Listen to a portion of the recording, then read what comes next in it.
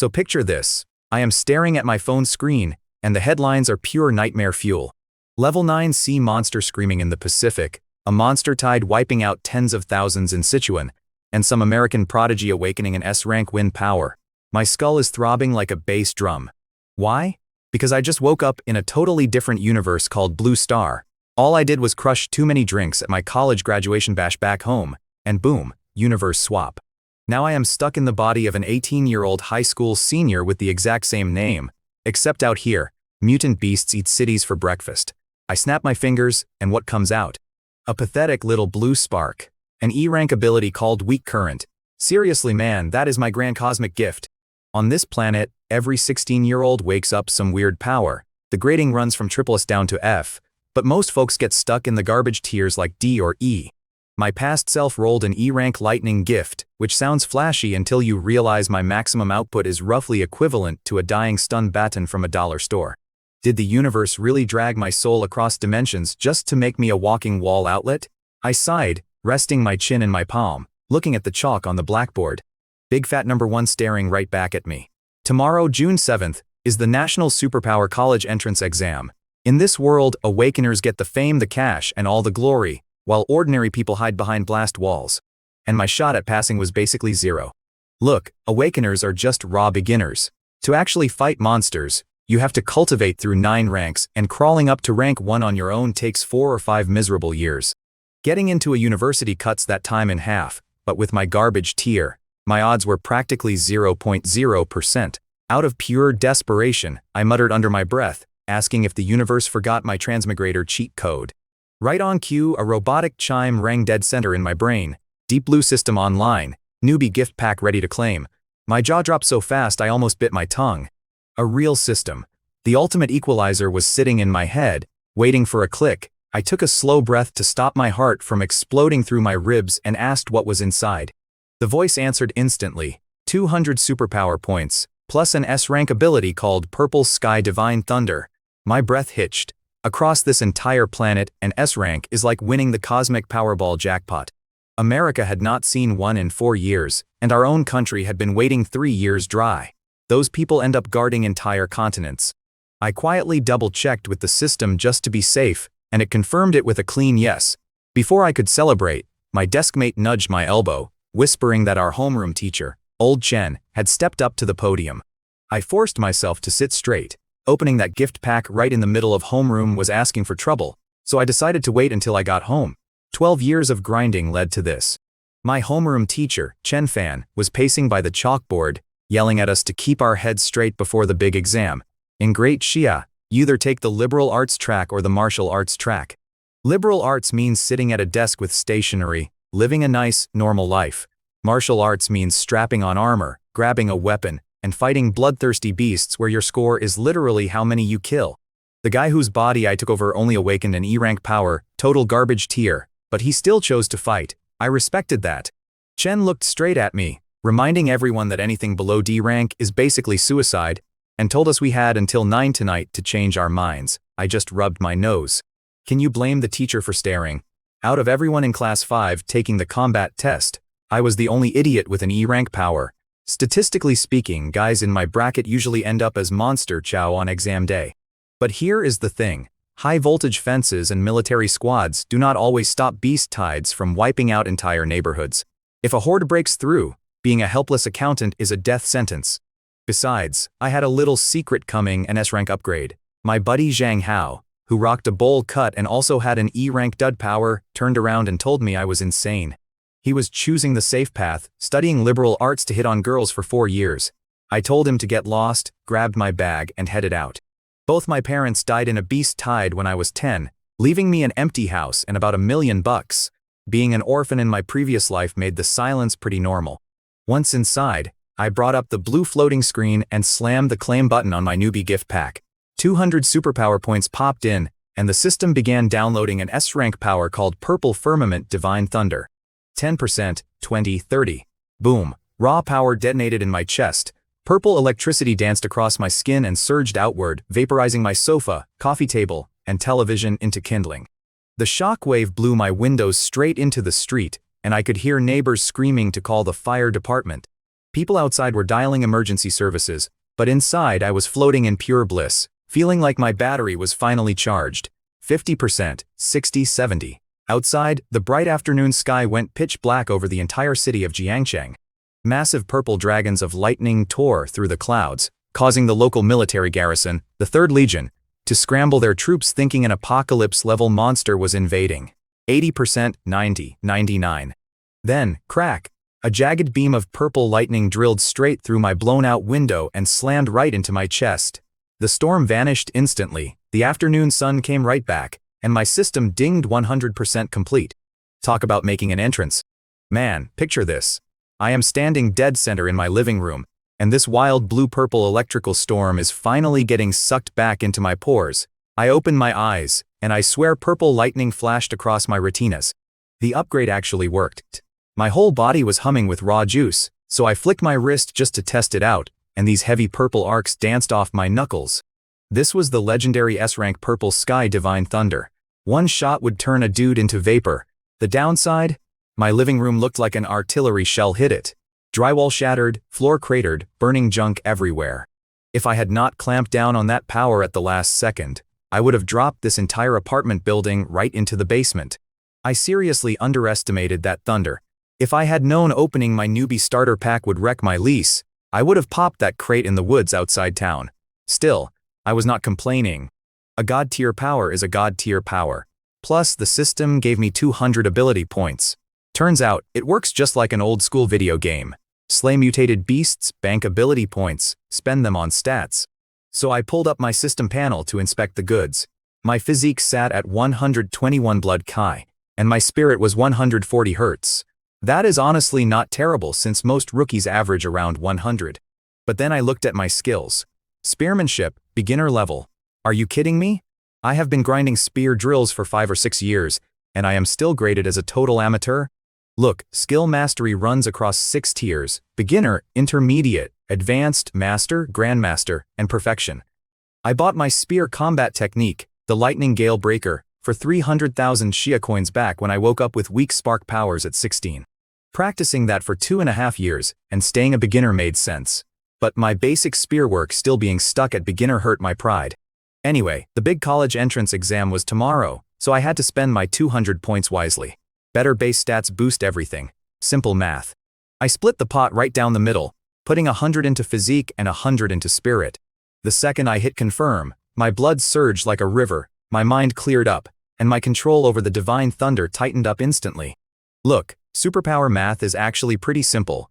Boost your physical body and your spirit, and your lightning hits way harder. I clenched my fist, felt that purple sky divine thunder buzzing in my veins, and checked my screen. My physique was at 141 blood chi, spirit at 160 Hz. Both jumped 20 points. So doing the math, 1 ability point equals 0.2 stats. The conversion rate is kind of trash, but hey, no side effects. Too bad my starter pack only gave me 200 points. Still, across Jiangnan province with 80 million people and 700,000 kids taking the college exam, having an S-rank power already made me a monster. Then somebody started banging on my door like a maniac. Before I could even reach the handle, my front door went flying inward with a deafening crash. A crew of firefighters in bright orange gear stormed in, water cannons locked and loaded, only to freeze when they saw no flames and just me standing there completely fine. I gave a sheepish hello, explained my lightning power had snuffed the fire out, and let them inspect the place. Before leaving, the captain fixed my door and handed me his business card, offering me a sweet municipal firefighting gig once I graduate. I tossed the card in my nightstand drawer, grabbed my long spear, and headed out into the hallway. My neighbor Uncle Yang saw me and started praising my dedication to training right before the college entrance exam, contrasting me with his slacker son. I have lived in the Mingyu complex for 18 years, so all the neighborhood aunties and uncles watching their grandkids treat me like family.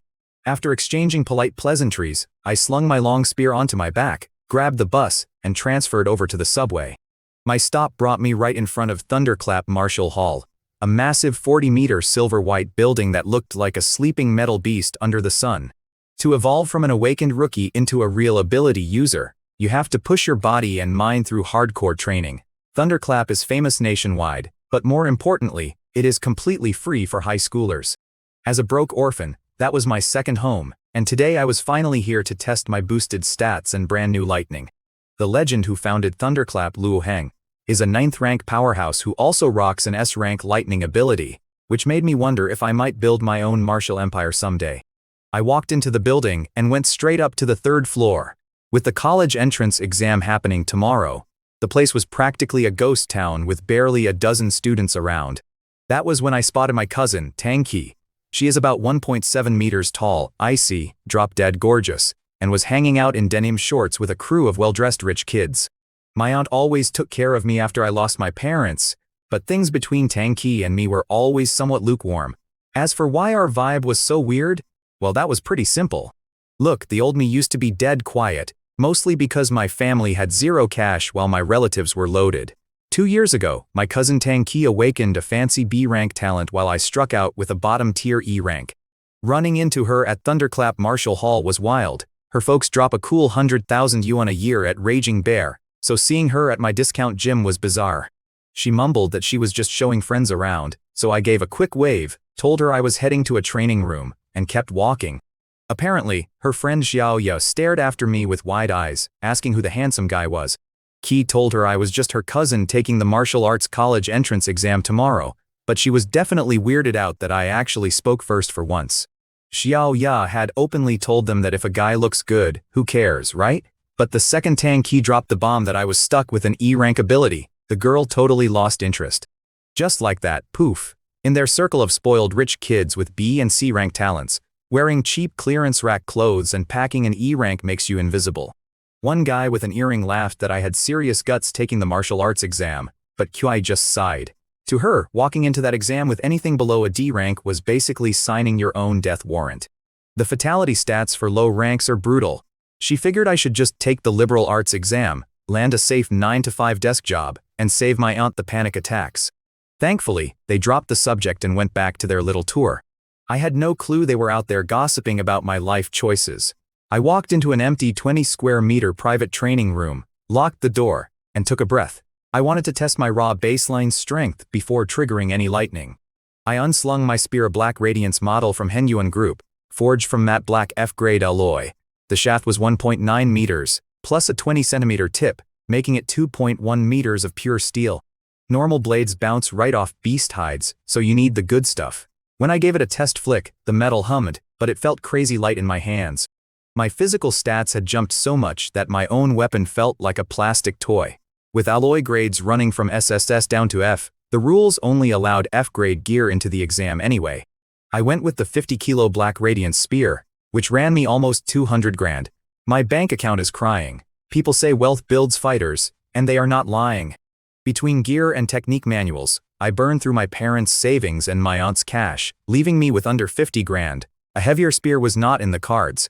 Still, 6 years of daily practice since age 12 kicked in fast. The spear became a whistling black blur, my blood surged, and I drove the tip into the memory metal target. The wall caved inward, and the screen flashed 321 cal. That is almost double my old baseline, where 1 cal equals a black spider firecracker blast. Most unranked awakened guys max out around 100 cal on pure muscle, and I used to top out at 140 even when pushing my old power. But things are totally different now. I summoned my Violet Thunder Divine Lightning, and purple sparks instantly swirled around me like I was some low-budget thunder god. I pointed a finger and fired a violent arc straight into the target.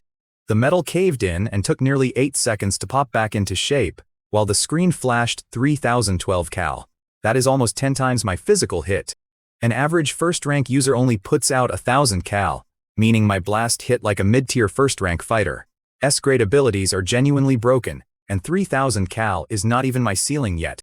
I channeled the purple electricity straight down the shaft of my Black Radiance Spear and launched my signature move, Lightning Gale Break. The spear tore forward like a raging purple dragon, hitting the wall with an impact that shook the entire room. When the glow faded, the memory metal target was melted into a ruined crater, with webbed cracks and sparking wires exposed all over the wall. The monitor gave up completely. Since this beginner room was rated to withstand upper-tier first-rank hits, destroying it meant my strike had officially cleared that tier. That is the crazy power of blending a martial technique with lightning. Tomorrow's exam is going to be fun. I strapped the spear to my back and headed for the exit. The hall never charges for broken gear anyway, since breaking stuff just proves your value. Meanwhile, out in the hallway, my cousin Tang Ki was wandering around with 3 of her friends. They were killing time before tomorrow's big exam, complaining that Thunderclap was cheap compared to Raging Bear, where they drop 100 grand a year. Right as they talked about heading to the sparring ring, my strike hit, shaking the concrete under their shoes. The kid with the earring, who has a C-grade spiritual sense, freaked out over the massive energy spike. Xiaoya was totally confused too, wondering why a full-blown ability user was training on a floor reserved for regular high school students instead of private luxury clubs. Curious if a new prodigy had arrived, Tang Ki's crew hurried over and ran right into me, turning the corner with my spear. She looked startled, asked if I was heading home, and politely told me to stay safe during tomorrow's martial arts exam. In her head, my old E rank meant I was totally out of my depth, but she kept it civil. I flashed a grin, told her to do her best too, and strolled right on past. Moments later, they found my empty room and stopped dead in their tracks. Seeing the shattered walls and melted memory metal, all 4 of them stood there with their mouths open. The guy in white muttered in shock, convinced that whoever unleashed that violent blast had to be sitting right at the peak of first rank. I walked out of that testing room, and man, you should have heard the peanut gallery behind me. The kid with the earring was losing his mind, wondering if some high schooler in Jiangcheng actually hit peak first rank. Xiaoya figured some adult pro wandered up there by mistake, and Tang Kai agreed no local kid hits that hard, not even the prodigies from the capital. If a student pulled that off, the rest of them might as well headbutt a block of tofu. Xiaoya joked that maybe I was a hidden genius playing dumb, but the earring guy laughed it off. He said my E-rank trash ability caps at 300 calories, so do the math. Still, Tang Ki watched me walk away with this weird, doubtful look on her face. The bookworms had their exam in nice air-conditioned middle schools, but our martial arts exam was out at the military district near the city limits. We had to muster at the sports hall by 8 in the morning for bus transport. I woke up early, strapped on my 7-foot black Yao spear, and threw on my F-rank beast hide suit and combat boots. It is tough gear, built not to shred when claws start flying. Over in the fancy villa district, Tang Ki was gearing up too. Her mom asked if we were in the same hall, and Ki reminded her there is only one martial arts exam zone in the whole city. With her B-rank Phantom Shadow Cat ability boosting her speed and reflexes, she packed a sleek dagger and a skin-tight suit, ready to roll. So picture my cousin Tang Ki getting the classic motherly send-off. Her mom was practically begging her, if you see Xiao Ming in the testing arena, watch his back, he is stuck with an E-rank ability and the kid will get shredded. Tang Ki just nodded to keep peace, even though the exam zone is massive and running into me was a 1 in a million shot. Meanwhile, I rolled up to the city sports arena by myself. Out of 3,000 seniors across Jiangcheng, about 1,400 of us signed up to get battered in the martial arts test, with 40 buses lined up. Everywhere I looked, parents were hugging their kids, telling them to stay safe. Being an orphan in my past life, and basically alone after transmigrating here too, it stung a little, but I took a breath and locked in.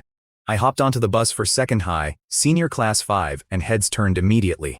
In my old body, the guy before me was this invisible sloucher who could skip class for a week and nobody would notice except my buddy Zhang Hao and our teacher. But I am 6'1", and now that I stood up straight with clear eyes, wearing that sleek black battle suit with the heavy black Yao spear strapped to my spine, girls were whispering and staring. Even our teacher Chen Fan did a double take before checking my name off. Once everyone was aboard, we rolled out. The Great Xia Kingdom treats this exam like sacred ground. For a whole month, they even hire sound wave whispers at night to keep rich neighborhoods dead quiet so students can sleep. Armored squads had the roads locked down, so our convoy zipped straight to the military district on the city outskirts without catching a single red light. We stepped off into a staging area flanked every 10 feet by stone-faced soldiers, clutching assault rifles. Ahead of the stage was a barbed wire fence surrounding Weiyuan town, a ruined city wiped out by beasts decades ago. Now it serves as our official death trap of a test site. The second we walked up, low growls shook the air, and somebody spotted a one-horned rhino prowling the debris. Kids lost their minds. Usually, the outskirts only have basic pests like shadow cats or iron-haired boars, but the province exam board clearly chose violence for this year's lineup. Seeing a one-horned rhino right at the perimeter meant the lethality dial had been cranked way up. People were turning green until this smug dude in a pale green combat suit yelled out that anyone whining about a rhino had zero business going to a superpower university anyway. Everyone shut right up. I leaned over to my buddy Liu Ji, a solid guy packing a C-rank gigantification ability, and asked who the loudmouth with the sword was. Liu Ji rolled his eyes and muttered that it was Zhao Mingyang, the light wind sword from First High. That explained the attitude. First High has elite instructors, throws their kids into live beast pits, and practically owns the top 10 ranks in the province every single year. Then you had Zhao Mingyang from First High strutting around like he owned the place. The guy has this B-rank wind power called Light Spirit Gale, slashes with wind blades, cuts air resistance, makes him crazy fast. Everyone called him the Light Wind Sword, already a full superpowered fighter before the test even started. We lined up on the field from over 40 buses, and then Commander Wang Haiyang stepped onto the stage. Tall, massive, scar across his cheek, looking like an absolute apex predator. One look from him shut everybody up instantly. He laid down the rules: 12 hours in the ruined town, from 9 to 9. Outskirts had weak beasts below first rank, middle had first rank monsters, and the dead center was packed with brutal second rank beasts.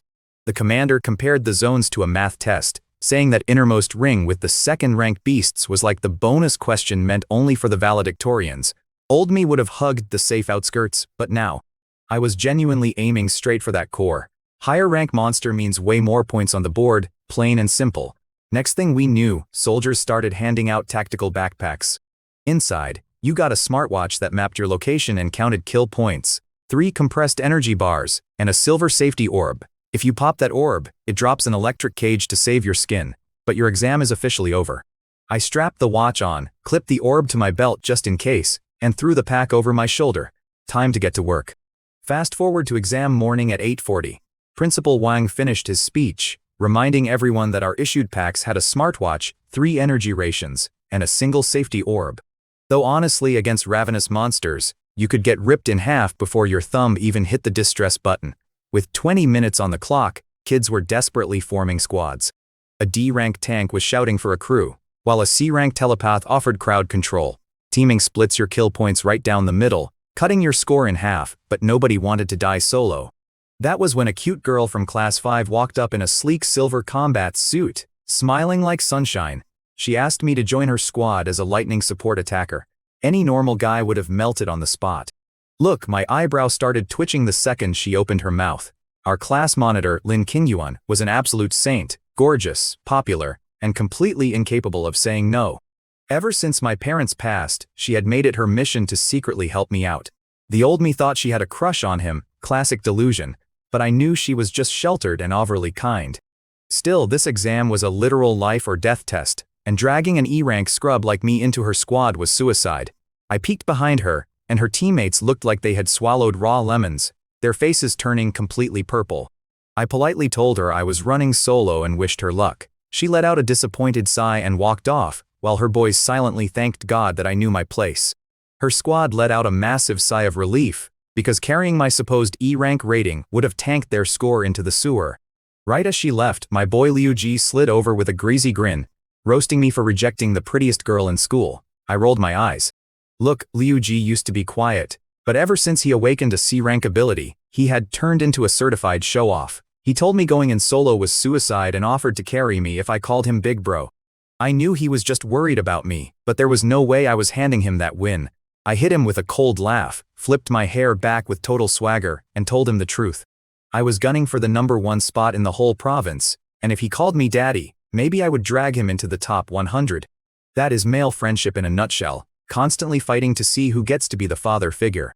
Liu Ji laughed, telling me I was completely full of hot air, and I just shook my head, pretending to mourn a world where nobody believes the honest truth. Before we could trade another jab, the clock struck 9 in the morning. A deep rumble echoed as the heavy steel gates were dragged open by armed guards, and the head official took the stage, yelling into the microphone that the 2037th martial arts exam had officially begun. Over 1,400 high schoolers exploded forward like a swarm of hungry locusts, screaming about glory, top universities, and making names for themselves. I unstrapped my long spear, fell in right with the mad rush, and laughed as the ruined city swallowed every single one of us whole.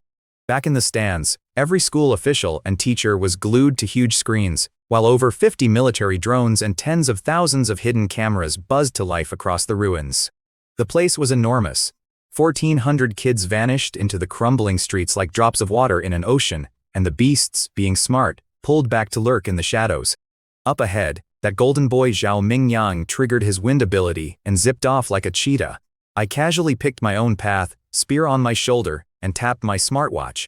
A slick blue holographic screen floated into the air right in front of my face, asking for verification. Technology here was light years ahead of my old world. I pressed my thumb to the scanner, and my candidate profile popped up instantly. The leaderboard popped up in the corner, and man, it was humbling. I was sitting pretty at rank 874 with 0 points, while Zhao Mingyang was already leading the board with 7. Those first high kids did not waste a second. I pulled up the tactical map, which looked like a bullseye colored green on the outside, yellow in the middle, and blood red in the center core. I was just a tiny white dot stuck way out on the outer rim. Wandering through the safe green zone was a waste of time, so I set my sights straight for the red zone to rack up real points. I had barely taken 50 paces across the cracked asphalt before the hair on my neck stood up. Right in the middle of the road, a black-furred beast the size of a leopard blocked my path, locking onto me with pale orange slit eyes. If you ignored the bloody fangs and claws, that shadow cat was actually gorgeous. But having memorized the field guide, I knew it was bad news. They're common in the wilderness, which just means crazy adaptable insane speed and a bite force over 1,000 kilograms. Normal rookies panic when facing that kind of predator aura, but I stayed ice cold. It closed the gap, leaped from 3 meters out, and swiped at my head with claws like hardened alloy, ready to pop my skull like a ripe melon. It even had this smug look on its face. But my black spear was faster. A single thrust skewered its throat, pinning it dead in midair while hot blood sprayed out like a broken hydrant. The notification chimed. Unranked Shadowcat down, plus 3 ability points. Not bad. See, fierce beasts have this aura, kind of like standing next to a seasoned hitman who has killed 100 people. Most rookies freeze up and lose 70% of their combat ability, because fear short-circuits their brains. Rich kids hire private awakened bodyguards to get used to the wilderness before the exam, but I obviously did not have that cash. I worried I might choke. Turns out I felt nothing. My brain just calculated its trajectory and nailed it cold. I yanked my black Yao spear free with a wet squelch, and the carcass hit the dirt. 17 meters per second burst speed, completely wasted on a rookie jump. With that speed, you cannot outrun a shadow cat, which is why they call them newbie killers. Normally, with 0 real experience and no ability active, a one-hit kill should be impossible. But that cat made a rookie mistake by jumping. If I had a sword, we would trade blows. But my spear is 2.1 meters long and reaches king. I skewered it before its claws even got close. Best part? 3 ability points in the bank. Still, unranked beasts give terrible payout. Since their terrifying aura was not bothering me at all, staying in the outer zone was a waste of time. I gripped my spear and took off toward the central zone at full speed, maybe not as fast as that wind user Zhou Mingyang, but fast enough. I turned the jog into a butcher run. Iron-haired boar, plus 5 points. Another cat, plus 3. One-horned rhino, plus 6. I refused to pop my ability for these scrubs. First, vaporizing them with S-rank Purple Sky Divine Thunder teaches me nothing about spear combat. Second, the energy drain is brutal. My old trash E-rank Weak Current ran full blast for 3 hours, but this S-rank beast drains the tank in under 60 minutes.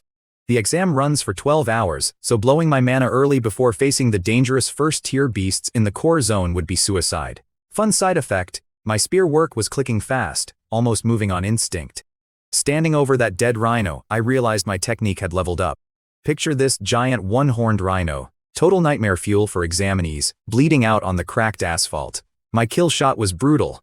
I punched the tip of my black Yakir spear straight through its eye socket into the brain stem. When I yanked it out, a lovely spray of red and gray matter followed. Most people would have puked right there, but I just wiped the metal and pulled up my menu. My stats were climbing, spear skill bumped to intermediate, and I had 213 points banked. The previous guy spent 6 whole years stuck at beginner level, yet 3 hours of messy combat out here leveled me up instantly. Real fighting beats textbook drills every single time. I had scrapped with over 40 beasts by then, shadow cats, blade arm tigers, you name it.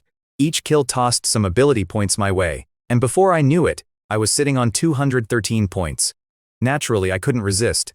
I mashed the plus icon next to spear technique, and immediately decades of weapon mastery slammed into my skull like a freight train.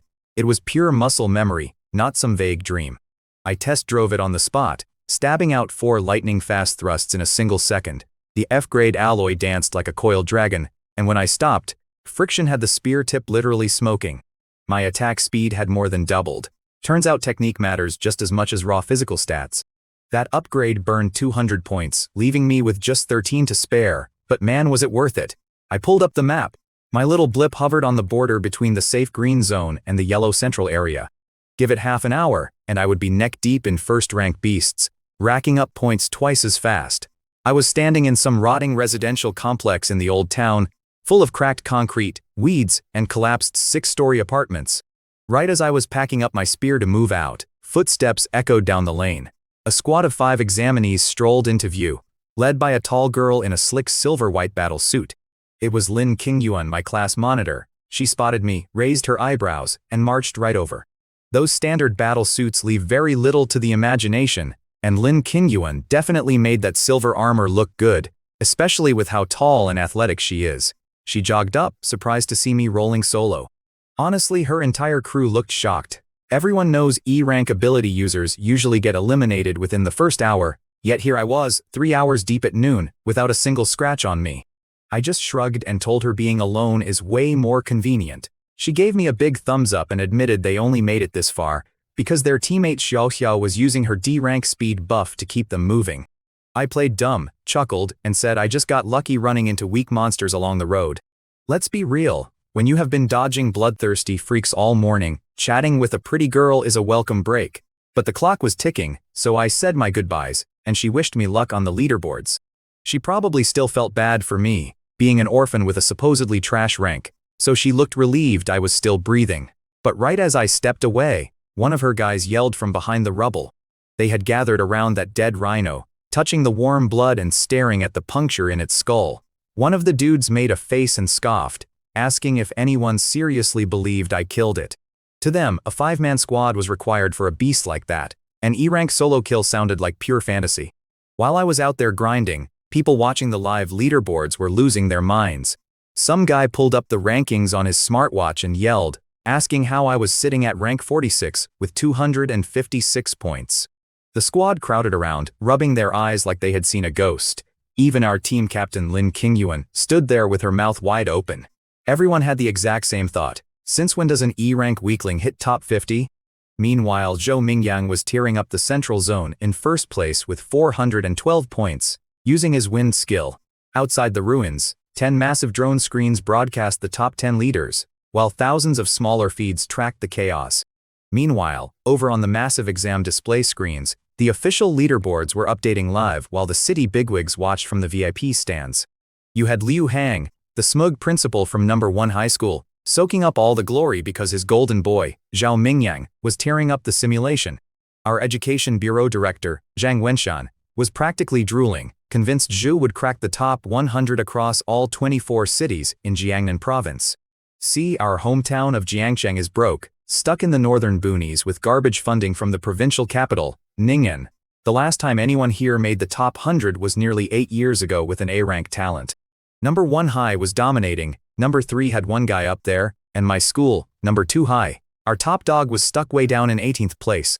So look, my high school No. 2 high was basically chopped liver compared to No. 1. No. 3 was trash too, but every single year No. 1 completely hogged the top 10 on the martial arts entrance exams. Principal Zhao from my school is sweating bullets in the stands, staring at the rankings board while No. 3's principal grins like an idiot. Zhao counts only 8 of our guys in the top 50, mostly the elite class geniuses, and then he spots my name, Xu Jingming. He has zero clue who I am. Meanwhile, my homeroom teacher Chen Fan is sitting in the back having a stroke because he knows I only awakened an E-rank ability. Yet somehow, I was suddenly the top scorer in our entire class. Poor Chen Fan was losing his mind wondering if my garbage E-rank talent magically mutated into an S-rank overnight, which is literally impossible.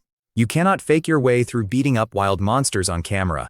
But the stadium screens only broadcast the top 10, and the other camera feeds looked like a wall of blurry postage stamps, so he was stuck itching with curiosity.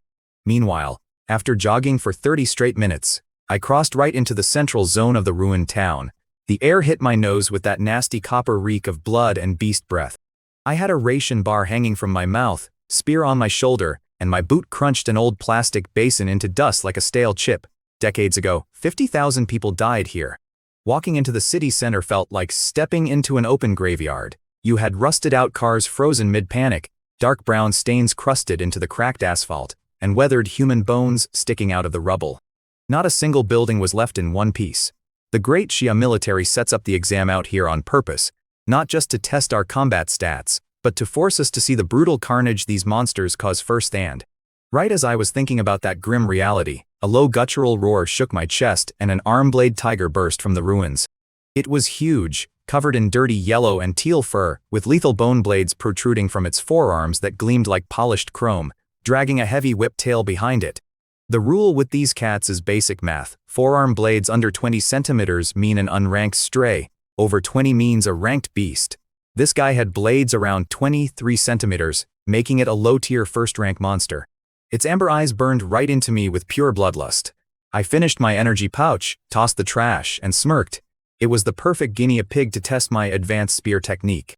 I charged head-on, dragging my black gleam spear against the cracked road so hard it kicked up a trail of hot sparks. The tiger roared, barreling at me like a freight train. But with 140 points of blood energy backing my arm, I whipped that spear up like a windmill and drove a lightning-fast thrust straight at its face. My black gleam spear punched straight into the arm-blade tiger's gut with a sickening squish, opening up a hole the size of a cereal bowl. Blood poured out, you could see its insides churning, but instead of dropping, the thing just got mad and lunged. Typical first-rank stubbornness. Since I was saving my lightning ability, I had to put in manual labor. I danced around it, thrusting and tagging it again and again. That's the beauty of spear reach, it couldn't even brush my sleeve. Under a minute later, a beast that would murder 99% of the kids here crashed into the dirt. Then came that sweet system ping, 10 ability points. I grinned, slung my spear, and took off toward the loudest roars. Look, this ruined town was broken into 4 zones. Outer, central, core, and the crazy inner core where second-rank beasts hang out. Most kids stuck to the outer edges, terrified to push forward. With my S-rank purple firmament divine thunder, I could handle the deep zones, but my juice had a timer, so I camped the central zone first. In the real wild, there are no padded difficulty fences, you just get eaten. This whole test was my golden ticket to farm ability points. I didn't even need to pop my lightning, my spear and pure muscle did the heavy lifting. Hunt, stab, collect points, repeat. I quickly realized tougher beasts like rhinos gave way bigger point payouts than flimsy shadow cats of the same rank. Listen, here's some wild math for you. Drop a peak unranked one-horned rhino, and the system hands you the exact same ability points as taking down a low-tier first-rank shadow cat. Did I care? Not even a little. Point was, if it had claws I swung. Sweat was burning my eyes, my lungs were on fire, and my panel points were ticking up like a broken gas pump. Meanwhile, I had zero clue what a mess I was causing outside. The exam lasts 12 brutal hours, so every teacher was glued to the bleachers for school funding. Around 1 p.m., as they walked back from cafeteria lunch gossiping about number 1 high school owning the top 10, someone looked at our elite rocket class teacher, Sun Yang, and asked where the hell this guy named Jingming had suddenly come from. Now Sun Yang runs number 2 high school's elite rocket class, so the man was utterly lost. He told the crowd, "He is not mine, I thought he belonged to one of you." See, regular class kids almost never make waves. Right then, this smug guy named Li Jun from class 4 sneaks up next to my homeroom teacher, Chen Fan. Those two had been bitter rivals for years. Li Jun immediately starts flexing, bragging that his best kid just broke into the top 100. That meant a 10,000 yuan bonus in his pocket, pretty sweet when normal monthly salary is under 6,000. Li Jun was standing there with this huge grin, totally convinced old Chen was dying of pure envy inside.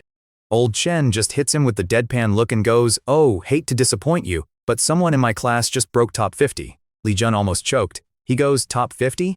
Quit playing, only rocket class kids get up there. Wait, do not tell me Jingming is yours?" Old Chen just nods casually.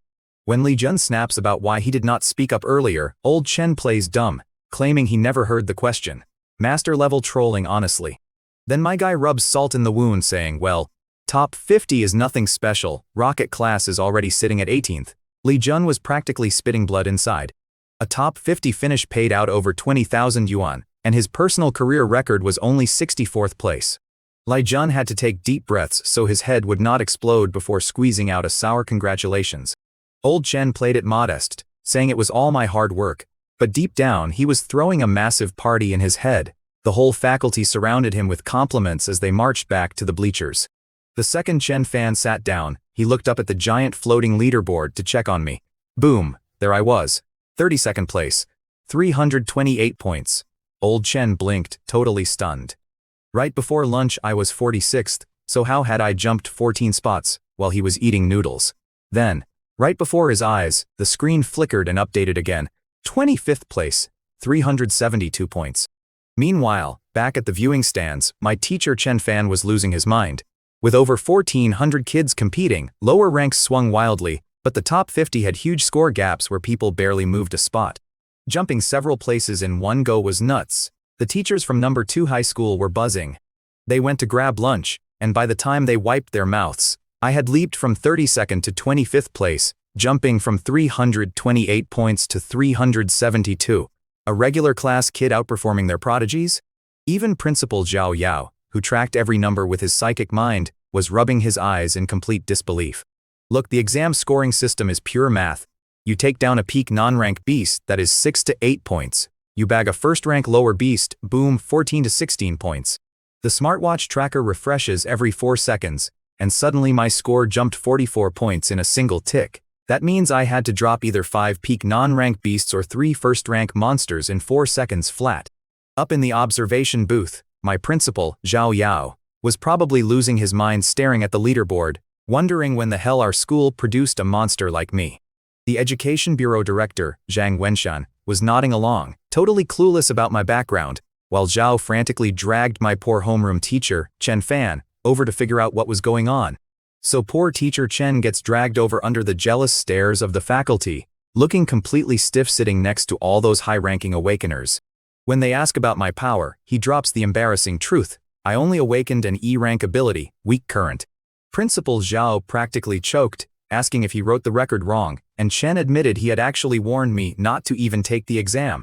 Director Zhang got all philosophical, figuring I must have some wild hidden talent, but they could not pull up my live camera feed yet, since I was not in the top 10. Finding me in thousands of feeds was impossible, so they just sat tight and watched the board. Meanwhile, I was out there grinding, climbing up to 25th place. 21st place, 16th, 12th, and then boom, in under an hour, 9th place had my name written all over it. Back in the stands, teacher Chen was practically jumping out of his seat, and Principal Zhao let out a massive sigh of relief because our school was not getting clowned by high school number 3 anymore. Up on the giant sky screen, my live holographic feed finally flickered on. There I was, standing in my black battle suit, gripping my 7-foot black spear with fresh red blood dripping off the tip. A bunch of dead beasts were already cooling at my feet, and one last survivor was cowering in terror. I stepped into the strike, drove the spear forward like a dragon, and skewered the damn thing before it could blink. Back on the spectator screens outside the exam zone, all the teachers were losing their minds over how fast I dropped that shadow cat. My homeroom teacher, Chen Fan, was probably standing there with his jaw on the floor thinking I had been playing dumb in sparing class all year just to flex during the college entrance exam. He even felt guilty for telling me not to bother testing. But the principal, Zhao Yao, and the Education Bureau Director were already out there sighing into their coffee. In their eyes, killer spear technique and physical strength are cute when you start out, but high-level combat is all about abilities. To them, my E rank meant I had zero future. Zhang was out there whining that if I only had a C rank power, the number 1 spot in Jiangcheng would be mine, while Chen Fan just hoped I would hold top 10 so I could get into a decent college. Meanwhile, down in the ruined town, I was grinning like an idiot because my system dinged. 1 first-rank shadow cat dead, plus 9 ability points. In an hour and change, I had iced over 20 lower-tier beasts and a dozen non-ranked ones, stacking 312 points total. Then I heard buzzing overhead. Looked up, and sure enough, a camera drone was hovering right over my head. I checked my smartwatch. Rank 9, 607 points. My whole show was going live. That meant my real ability, S-rank Purple Sky Divine Thunder, was going to get exposed the second I let it rip. You cannot pass off Cosmic Purple Lightning as weak E-rank static, but honestly, why hide it? The whole point of the college exam is showing off your ceiling so top schools fight over you. I pulled up my system panel, blood energy at 141, spirit at 160, and 312 spare points in the bank. But there was no plus sign next to my Awakener level. Doing the mental math, I figured either 300 points was not enough to evolve, or I was missing a required cultivation method. Turns out you cannot break through to ability user without one.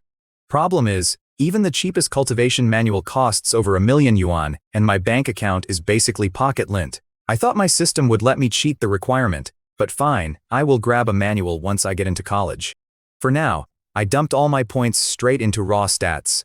200 into physique, pushing my blood energy from 141 to 181, and 112 into spirit, bumping me to 182. Instantly, all my fatigue vanished, and my body felt like high-voltage iron. I spun my black glow spear, shaking the blood off the tip. Time to stop messing around in the mid-zone and sprint straight into the core area. With my stats jacked through the roof, I was sprinting through the rubble faster than Zhao Mingyang with his fancy wind boosts, dragging an exam drone behind me like an annoying shadow. Meanwhile, over in the central district, my cousin Tang Qi was putting in serious work. She sliced the throat of a first-order shadow cat, popping out of the shadows wrapped in her purple-black energy shroud with those twitching cat ears. Her B-rank phantom cat ability gave her crazy speed, but soloing a first-order monster pushed her to the edge, which is why she stayed out of the core district.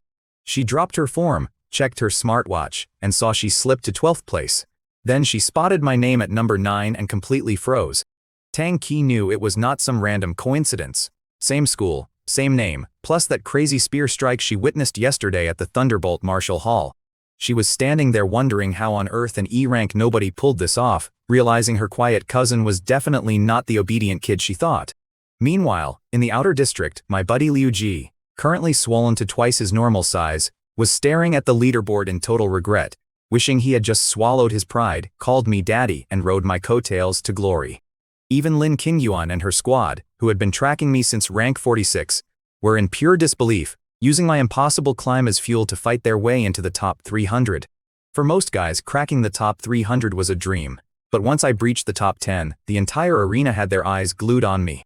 I had no clue everyone was freaking out because I was busy sprinting toward the core district. Thanks to my boosted stats, I reached the crumbling downtown ruins in just 30 minutes. There were 0 unranked scrubs here, only first-order beasts that usually kept everyone outside the top 5 away. Because I had hustled straight through and only skewered 4 or 5 beasts along the way, my rank slipped back to 10th. No sweat at all. All I needed was one solid pack of monsters to catapult straight into first place. Grinning to myself, I charged toward the loudest roars in the concrete jungle. Listen, everybody else in that exam was tiptoeing around like terrified mice, praying they wouldn't trigger an ambush. Me? I tracked the loudest racket roaring out of the southeast and sprinted straight toward it. I had my 110-pound black gleam spear strapped to my back, but honestly it didn't slow me down one bit. I hit full speed, leaped 5 meters straight up, and slammed my boots onto the crushed roof of an old bus. Down in the fitness park, the stench hit me instantly.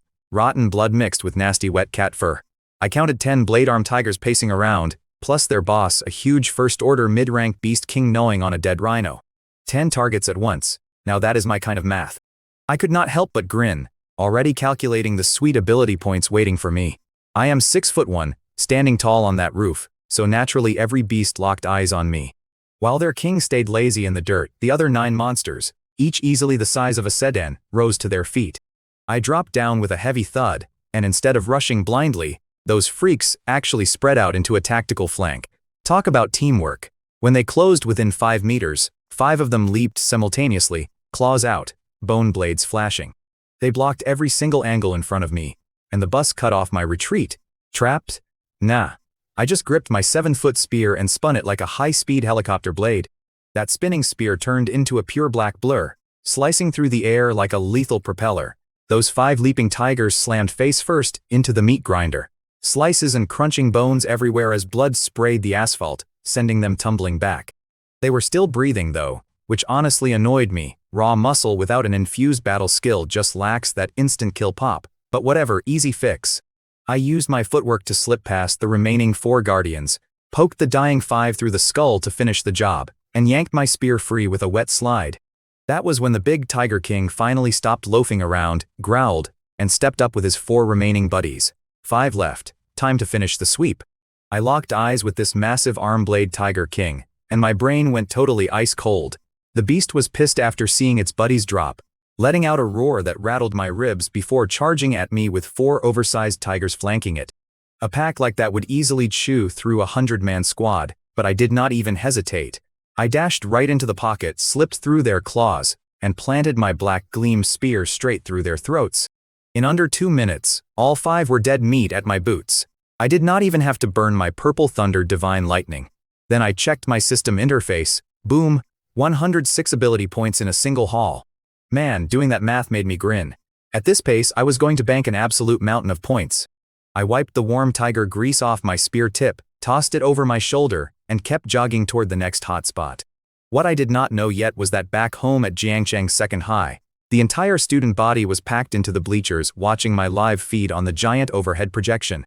Normally, First High hogs every spot in the city top 10, but when my name popped up in 9th place after I impaled that shadow cat in one shot, the kids completely lost their minds. They were cheering, calling me their new idol, and freaking out over how slick the spear looked. Little did they know, right after that flashy kill, I spent the next 30 minutes just trudging through empty terrain to find more prey, and their excitement hit a brick wall. So while I was just pacing myself, my rank slipped down to 10th place, and apparently the kids watching back at school started whining. They figured I had totally gassed out, and half of them flipped the feed to watch Zhao Mingyang, the #1 guy with his flashy light breeze sword. But right then, somebody yelled to look back at my screen. There I was, standing on the roof of a beat-up bus, staring down a whole pack of arm-blade tigers circling below. The stands went into full panic mode. Everyone was screaming at the screen, begging me to hit my emergency safety bubble or run for my life before I got turned into lunch.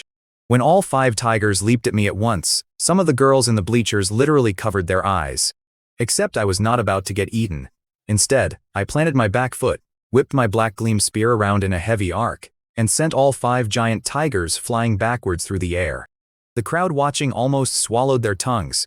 To pull that off, they figured I must have awakened some insane body-strengthening mutation, because an ordinary guy would have been crushed like a grape. Before the beasts even hit the dirt, I surged forward like a black streak, carving right through them while my spear shaft turned dripping crimson. It was raw, brutal, and completely one-sided. Watching me butcher those monsters had every 16-year-old kid in the stands red-faced and yelling their lungs out, totally hooked on the carnage. Once that Tiger King dropped dead, the whole school was buzzing, with guys talking about picking up spears themselves. But the real kicker happened when the leaderboards refreshed. My score jumped from 634 all the way to 796, rocketing me straight into 6th place. Back in the stands, people were scratching their heads, doing the math and wondering how 5 kills could give me a 160-point spike in one shot. That was when someone finally zoomed in on my GPS coordinates. I had crossed right past the central zone and walked straight into the red danger core. Those were not peak non-rank beasts, they were all full-blown first-rank monsters, and I had chopped them up like cabbage. Turns out the crowd in the spectator stands had no idea I was fighting Tier 1 monsters in the core zone until the dust settled. The other students were losing their minds, comparing me to Zhao Mingyang, the so-called top dog with his fancy light wind sword. Look, Zhao would have spent 20 minutes cautiously kiting a pack like that, while I just charged in headfirst and wiped them out in seconds. Outside the arena, the teachers were absolutely floored. My homeroom teacher, Chen Fan, looked like he was about to burst a blood vessel from pure excitement, soaking up all that sweet bragging rights. Even our usually stoic high school principal had his eyes popping out, staring at the screen muttering about lightning and dragons. Back at the observation deck, the suits were losing their minds over my spear work. Director Zhang from the Education Bureau was having a fit, talking about how advanced mastery takes a normal guy half a lifetime, while I'm pulling it off at 18. But then he slaps his knee and sighs because my junk E-rank ability, thinking I'd gas out in 10 minutes.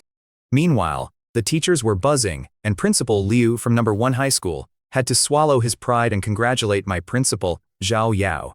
#1 always poached our top kids, so watching our underdog school take the lead was killing him, though Zhao kept playing it cool. See, #1 high school had spent years poaching our best talent with fancy perks, so my principal, Zhao Yao, was silently loving every second of this payback. Director Zhang even promised him an official city commendation, which basically meant a fast-track promotion for Zhao into the Education Bureau. While they were playing politics, my score was shooting up like a rocket. In under 60 minutes, I jumped straight into 1st place, passing Zhou Mingyang. By 3 in the afternoon, with 6 hours left on the clock, I rolled up to this wrecked apartment complex in the core zone. Right in the courtyard, over a dozen feral monsters were tearing into each other, fighting over who was going to be lunch. It was 8 blade-armed tigers squaring off against 4 single-horned rhinos. Under normal math, rhinos crush tigers, but a 2-to-1 advantage made it an ugly, bloody stalemate where nobody had dropped yet. Suddenly, a tiger caught my scent in the breeze, froze, and let out this low growl that made all 12 of them turn toward the front gate. I strolled in wearing my black battle suit, resting the black shine spear on my shoulder like I was walking into a diner. Doing some quick math, 12 beasts meant a massive jackpot of points. But just as I grabbed my spear, my gut twitched. I looked over at a busted brick building and called out the guy hiding in the shadows, who turned out to be Zhou Mingyang.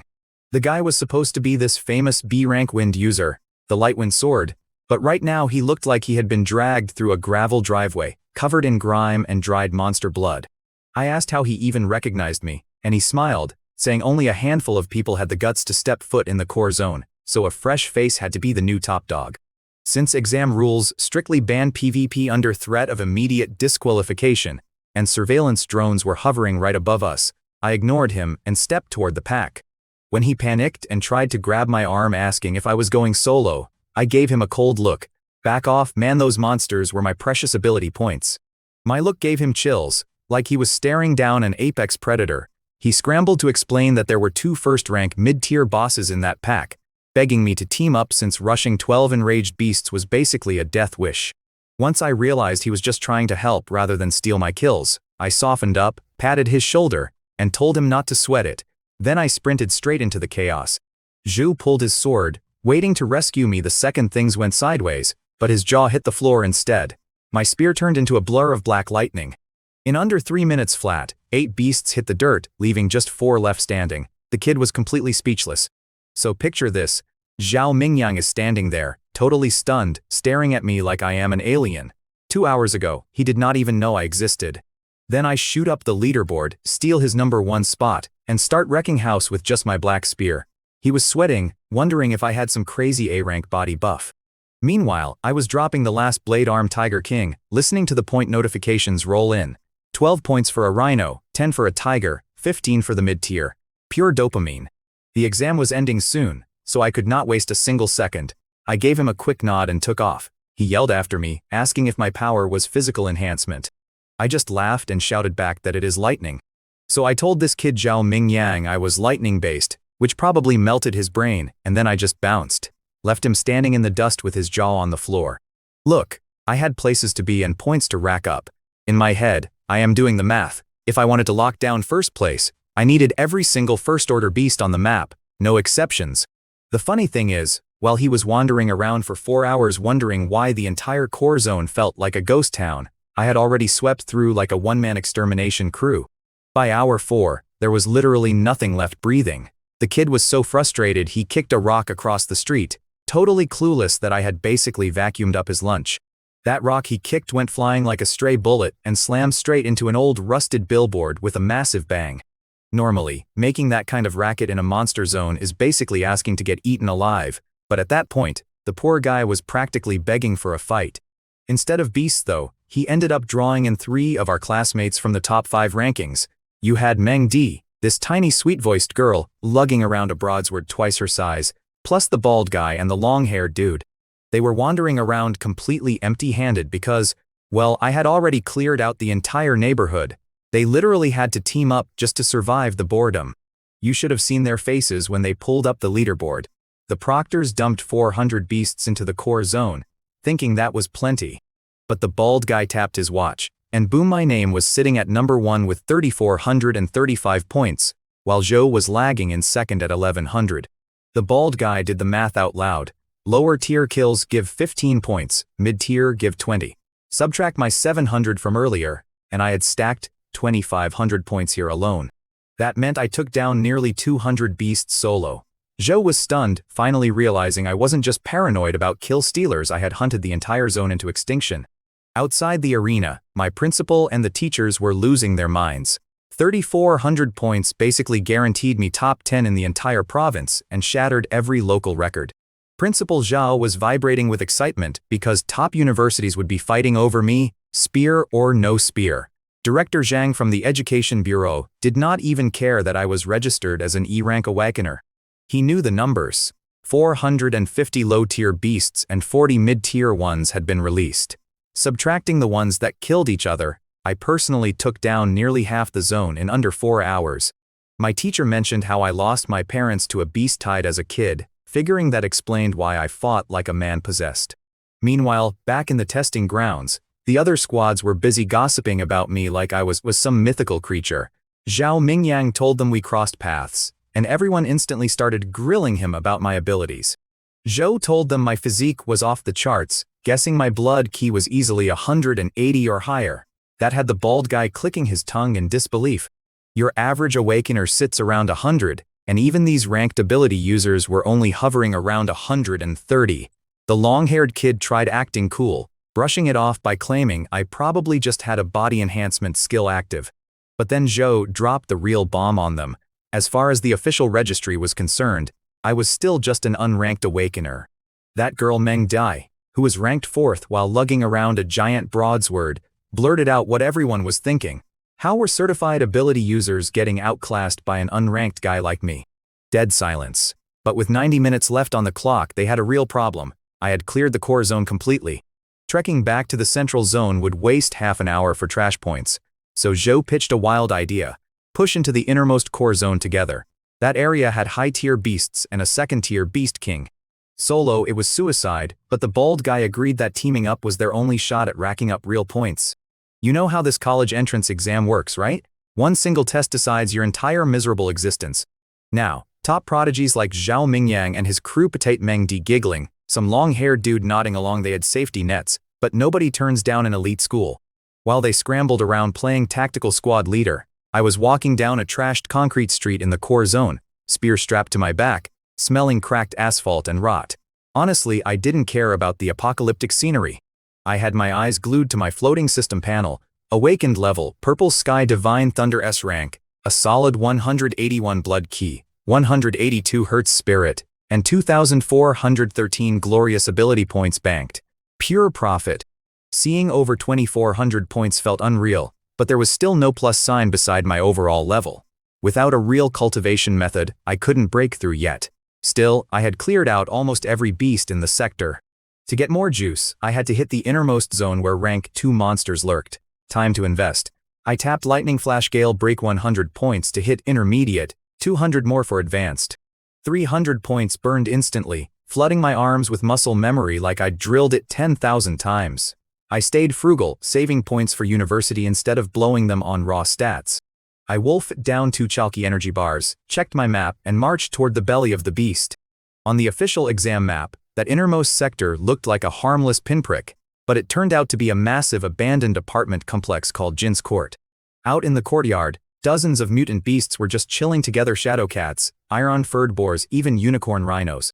Now, normally those species would rip each other's throats out for lunch, so having them hang out peacefully meant only one thing: an absolute alpha was running the yard. Lurking in the back was this gray bear built like an armored battle tank. Its eyes were pure bloody crimson, radiating pure malice. Meanwhile, Zhou Mingyang and his squad had snuck onto a nearby rooftop, peering down and turning ghost white. Zhao whispered that it was a bloodthirsty rage bear. Its hide alone was tougher than E-grade alloy, completely built different. Look, even heavy artillery would bounce right off that bear. Up on that roof, Zhao Mingyang was flashing a bitter smile, realizing his 4-man crew wouldn't last 5 seconds against paws the size of garbage can lids. His bald buddy pointed out the obvious math. The 4 of them combined could barely scrap with 3 or 4 high-rank Tier 1 beasts, and there were over 30 of them swarming the courtyard. Meng Dai started whining about the ridiculous difficulty spike, complaining that the regular zone only had mid-tier monsters while this final stage was completely unhinged. That long-haired dude cursed out the exam coordinator, Old Liu, a notorious sadist known for doubling the student casualty rate every single time he designed a test layout. They were utterly paralyzed. Old Liu loved treating us like cannon fodder. Zhao Mingyang just sighed, admitting the central courtyard was like the impossible bonus question at the end of an exam designed solely for absolute freaks of nature. Local genius or not, he knew he couldn't solve it. But of course, the long-haired guy couldn't resist taking shots at me, sneering about how I had busted my tail grinding low-tier mobs for 3,000 points. In his mind, dropping one high-rank Tier 1 beast was worth a clean 100 points, and bagging that boss bear was an instant 4,000. He scoffed that humanity needed real warriors, not garbage collectors farming weaklings. Zhou frowned but stayed quiet. Little did they know I wasn't just planning to touch that bonus question, I was about to cash it in. The exam scored the center boss ridiculously high for a reason. In the real world, you take out the top beast emperors, and the whole horde falls apart. The second-tier bloodthirsty rage bear was the ultimate jackpot if you wanted the provincial crown. Zhao and his crew knew they could not just charge into its courtyard, so their plan was to slowly bait out the high-rank bodyguards one by one. They were literally cracking dark jokes about getting themselves killed as they started heading downstairs to set up the trap. But right as they got ready to make their move, they looked down the street. Out of nowhere, a dark figure came tearing through the dust at full sprint, heading straight for the boss. Yeah, you guessed it, that was me. While they were standing up on an 8th-floor rooftop scratching their heads, I came tearing down the street toward the entrance of Jin's garden, like a cheetah with its tail on fire. I must have looked like an absolute lunatic. My black combat suit was soaked dark red in beast blood from neck to knee, and the F-rank alloy spear slung over my back had taken such a beating that the edge was chipped and jagged, like a meat cleaver that had hacked through way too many bones. They looked down from the roof and saw this blood-crusted menace sprint into the courtyard. Mengdi got all wide-eyed, and the bald kid was just staring at my shredded spear wondering how many dozens of monsters I had chopped up. The long-haired guy immediately started running his mouth, claiming I was on a suicide mission because I had let the #1 ranking go to my head. And to be fair, the second my boots hit the open ground, the whole place erupted. Over a dozen high-tier first-order beasts caught my scent, roared and charged me all at once. Up on the roof, the crew thought my 15 minutes of fame were officially over. I dropped the first few that jumped into range, but when the rest of the pack swarmed in, my silhouette got completely swallowed up in a mess of claws, fangs, and dust. From their angle, it looked like I had gotten chewed up and spit out. But honestly, I was just getting warmed up.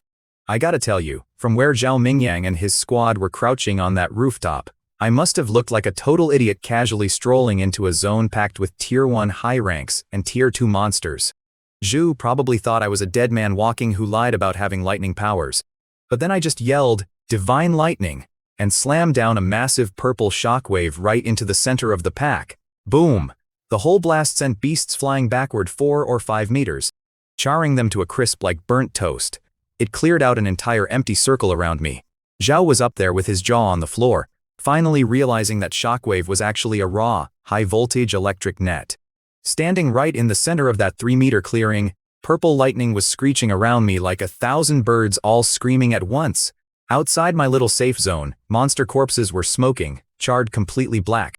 Honestly, relying purely on raw muscle against that many Tier 1 high-rank beasts was getting sketchy. But looking down at the sparks dancing on my knuckles, I did the quick math. With my vitality and spirit both sitting at a solid 180 points, my Violet Thunder packed way more punch than day one. That S-rank power hits different. But then the boss stood up. A bloodthirsty rage bear, 5 meters tall, 3 meters wide, built like an upright battle tank blocking the sunset with glowing red eyes. Seeing their 5-meter boss on 2 legs gave the dozen surviving beasts some cheap courage, and they started growling like extras in a budget horror flick. I figured I should clean up the trash before tackling the big guy.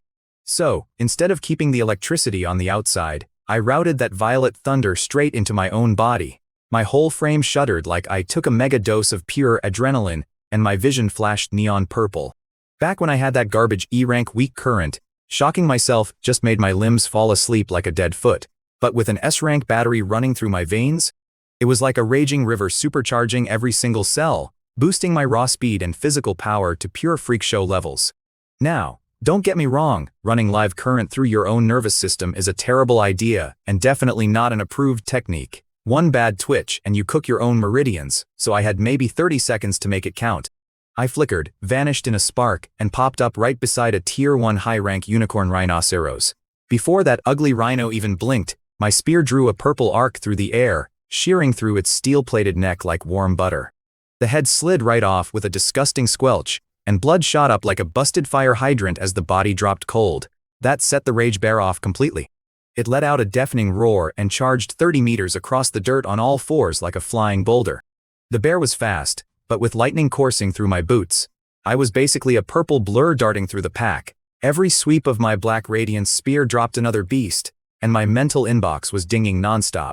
Plus 15 superpower points for a rhino, plus 13 for a shadow cat, plus 14 for a blade-armed tiger. Pure profit while the big bear swung at thin air like an angry toddler. Meanwhile, up on the roof, Zhao Mingyang and his crew were losing their minds watching me work. The girl Meng Dai was gulping, saying she had seen top-tier R-rank lightning users online who looked like wet matches compared to me. Her buddy blurted out, "Wait, is that S-rank?" Before Zhou frantically shook his head in pure denial. Look, up on the high perches, guys like Zhao Mingyang were doing serious mental gymnastics watching me. In their heads, there was zero chance a broke kid from Jiangcheng number 2 high actually held an S-rank ability. If I did, the feds would have scooped me up months ago, right? So they figured it was some freak mutation. Meanwhile, down in the dirt, I just walked right into the open. The brass watching the live feeds completely lost it, screaming at the screens for me to run. To them, my math was suicidal. They figured my absolute ceiling was taking on 2, maybe 3 first-order beasts before getting turned into lunch. But hey, I had my own plan. Honestly, from their perspective in the control room, you could not blame them for sweating through their shirts, facing dozens of first-order high-rank monsters at once, while a massive second-order boss bear breathed down your neck, was basically a suicide note. My principal, Zhao Yao, looked like he was about to pass out, already mourning his star pupil while my homeroom teacher panicked about activating my emergency safety bubble. Zhao knew that little shock sphere would pop like a soap bubble under that kind of weight, so they hit the panic button and called in Commander Wang's elite rescue squad. They were praying I could just stay in one piece until the cavalry arrived, but I was already busy. Right as they were writing my obituary, my screen blew up in pure purple light. I let the violet sky divine thunder rip, and instantly 13 out of 34 beasts went flying like charred bowling pins. I tapped into full cellular overdrive, spear buzzing in my hands, moving so fast the boss bear looked like it was stuck in slow motion. I basically walked that giant beast like an angry dog while wiping out the rest of the pack. Do the math, 21 elite beasts left, and I dropped every single one in under 60 seconds flat. Back in the viewing room, the director turned to my principal with his jaw on the floor, asking how on earth anybody had logged this thunder as a lowly E-rank gift. So there I was, flashing across the concrete until I parked myself about 8 meters from the big guy, spear ready and electricity rolling off my knuckles. The bear was huffing pure rage, chest heaving like a bellows, staring me down with these icy red eyes that would have made normal people drop to their knees. I clenched my fist, whipped a concentrated bolt of purple lightning right into its chest, and got a big fat nothing. The sparks just danced harmlessly over its matted fur. That nasty coat works like a non-conductive E-grade alloy vest. I had to laugh at my own luck. Jumping 2 full-power tiers to crack a second-order tank is definitely pushing the math, even with God-tier lightning on tap. But then the real problem showed up: a massive, bloodthirsty berserk bear. I knew right away that cracking its defense was going to be a nightmare. The beast let out this deafening roar, and red energy literally ignited around its body like a Super Saiyan going full power. Its muscles ballooned, thick black veins popped across its snout, and the pavement under its paws started cracking before it even moved. Then it launched itself straight at my face like somebody had fired a 30-ton tank out of a cannon. I threw myself sideways just in time as it smashed into the concrete where I had been standing, blowing out a massive crater. It had popped frenzy right out of the gate. Talk about zero chill. Look, science says when these monsters frenzy, their tiny brains turn off and they become pure muscle and instinct. Usually they save that suicide switch for the bitter end. But this bloodthirsty mad bear was so tilted from me clowning him earlier that he popped it immediately. Now, my blood energy was sitting at a sweet 180 points, and with cellular activation I felt jacked. But I am not an idiot. I am about 1.86 meters tall, and this hairy skyscraper was pushing past 6 meters. You think I am gonna arm wrestle that? No way, agility is king. I popped my lightning, vanished, and carved a massive purple sparking trench right into his left femoral artery. Blood shot out like a broken hydrant, and the giant swung a blind fist right at my head. By the time that massive fist crashed down, I was already sliding behind his other leg. Electricity is great, but my black yo spear cuts like a dream. I whipped the blade across and opened up another massive gash on his right side before the big lug even realized where I was. He went completely berserk, flailing like a broken wrecking ball and pulverizing every dead monster around us into strawberry jam. I backed off and decided to let him have it, cranking my purple sky divine thunder all the way to maximum. For 30 straight seconds, I blasted him with endless purple lightning bolts until his gray-white fur looked like burnt toast. Knowing the lightning alone would not kill him, he hunkered down to tank it. When the smoke cleared, I flashed right in front of his nose, less than 3 meters away. The bear tried to step forward and crush me, But his legs completely checked out. His brain sent the signal but nothing moved. His arms felt like solid lead. I had to laugh.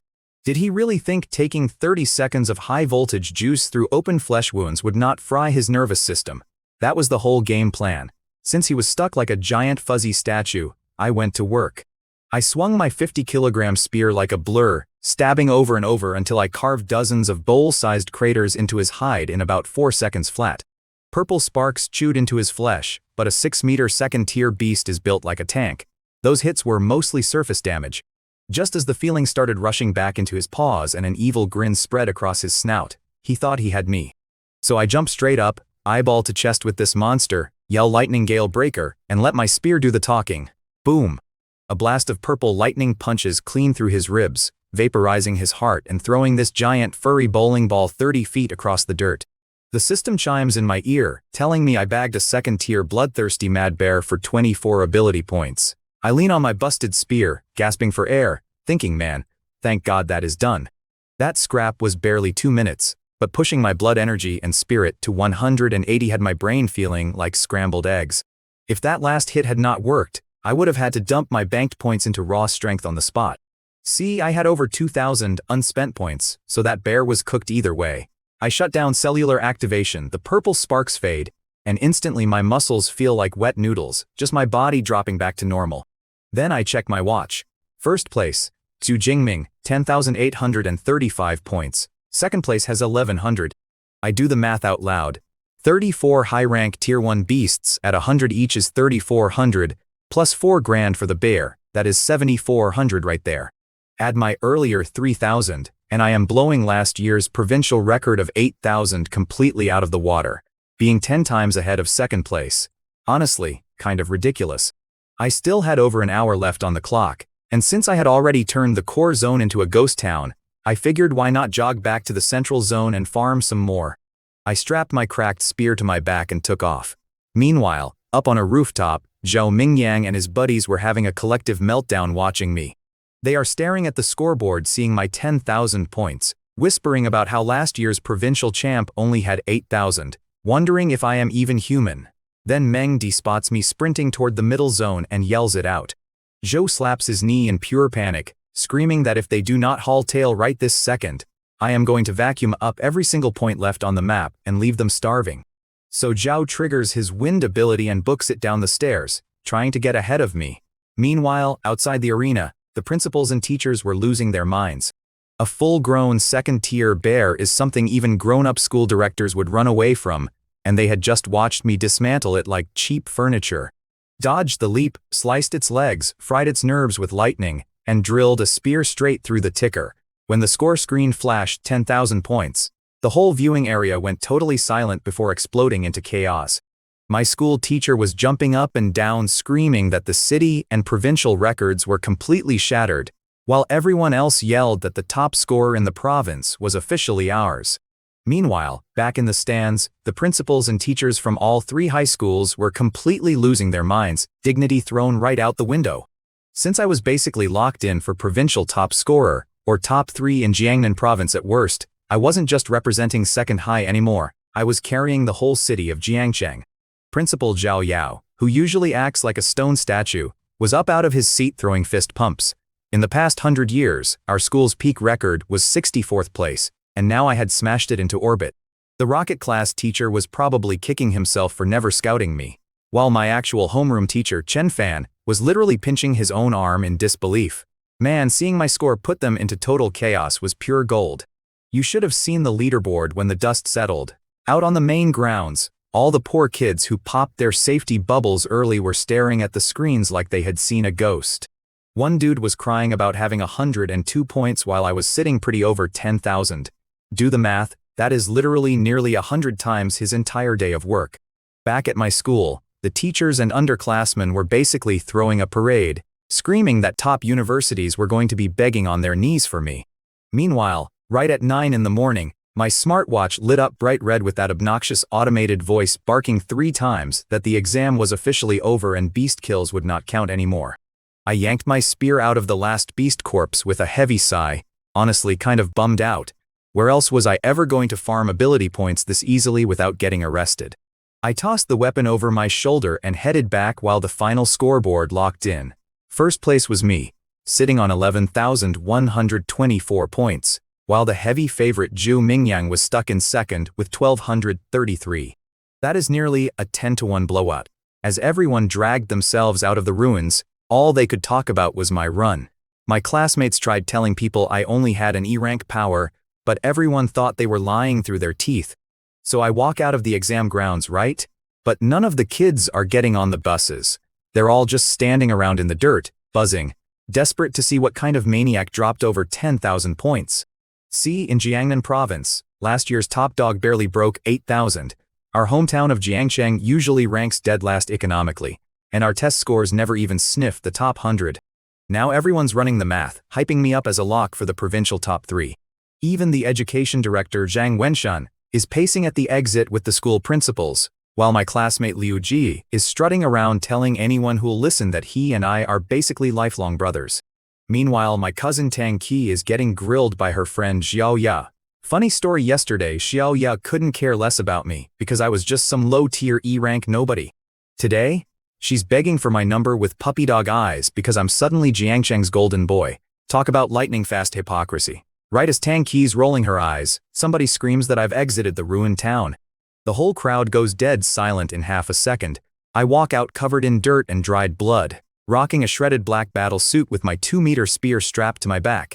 The thing is beaten to absolute hell from slicing through beasts, but I'm just trying to keep a straight face while the education director yells out, "Welcome back."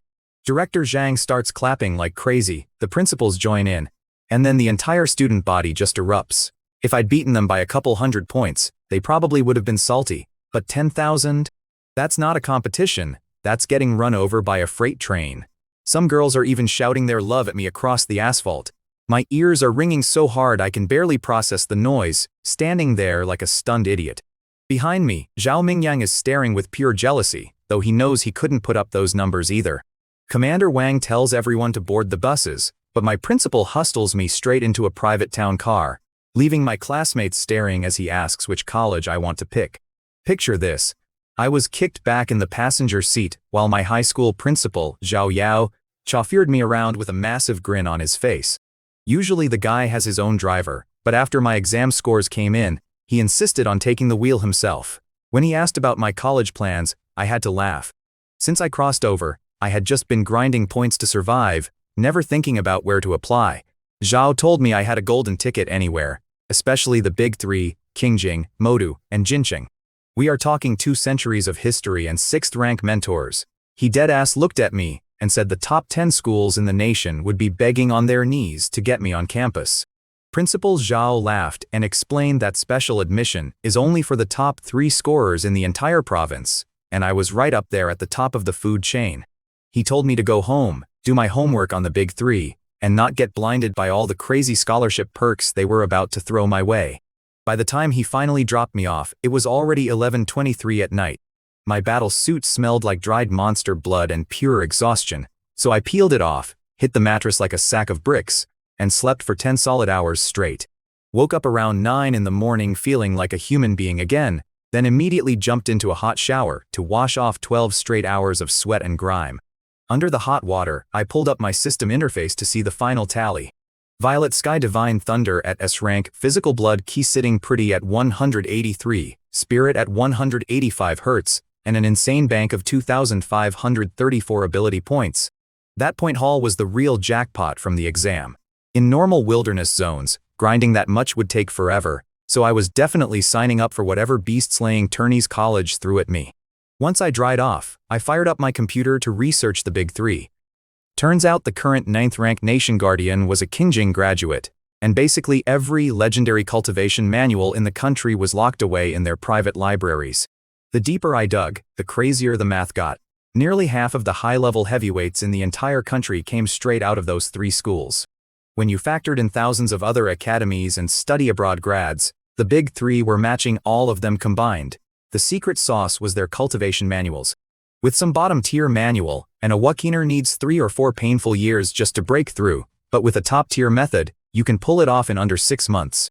No wonder people whine online about them gatekeeping their techniques, but honestly, who gives away secret sauce for free? Right as I was reading, my doorbell buzzed. 9 in the morning. I figured it had to be my aunt dropping by unannounced. I opened the door, and sure enough, there was my aunt, Xu Qingguan, looking elegant as ever in her 30s, standing next to my cousin Tang Qi, who had that trademark cool resting face. I invited them inside, but immediately hit a wall of pure awkwardness. My living room was completely fried from my ability break through 2 nights earlier, charred walls, melted floor, and my entire sofa reduced to a pile of crispy ash. My aunt instantly panicked, grabbing my arms to check for burns while I tried to play it off as a minor kitchen mishap. She was the only family who actually looked out for me after my parents passed, so her worrying hit close to home. Since we had nowhere to sit, I dragged them both downstairs to Morning Light Cafe to talk about my exam. By 10 in the morning, we're sitting by the window at Morning Light Cafe sipping hot coffee. My aunt, Xu Qingguan, gives me this sweet smile and tells me to spill the bad news, joking that she hasn't disciplined me since high school started and wouldn't beat me over a bad score. Don't let the gentle lady act fool you, though back in middle school, whenever my grades tanked, I got a front row seat to the old bamboo shoot beating special. She took me in when I was 11 after my parents passed, so she's got total legal authority over my life. Tang Qi jumps in and promises her I didn't bomb it. My aunt's eyes light up immediately, and she asks if I somehow managed to hit 100 points to squeak into a university. I tell her yeah, I definitely broke 100. In fact, I cleared 10,000. Her jaw drops and she freezes like her brain short-circuited. She knows the regional stats. Our town tops out around 1,000, and the provincial champion usually sits at 8 or 9,000. Naturally, she thinks I'm messing with her, telling me to stop joking around. That's when Tang Qi slides her phone across the table with the city's official breaking news alert. 10,000 points, the dark horse of high school number 2. Right on the screen is a photo of me driving my spear through a rank 2 bloodthirsty bear. My aunt stares at the picture, reading every single word, and this bright, excited blush spreads across her face. My aunt stared at her phone like she had just hit a $50 million jackpot, yelling about my 10,000 points and taking first in Jiangcheng. Once she caught her breath, she asked if I could pick any top 10 college. I told her the principal said top-tier schools would offer me special admission directly. My cousin Tang Qi chimed in, saying the top 3 universities would fight over me. When Aunt Su asked about the national ranking release date, I said 5 days at most, by June 13th, once they finished screening the exam tapes for cheating. Then she hit me with the million-dollar question. How could a guy with a bottom-tier E-rank superpower wipe out whole monster packs and pull off a miracle score like that? An E-rank ability like weak current could barely tingle a mosquito, let alone fry high-tier beasts with lightning. My cousin stared at me waiting for answers, so I gave my practiced excuse. A rogue lightning strike blew through my window, knocked me out cold, and supercharged my powers. My aunt totally bought the freak accident story, telling me my good luck must have bumped me up to B rank and ordering me to get tested again soon. She was so proud of my first place finish and Tang Qi placing 12th that she dragged us to the grocery market for a victory feast. But while we were shopping, on June 11th at 9 p.m., the admissions office at Magic City Superpower University was kicking into overdrive. Normally, 3rd and 4th rank superpower users walk around like royalty, but right then, around 40 of them were crammed around a giant round table looking nervous as hell. The admissions director hurried in holding a data drive containing the unreleased National Martial Arts exam rankings. Regular folks had to wait, but elite universities always got early access to scout talent. These few days were their war room, where they calculated recruitment packages for each province's top 3 candidates. If a kid had insane potential, they threw the bank at them. If not, they saved their budget. Qingjing and Jinqing universities were running the exact same hustle. The director plugged the drive in, the projector hummed, and the rankings for Qingjing City lit up the room. At the top of the list sat Zhu Yi from Qingjing Middle School with 9,343 points. The director told the system AI, Eva, to pull up his profile, and a hologram popped up showing his exam combat footage. 18 years old, packing an A-rank bronze body ability at the 1st rank upper tier, plus his old man was a 4th rank heavy hitter. The recruiters started buzzing, nodding at how smoothly he handled his defense in combat. The director marked him down for an A+ special admission slot, and told teacher Wang Jian to pack his bags and recruit him immediately. They moved on to the next province, grading each top scorer into A+, or A- tiers, figuring out exactly what kind of bag each prospect was worth. Meanwhile, over in the plush admissions room at Magic City University, the evaluators pulled up the results for Jiangnan province. Jiangnan was known for producing monsters, so every teacher leaned in when the screen flashed my name right at the very top with 11,124 points. At first, they were totally amazed, but then confusion set in. My school was Jiangcheng No. 2 High School, and none of them had even heard of Jiangcheng because the champions always came from wealthy capital hubs, like Ning'an City. Then my bio played, 18 years old, rank awakener, nature type E rank weak current. The teachers looked like their brains short-circuited. An E rank taking top spot was unheard of. You have to understand how the system works. The wealthy kids from big cities usually roll in with stacked family money, high-tier combat training, and flashy A rank powers. So when the board showed the top guy was me, just a basic awakener with an E rank ability, which is literally second from the absolute bottom of the barrel, nobody bought it. The teachers started whispering that the database probably mixed up two guys with the same name. That pissed off their artificial intelligence system, Eva, whose holographic orb popped up looking genuinely offended. The director finally cut in and told her to pull up my exam video so they could see for themselves, projecting me strolling into the core zone against elite beasts. The minute the clip started rolling, my spear caught their attention. Most top scorers stick to swords or sabers, so seeing a guy carrying a spear turned heads since that weapon takes way more discipline to master. But they were really checking out my aura. One look confirmed what they dreaded. I truly was just an awakener, which had not happened for a provincial champ in decades. Then the fight kicked off on screen. I dropped my purple cloud divine thunder, completely annihilating high-level beasts in seconds. That was when the room erupted into total chaos. The teachers were shouting that my lightning had to be at least A rank, and that whoever registered me with an E rank electric power must have been blind. So picture this. The admissions board over at the elite university is huddled around their top-tier artificial intelligence, Iva, trying to calculate my superpower rank from my exam footage. The machine crunches the numbers and spits out a 4% shot at B rank, 10% for A rank, and a wild 83% probability that I am straight up S rank. The room goes dead silent. 83%. Our country had not seen an S rank awakener in nearly 4 years. Then they watched the holographic replay of me skewering a second-tier bloodthirsty mad bear with one spear thrust like it was nothing, and the director just snaps. He orders an S+ special recruitment slot for me on the spot, and the staff starts arguing over who gets to fly out to grab me.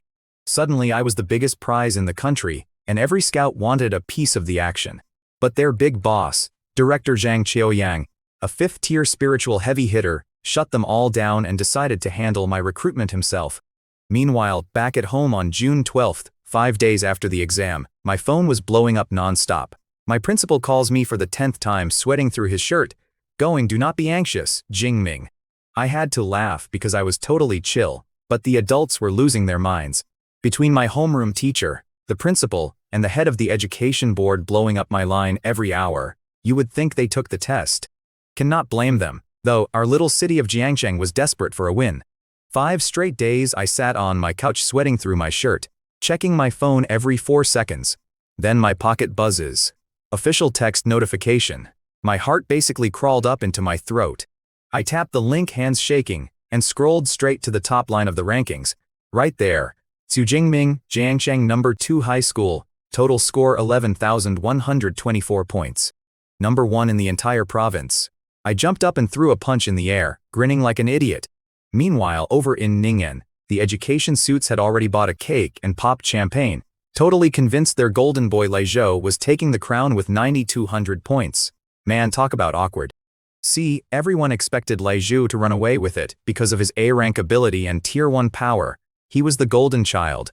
But the second the director at Ning'an leaned over to look at the screen, his jaw hit the floor. Who the hell is Xu Jingming? Jiangnan province is massive, 24 prefecture cities and 34 counties, but my hometown Jiangcheng is way up north where nothing happens. We are dead broken resources, zero reputation, total underdogs. The winner always comes from the capital, never from some remote place nobody can find on a map. The bureau officials looked like they swallowed lemons, but the journalists, oh, they smelled blood. An unknown kid blowing past the favorites meant pure clickbait gold. Reporters started digging into my background, and what they found made their heads spin. E-rank ability. Not even advanced past the basic awakener stage. Within 10 minutes, they churned out thousands of words with crazy headlines like "Dark Horse Awakener Shocks the Province." The internet went into total meltdown. Nobody believed it. In past years, Every top scorer was at least A rank or B rank. People in the comments were losing their minds. One guy literally posted that he would eat his own crap on video if an E rank awakener actually won. Others shouted that the whole exam was rigged and that I was just some billionaire's useless kid who bought first place. The comment section got real ugly, real fast. People spammed the Jiangcheng government account demanding an investigation. So what did the city do? They just calmly dropped my full 12-hour exam video. That shut everybody up real quick. The footage showed me driving my spear clean through the skull of a first-tier unicorn rhino in one thrust. The comments flipped instantly. People started arguing over whether my power was physical reinforcement or pure lightning, completely stunned by how hard an awakener was hitting. Once they saw the sparks flying, the cheating accusations vanished into thin air. Back home in Jiangcheng, the whole town went nuts. Our previous best record was barely cracking the top 100, so an actual champion turned the place upside down. Suddenly, people I had not spoken to in years were posting online claiming we were best friends. Reporters swarmed my high school, and my principal put on his sharpest suit, soaking up the cameras like he planned it all along. Even my grumpy homeroom teacher could not stop smiling while praising me. Then the rewards rolled in. The Education Bureau handed me 1 million yuan in cash plus a training manual, and the city government matched it with another million and a luxury villa, 2 million yuan and a mansion just for passing a test. Not bad for a northern kid. But while everyone was losing their minds celebrating, I answered a quick call from my aunt and headed straight to Thunder Marshal Hall. Drills do not do themselves. I was swinging my beat-up black Yao spear so fast it turned into a black blur, slicing the air with a nasty whistle. That stick weighs 50 kilograms, a solid 110 pounds, but my form was locked in. Then my phone buzzes, breaking my flow. It is Zhao Yao, my high school principal. I keep my phone strictly on whitelist, and since he called 3 times, something big was happening. I picked up, and he was losing his mind telling me the scouts from the 3 top universities had arrived. I did the math. Qingjing is up north, Jincheng is in the central region, only Modu is even sort of close. They should not be here until tomorrow at the earliest. He yelled for my location, and I told him I was at the Thunder Marshal Hall. Principal Zhao told me to sit tight while he sent a car. Back at the school, the man had literally dropped an interview the second those university reps showed up. Zhao is a second-order supernatural user and a big shot locally, but he was bowing and pouring hot tea like an intern. The aura leaking off these high-order guests was enough to make your heart jump. Zhang Qiaoyang from Modu University smiled and sent Zhao away, leaving the 3 directors alone in the VIP room. You had Su Yun from Qingjing and long-haired Wu Yuan from Jincheng in a gray robe. These 3 had not recruited in the field together since they were rookies, but they showed up in person just for me. Su Yun cut right through the fake pleasantries, saying they all knew why they came. Su Yun laid it right on the line, claiming Qingjing was taking me no matter what. Wu Yuan scoffed, firing back that Jincheng was getting me instead. With the annual college leagues on the line, these schools fight viciously over top talent, and recruiters throwing hands is pretty common. Zhang rubbed his temples, playing peacekeeper, and pointed out the real elephant in the room. They were not just here for my top exam scores, but because my mutated power looked like an S-rank anomaly. Su rolled her eyes like, obviously.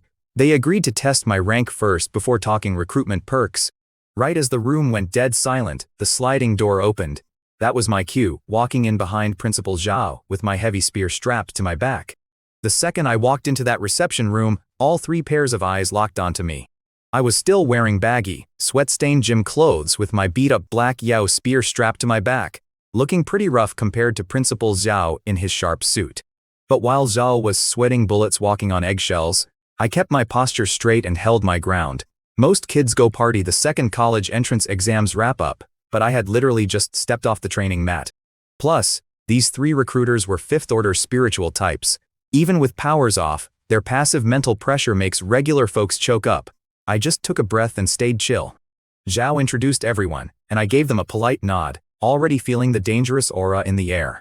I could tell right away these teachers were at least 4th-rank monsters.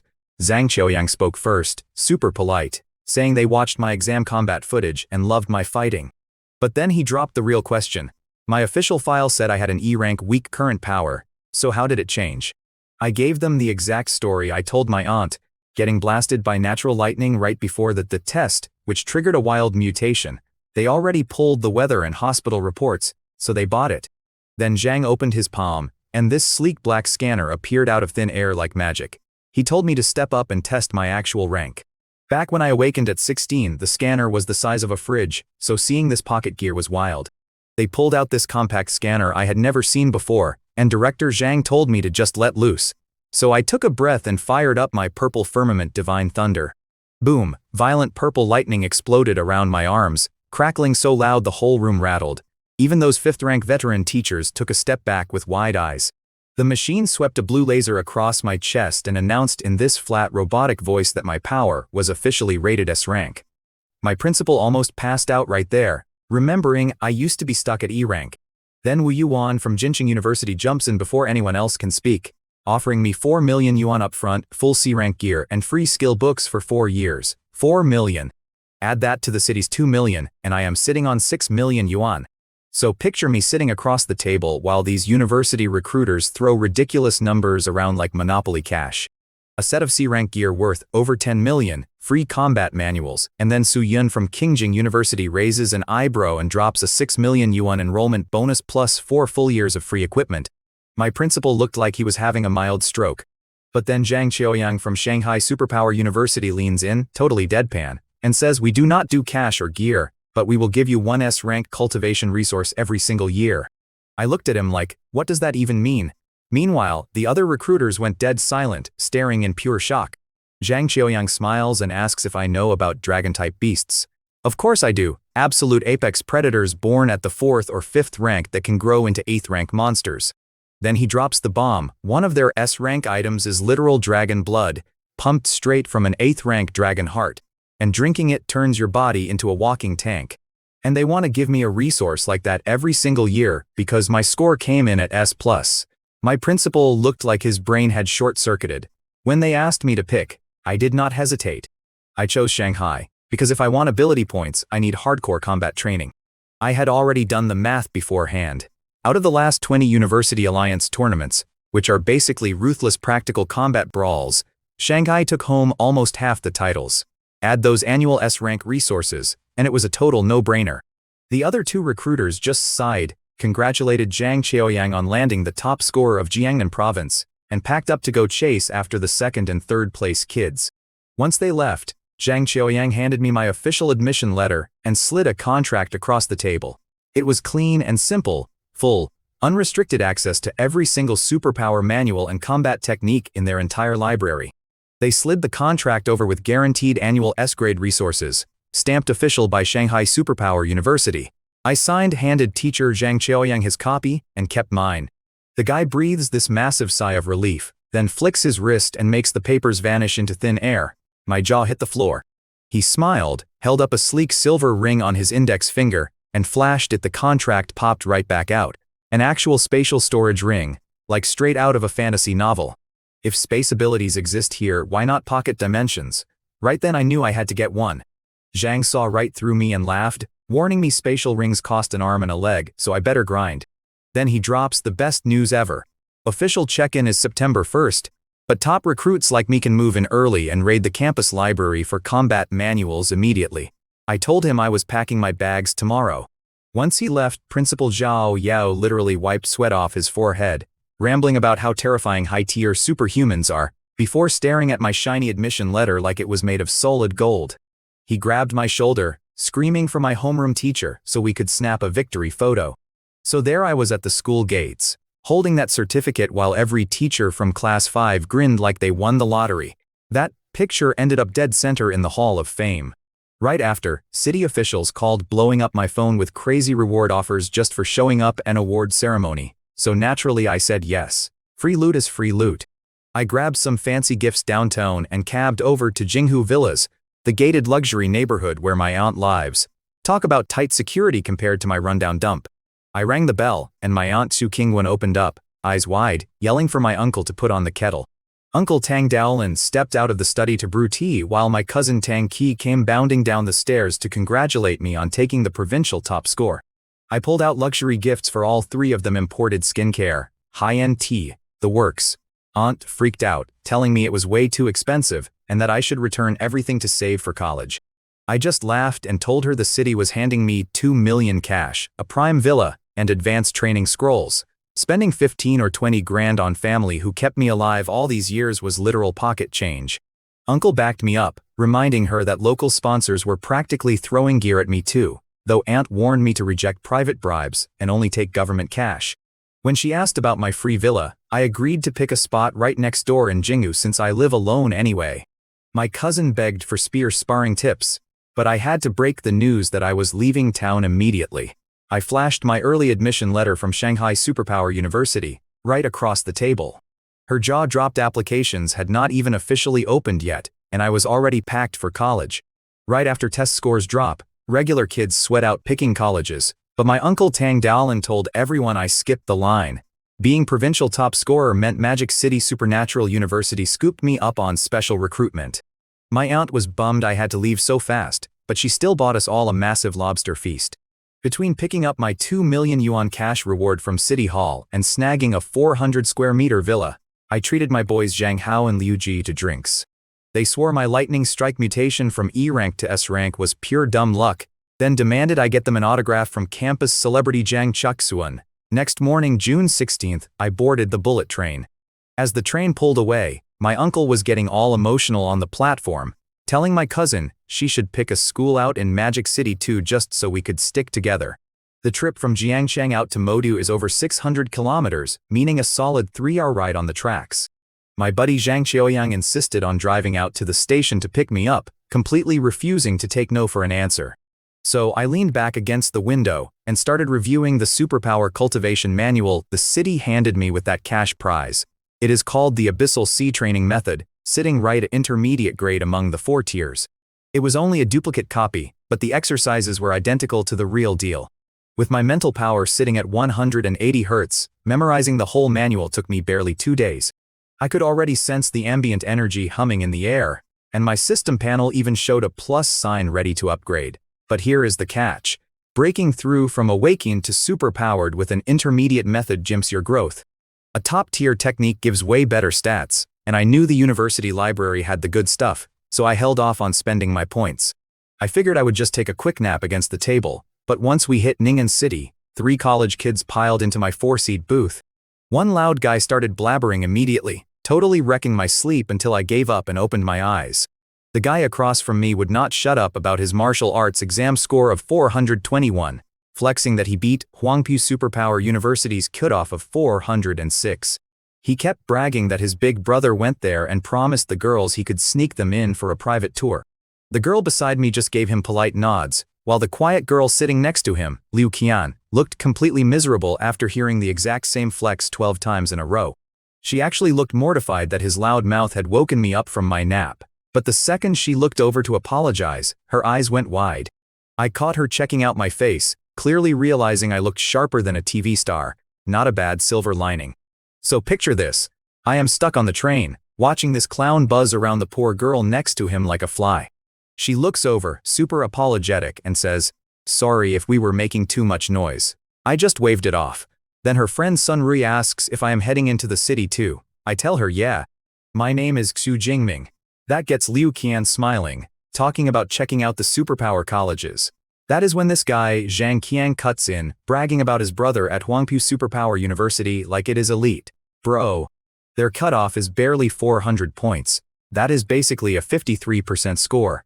But the dude is dead serious, offering to show us around like he owns the place. Look, for an average student, Huangpu is okay, but I am not big on small talk. Sun Rui was listening, Liu Qian stayed quiet, so Zhang Qiang ran the whole conversation. He kept bragging about his scores and campus connections, throwing out the clumsiest pickup lines imaginable. Liu Qian practically had disgust stamped on her forehead, though she kept glancing over at me to survive the ride. We hit the station right after noon. He tried getting her number, got completely shut down, and then spotted his brother's car outside. He immediately invites Liu Qian, turns to me with this fake sorry face, and goes, "My brother's car is full, man. Grab a cab and meet us at the school gate." A standard sedan seats 5. With 4 of us plus his cousin driving, the math works out perfectly. He was just trying to ice me out because Liu Qian spent the ride staring at me. I looked at him like he was an idiot. When did I ever say I was coming? Liu Qian snapped at him for targeting me, rejected his greasy tour, and asked me to split a cab with her and Sun Rui. Dude turned bright purple. I ignored him and told the girls my ride to Magic City University town was pulling up, and I could bring them along. That town holds the top 3 elite superpower schools in the country with reservations booked out for months. Liu Qian was stunned, nodded fast, and decided to come with me. The second I walked out of the subway, I spotted Zhang Qiaoyang's ride and waved Liu Qian and Sun Rui over. Behind us, that tool Zhang Qiang was still muttering that someone like me could never get into a real school. Then his jaw hit the floor. Parked there was a 10 million yuan Mercedes X100, a military-grade monster doing 0 to 101.8 seconds. Even wilder, the hood rocked the official school crest, crossed swords and thorned roses. Zhang Qiang looked ready to faint, realizing this top-tier VIP rig was my personal ride. I grabbed Director Zhang's OK, loaded the girls into the back, and we rolled out, leaving that guy staring in total shock. Turns out you needed reservations to tour the campuses, which completely slipped my mind. I offered to grab them a cab, but Director Zhang just laughed at a red light and handed back 2 all-access passes. Scalpers easily charged 20 to 30,000 yuan each for those, so the girls tried to politely refuse what was basically 60 grand in paper. Zhang just popped the glove box, revealing a stack of at least 100 more useless junk to him since university kids enter anywhere for free. Once they took them, Zhang spent the rest of the drive giving them insider tips on score cutoffs and expanded enrollment that regular folks could never get. By the time we rolled into University Town, the girls were looking at me like I had handed them the golden ticket. We pulled up at Shanghai Superpower University, and Zhang told us to wait by the entrance while he parked. I had researched this place back in Jiangcheng, but seeing it in person was wild. The main gate was over 100 meters wide and 10 meters high, with a road beneath broad enough for dozens of cars side by side. Huge calligraphy spelling out the school name gleamed under the blazing midday sun. If the front door was this imposing, I could only imagine what 4 years inside would feel like. Beside me, Liu Qian and Sun Rui stared without blinking, totally frozen. Right then, Zhang strolled back with a proud grin, asking how we liked it. Dude clearly lived for the exact moment a freshman gets blown away. We pull up to the front gates, and Zhang Qiaoyang casually mentions the campus spans 26 square kilometers. Liu Qian's jaw hit the pavement. She starts running the numbers out loud. 4,000 students across 4 grades living on a plot of land the size of half a county, right in prime Shanghai where dirt costs a fortune. Zhang Qiang just shrugs and says, well, counting staff it is 10,000 people, so that is only 2,600 square meters per person. That casual only nearly melted their brains. I told Liu Qian and Sun Rui to check out the grounds while they had the chance, wished them luck getting into their dream schools, and turned to walk away, stepping straight into a totally different world. Later on, I found out those girls standing near the gate, Liu Qian and her buddy, were scrolling through their phones trying to figure out why a campus director was personally escorting me like some VIP. Once they saw the headlines about the top scorer from Jiangnan choosing Shanghai Superpower University, it all clicked for them. But while they were talking about us living in completely different worlds, I was just trying to process how massive the entrance gates were. Having the admissions director personally fast-track my paperwork was insane. In under 30 minutes, I had my shiny new student ID, my dorm keys, and 0 red tape to deal with, feeling like I had just walked into a totally different tax bracket. Look, I spent my whole previous life grinding to a PhD, so believe me, I have lived in every trash dorm imaginable. 4-man shoeboxes, depressing singles, you name it. But when I pulled up to my new place at Shanghai Superpower University, my jaw dropped. It was a straight-up luxury villa, over 800 square meters, easily 8,000 square feet. Now I understood why campus was massive. My advisor Zhang told me that because I got top marks in the province, I scored the Penthos treatment, 2 floors split with a roommate so I would not go crazy alone. As an orphan in 2 different lives, company sounded great. We walked inside and the marble floors were polished like mirrors. Plus, they send weekly maids. Unreal. Once the paperwork was squared away, Zhang broke down how the school really operates. It comes down to 2 big things: credits and personal mentors. Here, credits are literally king. Food, gear, rare relics, you name it. 1 credit is worth about 10,000 Jia currency, maybe way more since you cannot buy half this stuff on the regular market. Since I came in ranked S level, the school handed me a clean 100 credits right out of the gate every academic year. That is a cool million in cash just for showing up. You can also stack more by clearing school missions or climbing the combat leaderboards. Zhang clapped his hands and called for Eva. Right on cue, this glowing little holographic sphere materialized in thin air. Meet your dorm assistant. Zhang explained that even though Eva was just a sub-unit of the main campus mainframe, she was still a level 4 artificial intelligence. That blew my mind. When I first transmigrated here, I thought this world was just beasts and superpowers, but the tech is ridiculous. Holograms, sentient bots, the whole 9 yards. Back when I was broke, I never had access to top-shelf gear like this. I fired up the school site to check my balance, and boom, 100 credits staring back at me. That is 1 million Jia currency. Doing some quick math, if 1,000 freshmen get at least 20 credits each, the university is dropping over 200 million just on welcome bonuses every single year. Talk about stupid rich. Then Zhang dropped the second bomb, the exclusive mentor system. Basically, you can apprentice under a top teacher, assuming they agree to take you.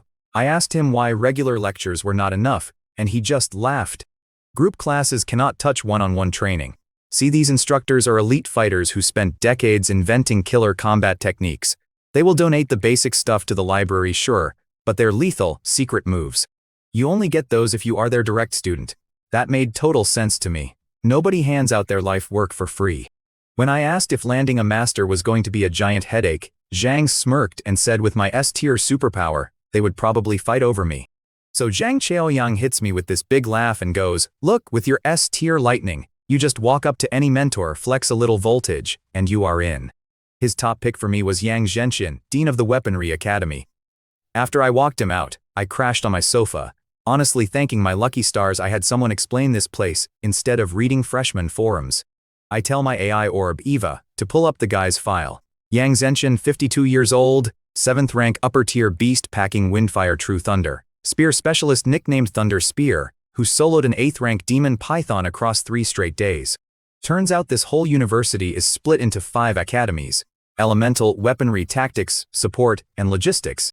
Every academy here has its own lane. Elemental focuses purely on maxing out raw elemental output like range glass cannons. Weaponry breeds close-quarters beasts who fuse their superpowers straight into cold steel. Then you got the Tactics Academy, full of psychic types who can map out a war or melt an enemy brain with a single stare. Support buffs teammates into unstoppable tanks, and logistics handles all the gear and crafting. The entire setup is basically an assembly line for the Beast War, and the Deans are the apex predators. Dean Yang being a 7th rank upper tier who soloed an 8th rank monster is completely insane when you realize how high-level power scaling works. See, at lower levels, rank gaps are manageable, but up there, every sub-tier is a whole different universe of pain, and a full rank jump is basically suicide. Someone like Yang who can punch up a full tier and win is practically legendary in Great Xia. I'd even dig up the other 3 lightning mentors just to be thorough. All A-rank abilities, but 2 were pure elemental mages who do not touch weapons, and the 3rd was a 7th rank lower tier sword guy who just did not have that Thunder Spear aura. Yang was clearly the move for me. I told Eva to power down, grabbed my heavy suitcase, and figured I would unpack, grab some lunch, and then go shoot my shot with the big boss of the Weaponry Academy. The villa had 2 floors, and I immediately claimed the 2nd floor for the terrace balcony before my mystery roommate could show up. The only catch was having no elevator, just a wooden staircase. But when your blood vitality sits at a solid 181 points, lugging a 44-pound suitcase up some stairs feels like carrying a bag of chips. My room was huge, around 500 square feet, with a massive bed and a desk looking over the path outside. I brought way too much junk, even travel toothbrushes, so it took me a good 30 minutes to unpack. By 1:30 in the afternoon, my stomach was growling. Luckily, this campus runs 4 cafeterias around the clock, so I grabbed my ID, locked up, and headed out for food. I took my time strolling over, soaking in the immaculate green lawns, flower beds, and quiet pavilions. Even during summer break, the campus had students walking around, and every single one was radiating heavy pressure. Most were easily 1st or 2nd rank, and a few had auras barely a step below Zhang Chaoyang. Since he is a 5th rank lower tier fighter, that means I was casually walking past 4th rank killers. Total Shark Tank. When I hit the dining hall, the smell of sizzling meat hit me square in the face. Turns out alongside normal food, they actually serve wild beast meat. Sure, those monsters are brutal with hides like armor, but every scrap of them is pure gold, whether it gets forged into combat suits or turned into insane luxury leather bags for billionaires. Look, beast bone powder makes top-tier medicine, and eating beast meat beefs up your body. That is why whole squads risk their lives hunting monsters to sell in the city for crazy cash. I dropped plenty during my entrance exam, but the military kept every scrap.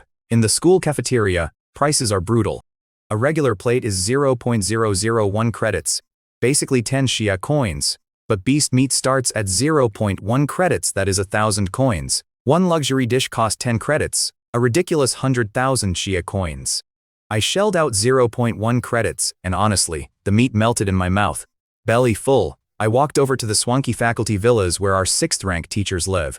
The dean of the Weapon Academy, Yang Zhenshin, was in building 23. It took me 20 minutes to stroll over to the faculty area, and man, this place put our student dorms to shame. They literally put a miniature mountain in the background, complete with an artificial lake, stone bridges, and waterfalls. Pure flex. I tracked down Villa 23, an old-school Xia Dynasty-style house with pale green wind chimes clinking under the eaves. I went up to ring the bell when a voice laughed behind me. "You here to seek a master?" I turned and saw this pretty boy in white standing 5 meters back, grinning with this smug, wild look.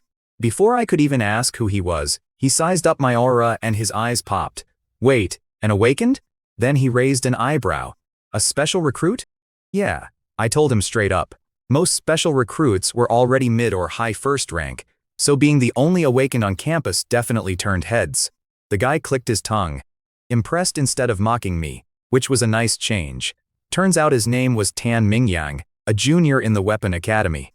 When I introduced myself as a freshman who had just registered today, his jaw dropped. Already hunting for a mentor. Most freshmen wait for the freshman competition in 3 or 4 days. I frowned because nobody had warned me about that.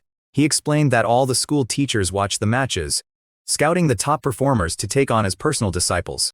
So Tan Mingyang looks at me and says, "Look, special recruits like you do not have to wait around for the freshman tournament to hunt down a master."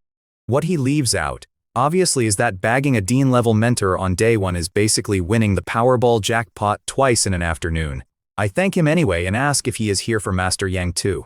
Tan sighs, looking completely drained, telling me he has spent 6 straight months trying to meet the cutoff without luck. He rings the villa doorbell, and this butler opens up with a massive grin, telling us Teacher Yang is already waiting inside. Tan freezes. A rank 7 Esper waiting on us? That never happens. Usually Tan has to cool his heels for 30 to 60 minutes just to catch a glimpse of the man, so his mind is completely spinning. We step into the living room, and right away I spot 2 guys on the sofa. One is a younger kid who looks totally ordinary until you feel the razor-sharp aura radiating off him. But the guy next to him, built like an armored tank, wearing a gray combat suit, with eyes crackling like raw thunder. When our eyes lock, my neck hairs stand straight up. That is Dean Yang Zhenshin, rank 7 Thunder Spear. He waves off the butler, flashes me an actual smile, and tells me Zhang Xiaoyang gave him the heads up, so let us hit the gym. As I follow the dean upstairs, Tan just stands there completely paralyzed. See, back on campus, they call Yang Zhenshin the Infernal King because Weapon Academy has roughly 4 million brutal rules, and the man never smiles at anyone. Ever. Yet he just beamed at me and personally brought me to his private training room. Poor Tan is probably standing there doing the math, wondering if I am the university president's secret son. Meanwhile, that kid on the couch, Senior Liu, chuckles and asks Tan if he wants the usual routine. Turns out, regular hopefuls have to beat Liu at just 10% of his strength to qualify, and Tan has spent 6 months taking that beating. We reach the 2nd floor training room, a slick space roughly 100 square meters packed with weapon racks. Dean Yang turns to me, mentions he watched my combat footage from the entrance exams, but says he wants to see the real deal. My S-rank Purple Firmament Divine Thunder. I flip the switch without hesitation. Boom. Crackling blue-violet arcs explode around my arms, rumbling like distant artillery and filling the room with this heavy, primordial pressure. Dean Yang stares at me with pure awe. He is a rank 7 monster with A-rank Windfire True Thunder, but S-rank has this raw quality gap no amount of leveling up can ever fake. He has to take deep breaths just to steady his pulse. So Dean Yang locks eyes with me, totally serious, and hits me with the fine print. He goes, "Taking you as a disciple is easy, but I made a lot of deadly enemies out there. When you graduate, they will probably come after you too. You still want this?" Man, I did not hesitate for a second. I hit the deck and did the formal bow right then and there. Come on, what elite fighter rises up without wading through blood? If I backed down from some old grudges, I had no business being at Magic Capital Esper University anyway. He lit up, cheered good 3 times, and made me disciple number 32. Out of 30+ students over 20 years, I was his first ever S-rank lightning user. He said most had graduated, but 3 were still around, including Liu Ming downstairs.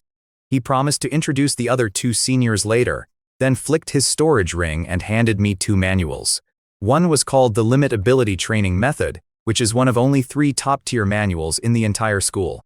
The other was a body-forging combat technique he created himself, called the Indestructible Thunder Bodhi. Now, normal combat techniques are movement or weapons, like my own Lightning Gale Break Spear technique. Body forging stuff is crazy rare because it rewires your actual physique. Then he casually drops that both the Thunder and Raging Bear Marshall Halls certified his technique as S rank. My jaw hit the floor. 7th rank grandmasters are lucky if they can invent an A rank art, but this madman created an S rank manual out of thin air. Usually, anything S rank or higher comes from 8th rank monsters or 9th rank martial saints, not a 7th rank guy. Dean Yang is just built different. He explained that his indestructible thunder body has 13 tiers, exclusively for lightning users. Each breakthrough completely reconstructs your body. Then came the kicker, even he has only reached the 10th tier, meaning the last 3 are total theory. He actually looked at me like I was his personal guinea pig to test if level 13 grants true immortality. But before touching that, I had to rank up with the limit method. Then he told me I needed to learn bare-knuckle boxing. I was confused, but he said relying solely on weapons is suicide if your spear breaks mid-fight against some 8th rank beast. Dean Yang told me how his triple S alloy spear snapped while battling the earth-shaking demon python, and with his lightning drain dry, he literally beat the monster to death with bare fists. He planned to teach me both fists and spear, followed by blades and swords down the road. Naturally, I asked about his own mastery levels. He shrugged and said his fists and spear were Grandmaster tier, while his sword and blade were merely Master tier. Most Awakeners spend entire lifetimes just trying to hit Master level in one weapon, and this man picked up extra weapons out of sheer boredom because his mains hit a wall. He laughed at my face and told me to just stick to fists and spear so I would not spread myself too thin. Even though my system lets me dump points into skills, burning them across 5 different weapons is just bad math. Focusing purely on fists and spear made total sense. He handed me a custom reading list for the library, mapping out my exact progression, and I realized how clutch having an actual mentor really is. 10 minutes later, I walked out of the villa feeling like $1,000,000, only to bump right into Tan Mingyang by the gate. The smug grin on his face was completely gone, replaced by pure misery. I tried to be polite and slip away, but he grabbed me and asked if I succeeded. I nodded, and the poor guy looked like his eyeballs were going to pop out of his skull. Deans never take freshmen early, but here I was. While Tan is downstairs having a full-blown identity crisis, I head back to my own villa. My setup is suite balcony, media room, and an 80 square meter training room on the 2nd floor.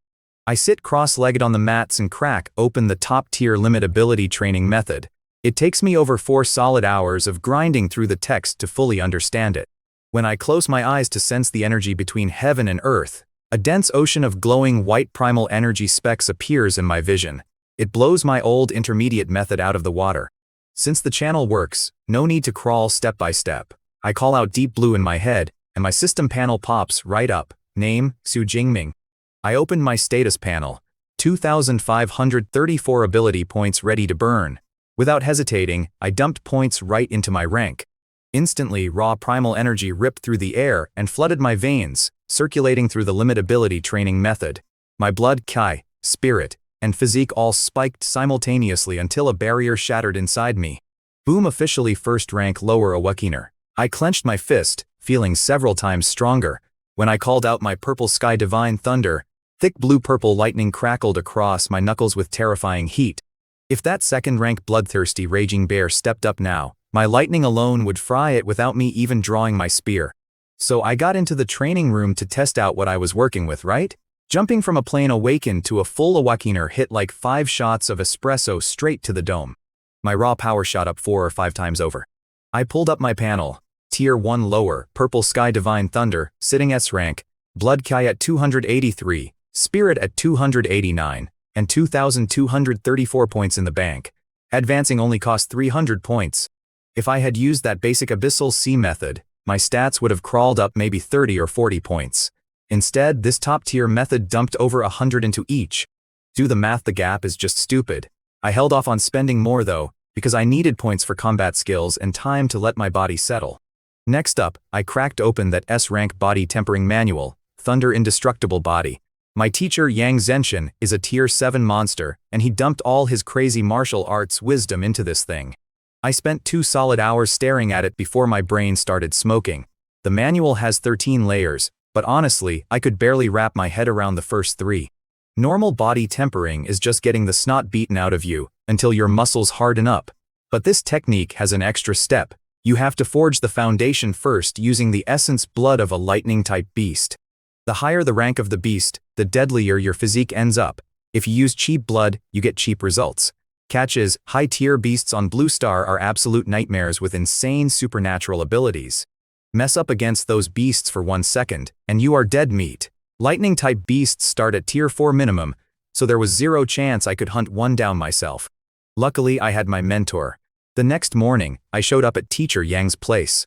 When I told him I had already advanced, his jaw dropped. It had not even been 24 hours. I just gave him a humble smirk and blamed it on good preparation. He did not pry, but instead pulled out an 800 milliliter glass bottle filled with the glowing essence blood of a tier 7 storm giant bear, silver sparks dancing inside. He told me the school had tier 8 blood locked away in the vault, but that was an SS rank resource even he could not easily get his hands on. My coach Dean Yang Zenshin stood there looking totally tapped out on funds. He was a tier 7 powerhouse, but cultivating at that level burns resources like crazy. He had this tier 7 storm giant bear blood premium S rank stuff, but he wanted something even crazier for me. Then his eyes lit up and he asked, "Don't you get one free S rank resource a year?" I did the quick math. His S rank plus mine equaled enough leverage for an SS rank trade. I told him to take the wheel. If someone offers to pool their rarest loot just to buff your stats, you do not say no. Next second, crackle, a flash of lightning blinded me, and the guy was gone. His movement speed was so absurd it felt like literal teleportation.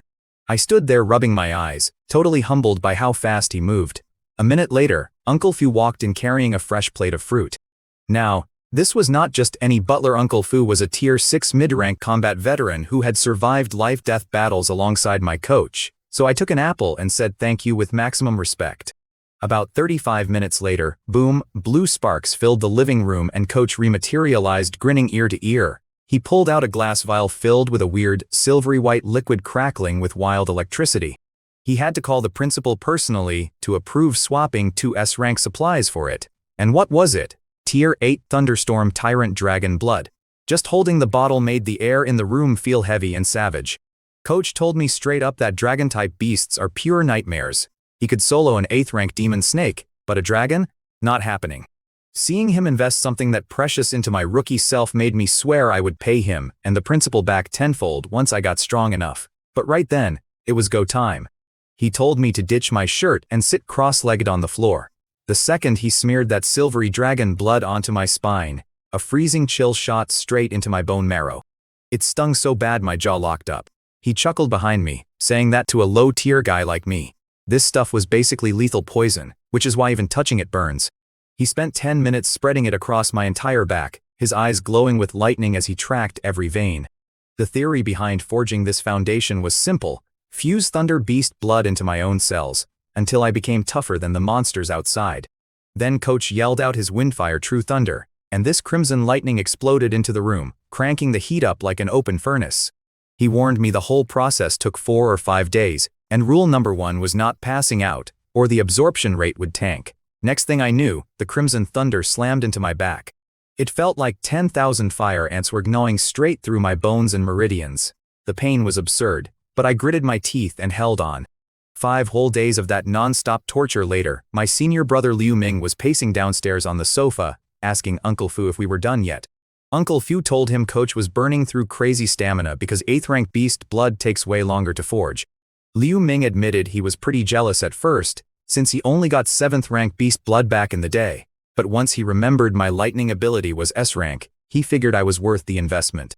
Honestly, the math made sense. An S rank body technique, plus 8th rank dragon essence, multiplied by my S rank thunder, was bound to make something ridiculous. And right while they were talking, a deafening, savage dragon roar ripped through the ceiling of the entire villa, rattling the glass.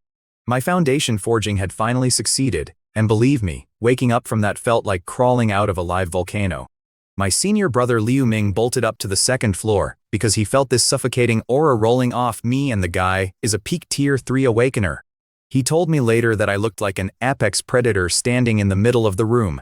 My eyes were blood red, veins popping across my chest, and blue-purple lightning was going completely berserk, lighting up the walls like a busted neon sign. Teacher Yang was losing his mind with excitement, yelling that my essence blood absorption rate hit 98%. Reaching 90% is already considered a miracle, and out of 20 disciples, the previous best was only 92%. Liu Ming himself only hit 87. So yeah, 98% completely shattered the school record. Man, out of nowhere, this wild urge to tear everything to shreds ripped through my chest. I wanted to smash the entire room to dust. Right before I snapped, Old Man Yang barked right in my ear, snapping me back to reality like a thunderclap. I blinked, totally disoriented, and asked what just happened. He sighed, explaining that absorbing that dragon blood with a 98% compatibility basically baked in a nasty temper tantrum side effect. Apparently, nobody else had it hit them this hard. But hey, as long as I keep my cool, it will not trigger, and it goes away as I level up. Feeling the insane power humming through my veins right now, putting up with a little dragon mood swing felt like a pretty sweet deal. I popped open my system interface to check the damage, and my jaw hit the floor. My blood Chi had shot up to 391, gaining over 100 points in one shot.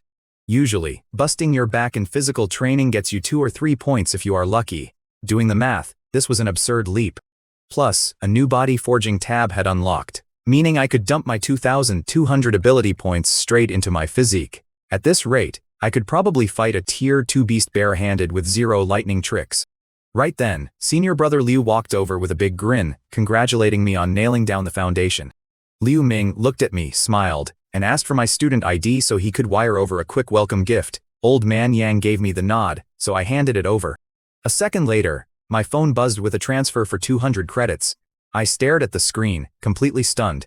200 credits is literally 2 million Jia dollars just handed to me like spare pocket change. The old man just chuckled and told me not to sweat it, since seniors always spoil their juniors, though he reminded me I would have to pay it forward someday. Then he waved us off, looking pretty wiped out himself. He told me I had gone 5 straight days with 0 food and water, so I should go crash and come back tomorrow to learn spear and fist techniques from Liu. To be fair, Old Man Yang looked like he needed that nap way more than I did after babysitting my energy flow for 5 straight days. I thanked them and stepped outside into the June air, realizing I had just spent 5 days in pure agony to lock in that 98% dragon blood absorption. Weird thing was, even without eating a single bite all week, that top-tier dragon juice had me buzzing like an overcharged battery. I was dying to hit the campus thunderclap Marshall Hall to see what my new punch numbers looked like, since dorm training rooms do not have heavy test gauges. But halfway there, I caught a whiff of something nasty and realized my skin was caked in black gunk from all the expelled impurities. Shower first, flexing later. So I am walking back toward the dorms, right? The closer I get to the freshman villa area, the more packed it gets. 6 days ago, the place was totally dead, but now there are 18 and 19-year-olds everywhere, dragging suitcases and looking wide-eyed while their parents fuss over them. Look, top-tier schools like Magic City Superpower University attract the hungry types who show up early to grab the best training spots. Anyway, I reach my spot, Villa 32 in Zone 3, and the front door is wide open. I stroll inside, and sure enough, there is a guy lounging on the couch, running searches on the artificial intelligence Eva. He hears me, turns around, and his eyes light right up like he just won a prize.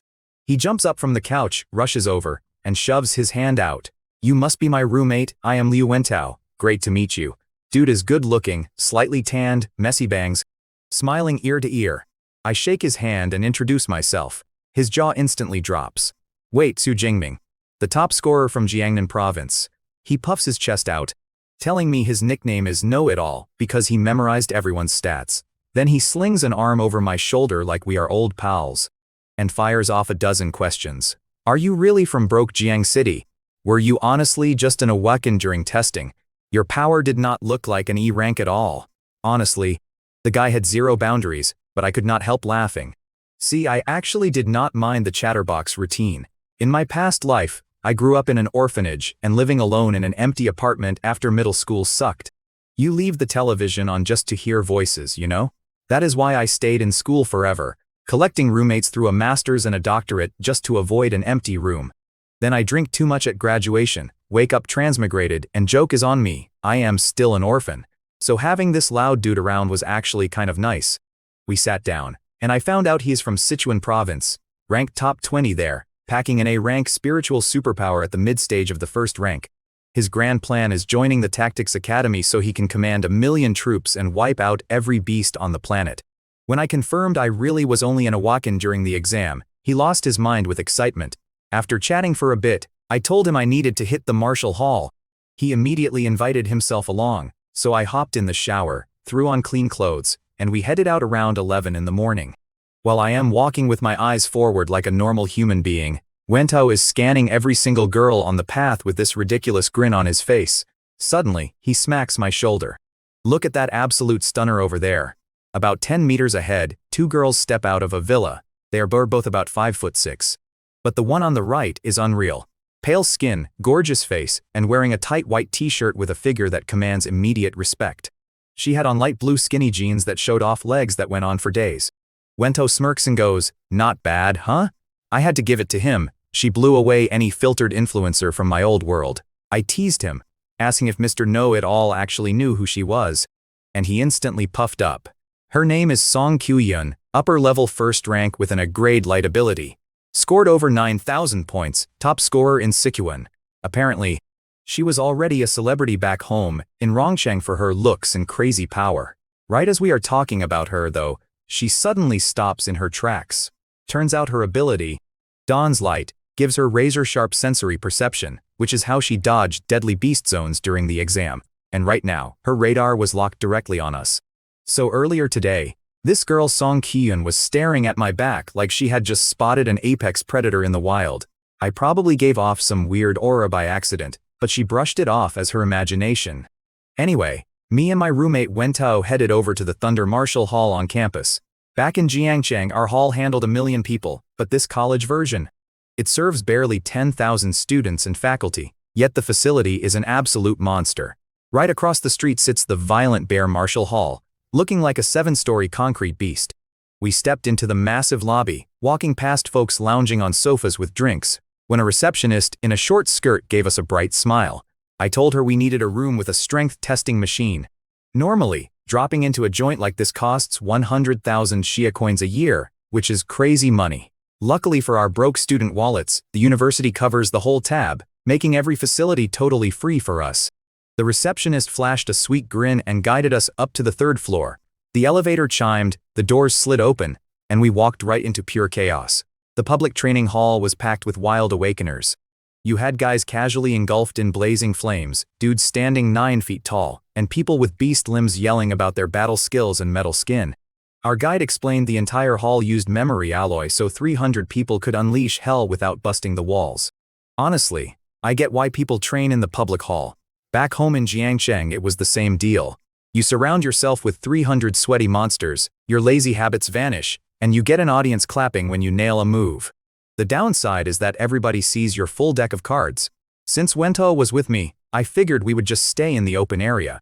The floor was literally shaking beneath our sneakers, which had Wento grumbling since he is a mental type awakener and does not cause ground-shattering shockwaves. Right in the middle of the room, 5 massive pillars caught my eye, glowing with names and numbers. The guide told us it was the Punch Challenge leaderboard for ranks 1 through 5, and cracking the top 3,000 nets you 50 credits.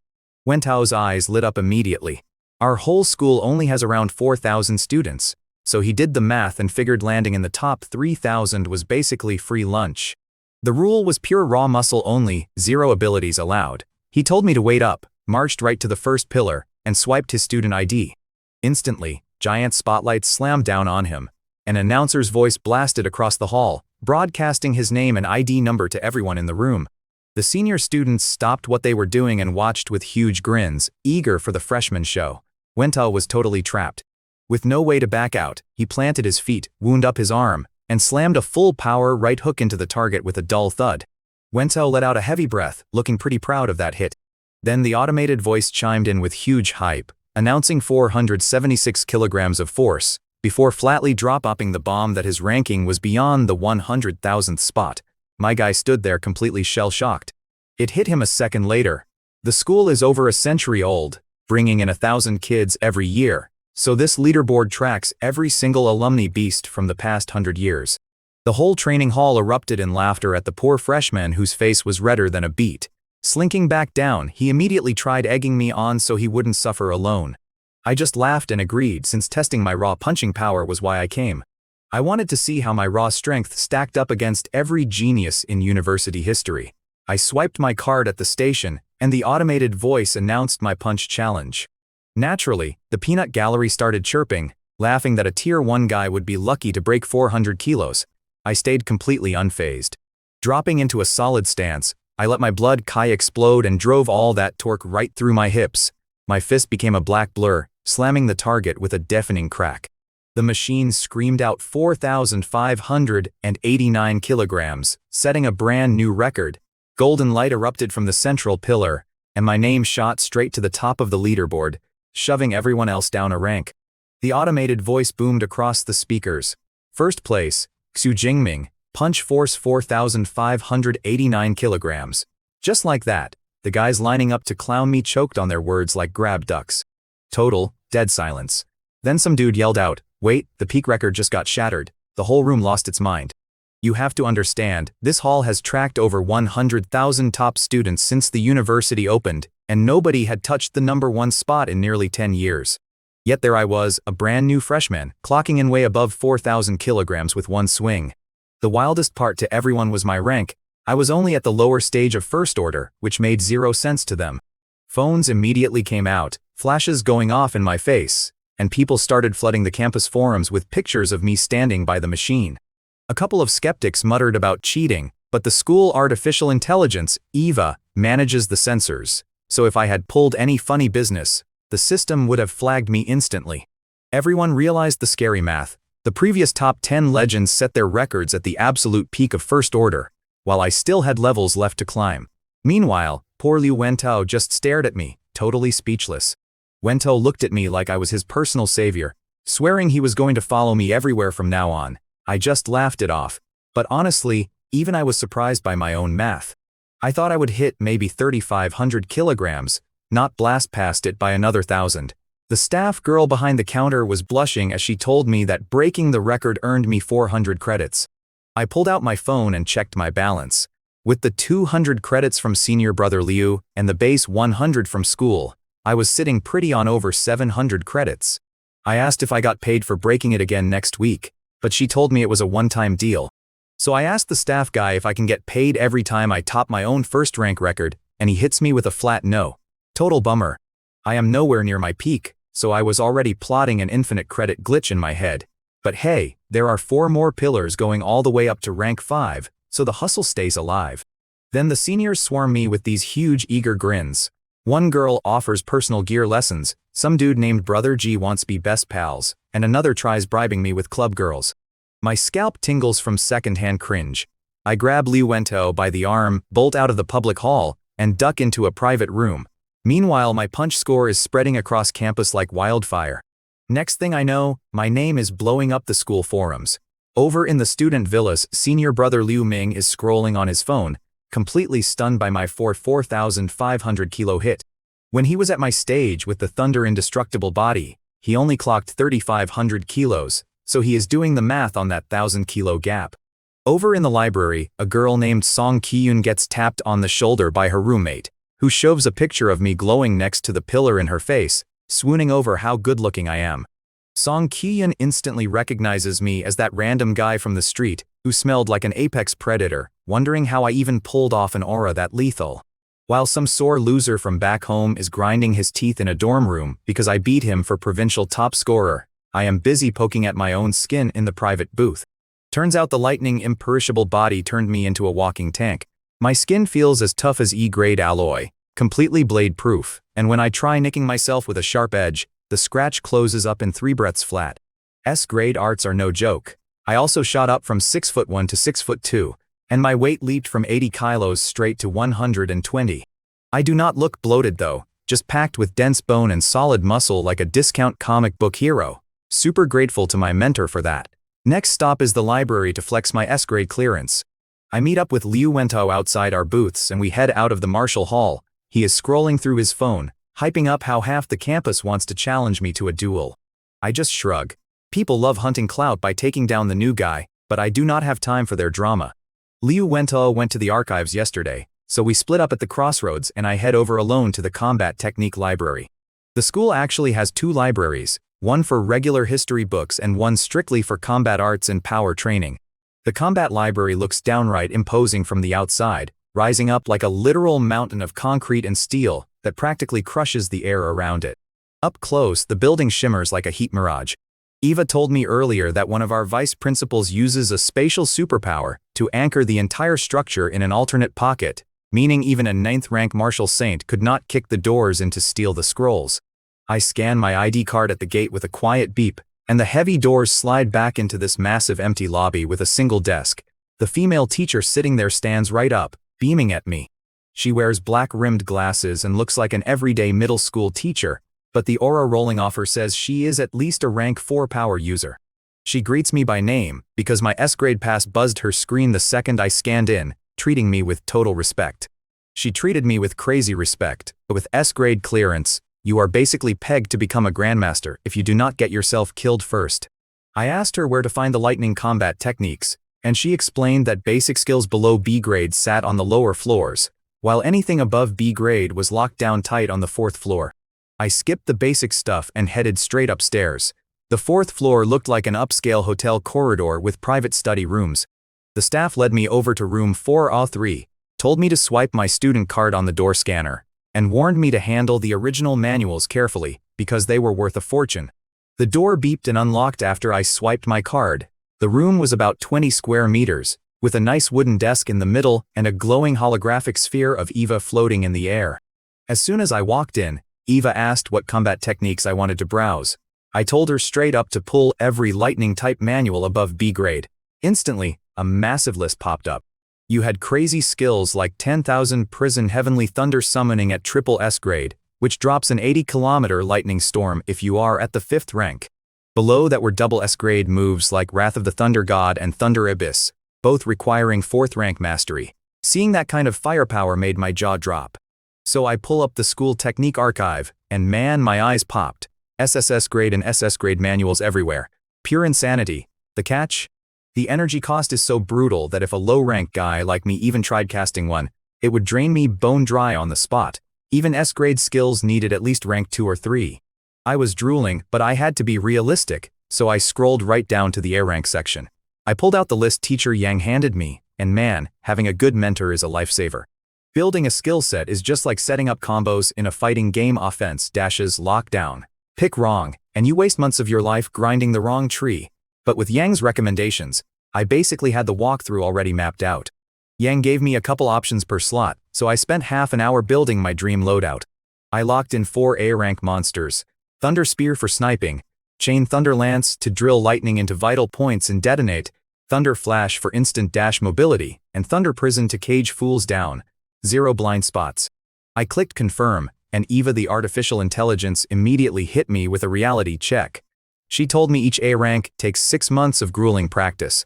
That is 2 whole years of my life, so she advised swapping to weaker B ranks. Regular folks might worry about that, or the ridiculous energy drain, but I was not sweating it. What Eva did not know was that I had over 2,000 ability points just sitting on my system panel ready to burn. For me, learning skills is just spending points with 0 grind time, so why settle for weaker junk? The energy drain would fix itself once I leveled up anyway. I told Eva to lock it in, and moments later, a staffer dropped 4 pristine A-rank manuals on my table. Honestly, I was blown away. Out in the real world, a garbage D-rank manual runs hundreds of thousands of Shia dollars, while B ranks cost millions. A ranks, you cannot even buy them with money. Yet here they were, totally free, courtesy of top-tier university privileges. I opened them up and felt the creator's aura bleeding off the pages. That raw artistic intent is why you cannot learn A-rank techniques from photocopies. You need the original masterwork. That artistic aura is why the university guards the original text so carefully. I spent about 4 hours reading through all 4 books, wrapping my head around the concepts before finally letting out a long breath. Normally, a person would have to spend 2 solid years grinding every single day just to execute them properly. But for me, I just smirked and whispered in my head, Deep Blue, add points. 200 points into Thunder Spear, 200 into Chain Thunder Lance, 200 into Thunder Flash, and 200 into Thunder Prison. 800 points gone, And bam, decades of muscle memory snapped into my brain like I had practiced them 10,000 times. 2 years of blood and sweat bypassed in 2 seconds flat. My status updated. First order lower. I pulled up my system panel, and man, watching my points drop to 1434 physically hurt. That was half my stash gone in seconds. But walking out with 4 A rank skills to stack on my purple Sky Divine Thunder and 391 blood key? Totally worth it. I was honestly grinning, wondering what poor bastard was gonna eat my full combo first. By the time I left the library desk and nodded to the lady at the front desk, it was past 5. I completely forgot lunch, so I grabbed a quick cafeteria dinner and headed back to the villa. The second I walked in, Liu Wento ran up to show me a QR code, saying there was an orientation meeting tomorrow at 9 on field number 1. So I scanned Wento's phone and hopped into the giant group chat, which already had over 600 freshmen blowing up the notifications. Everyone was obsessing over the pinned announcement about tomorrow morning and flexing their library clearance. Kids with A rank access were acting like kings, while the B rank and C rank guys were praying for an upgrade. It felt just like college group chats from my old life, so I lost interest real quick and headed upstairs. But Wento stayed glued to the couch, texting away, and casually yelled up to ask what skills I picked out. I just tossed back over my shoulder. 4 A rank techniques. You could literally hear his brain stall out from the bottom of the stairs. Wento gave me a wild look like I had lost my mind, asking if I had A rank clearance to pull that off. Most normal people would need until junior year just to learn one. I just told him nope, not a rank. It is S rank, and walked up to the second floor, leaving him sitting there completely frozen. See? He had been doing the math downstairs. Most kids get stuck with B or C clearance, while A rank gives you 60 starter credits, and even other top scorers only get that. He had no idea S rank even existed. Meanwhile, I stepped into my training room and picked up a plain gray 2-meter spear. My old Obsidian 1 got completely wrecked back during the entrance exam, so this cheap practice stick was all I had left to work with. The practice spear weighed maybe 20 kilograms, which felt like swinging a toothpick, but it was fine for a test run. I had been slammed since arriving on campus. Master Yang took me in on day 1, and the foundation shaping took 5 whole days, so I had not even bought real gear yet. I gripped the shaft, wrapped it in purple lightning, and unleashed the Chain Thunder Spear. The room erupted in a storm of crackling afterimages for 2 solid seconds before I finished with a vicious upward sweep.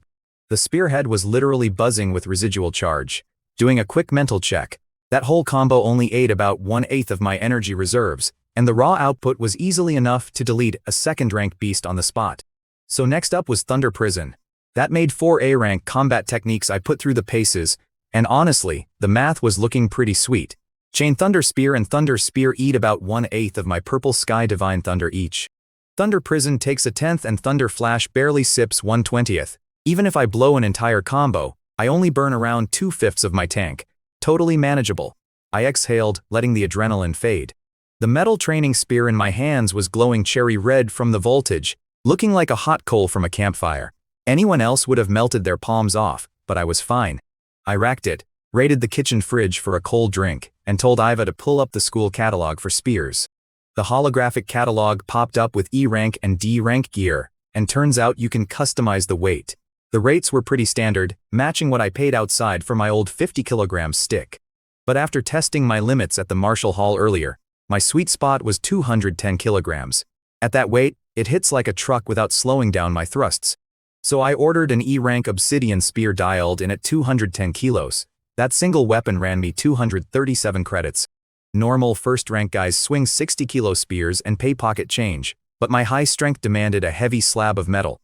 I also grabbed an E-rank combat suit for 70 credits and boots for 10, blowing 317 credits total. Just like that, my balance took a massive hit, dropping down to 382.6 credits. Iva chimed in with her chipper voice, saying my gear would arrive tomorrow. I took another swig of iced tea, chilling on the couch. Even with my system, I was not about to get lazy, so I spent the evening grinding my cultivation. Fast forward to 8:20 the next morning.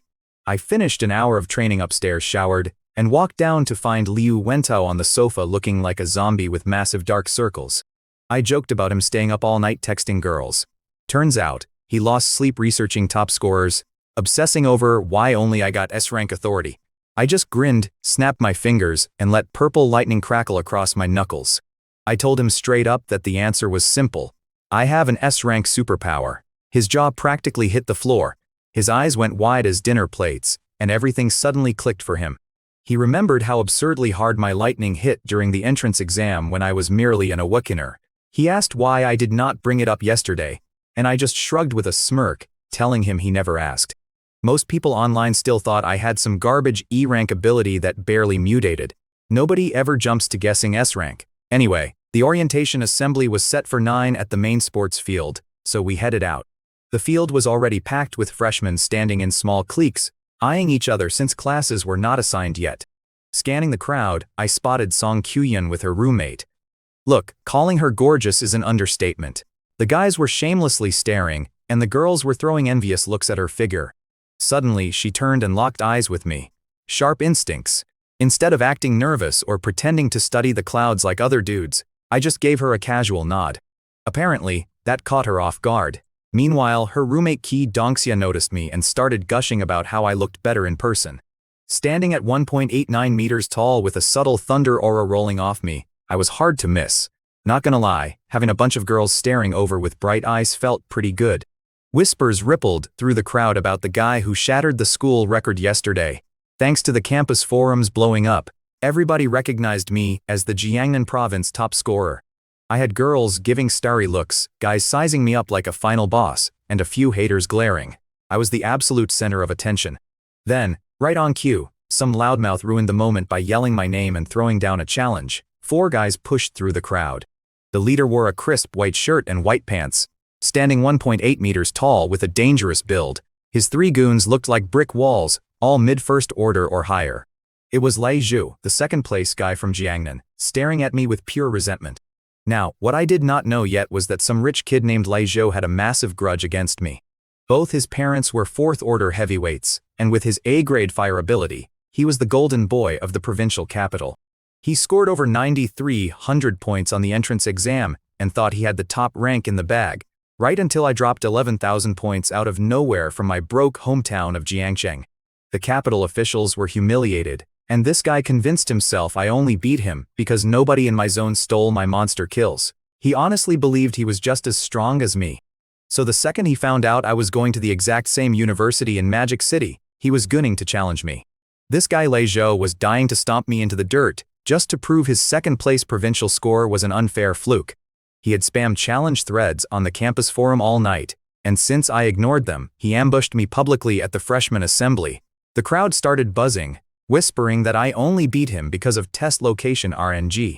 I pieced the drama together, shrugged, and told him flat out, "Sorry man, not interested." Look, before my breakthrough, I might have humored him, but now? I am sitting at first order lower with an S-grade thunder, immortal body, and 4 fresh A-rank skills. Smacking him around would be like an adult punching a toddler, zero satisfaction. Right on cue, his hype man sneered, claiming the school prodigy was just chickening out. Before this clown Lei Zhu could even open his mouth, his little cronies started running their mouths with cheap snide remarks. Lei Zhu played the good guy, acting all polite before hitting me with a fake smile. He brought up my aunt's rare herbs business, which supplies natural treasures that boost blood, chi, and spirit for awakened fighters. Turns out his family put in a massive order, paid a tiny deposit, and was sitting on the unpaid balance. If they dragged it out in court for a couple of years, my aunt would go dead broke before seeing a dime. He honestly thought holding my family hostage like that was a genius power move. I just narrowed my eyes at him and said, "Are you threatening me?" One look from me, and the color drained right out of his face like he just locked eyes with an apex predator. The guy tried playing it cool, saying it was a reminder, not a threat. "Time and place," I said, feeling ice in my veins. Nearby, Song Kyuyun was staring, probably sensing how badly I wanted to tear someone apart. Lei Zhou smirked and dropped the details. 7 days from now, high noon at practice arena number 3. Fine. Do not regret it, I told him, turning on my heel. Turns out my uncle's company landing that huge contract, the one they pulled 2 straight all-nighters for to cover an entire year of bills, was just a dirty setup aimed at me. Since this mess started over me, I am going to end it with my own hands. Meanwhile, the crowd went wild, gossiping about the upcoming bloodbath. That clown Lei Zhu deliberately scheduled our duel 7 days out, just so the rumor mill could cook, hoping to humiliate me in front of a giant crowd. Man was dreaming. Anyway, By 9 that morning, we all gathered for the freshman orientation, where a teacher broke down the credit system and how the school perks work. But what really grabbed my attention was this thing called the Combat Power Rankings. You climb into a virtual immersion pod, fight through simulated combat stages in full holographic reality, and the higher you rank, the crazier the rewards get. That sounded right up my alley, and I made a mental note to test those pods the second this meeting wrapped up. The whole thing dragged on for another hour with rookie questions, but my brain was already plotting my next move. Right after the assembly wrapped up, I headed straight over to teacher Yang Zhenqian's villa. Walked in, and my senior brother Liu Ming was already chilling in the living room waiting for me. He goes, "Come on, training room time. Morning is fist work with me, afternoon the teacher handles spear techniques."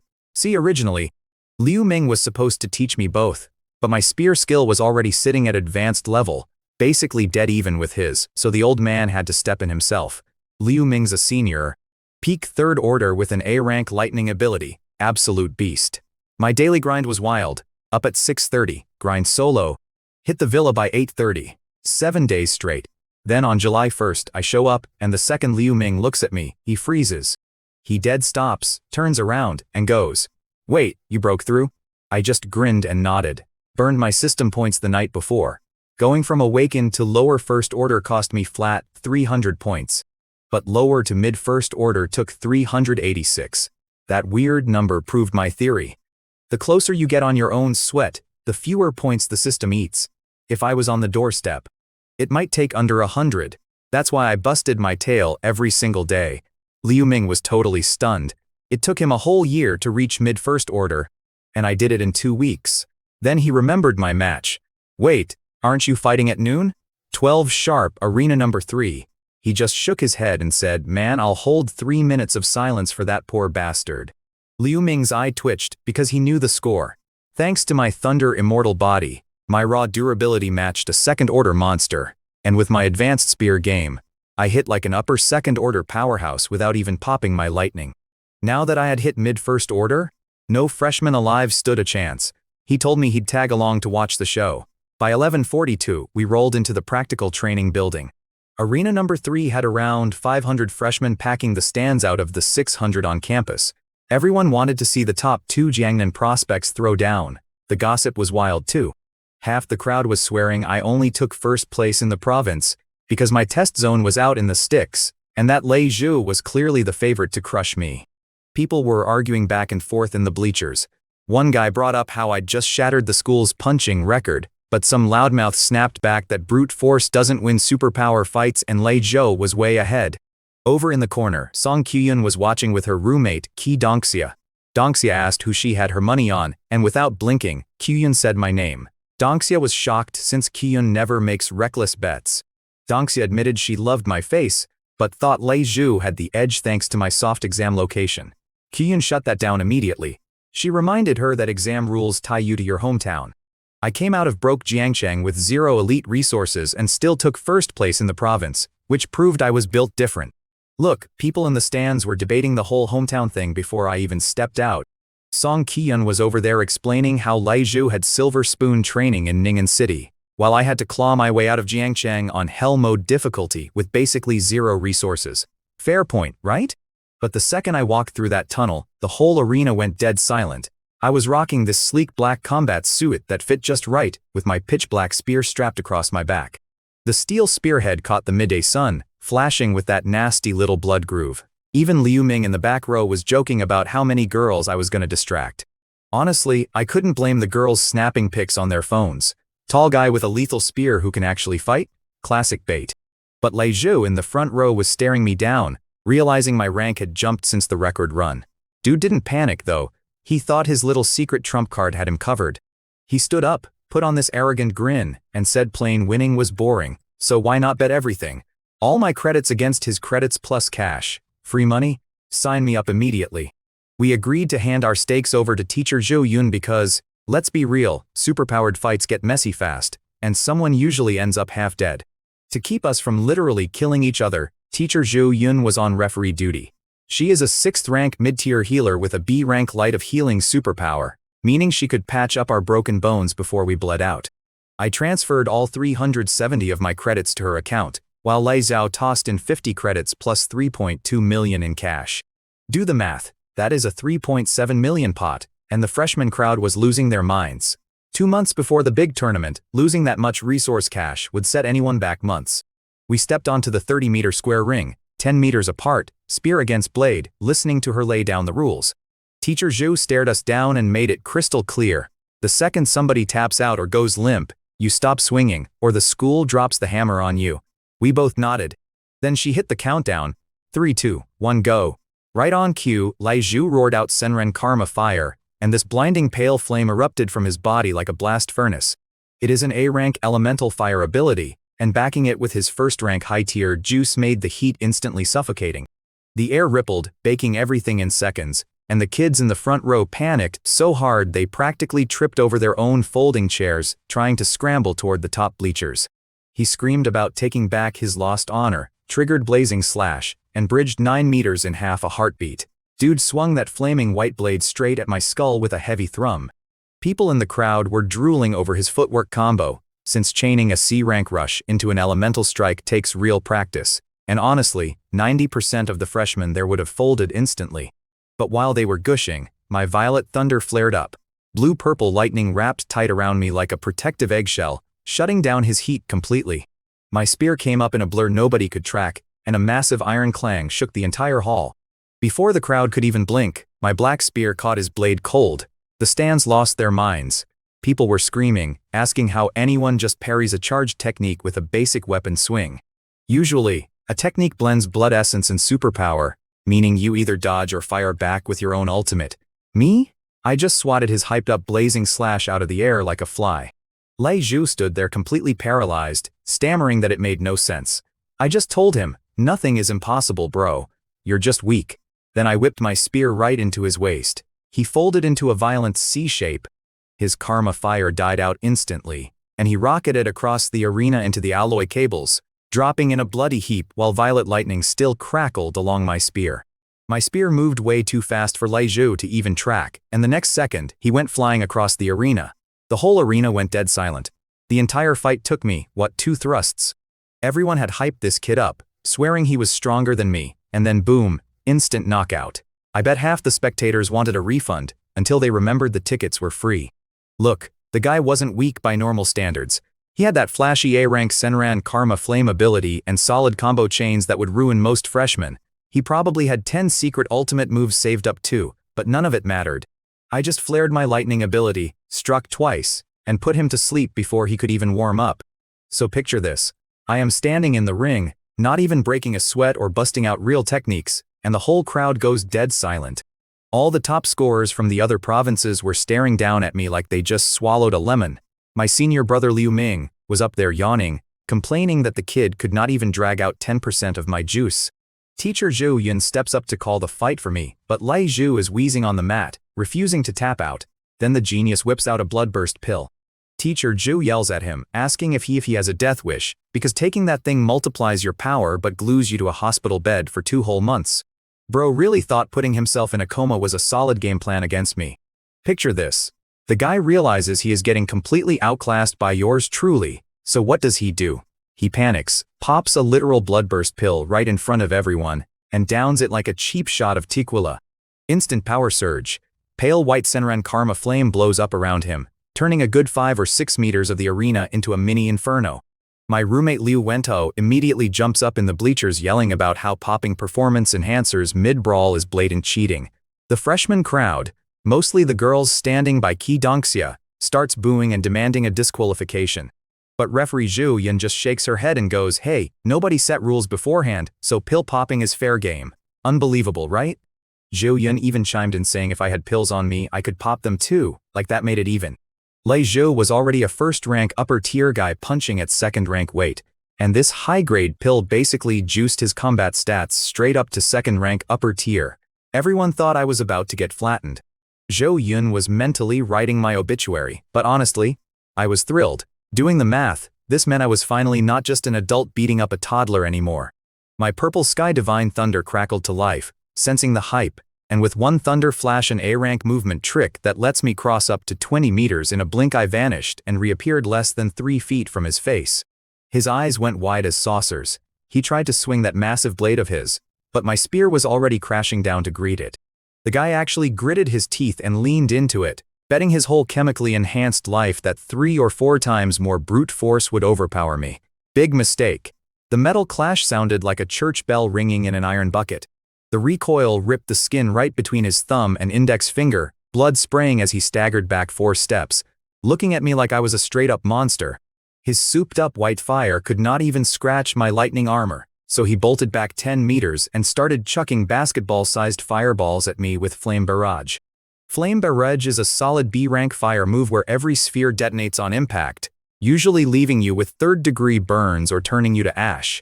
Against my Purple Sky Divine Thunder, though, 0 damage. The only annoying part was the blast shockwaves kept slowing my forward momentum. From the stands, it looked like I was a sluggish melee warrior getting endlessly kitted by a frantic spellcaster. The freshman figured I just had to stall until his drug wore off, while Lei Zhou was out there sweating bullets, wondering how on earth an S-rank lightning barrier on a first-rank guy could completely shrug off second-rank flames. He still thought he had 10 whole minutes on the clock to break me down. He really thought he had time to play the long game.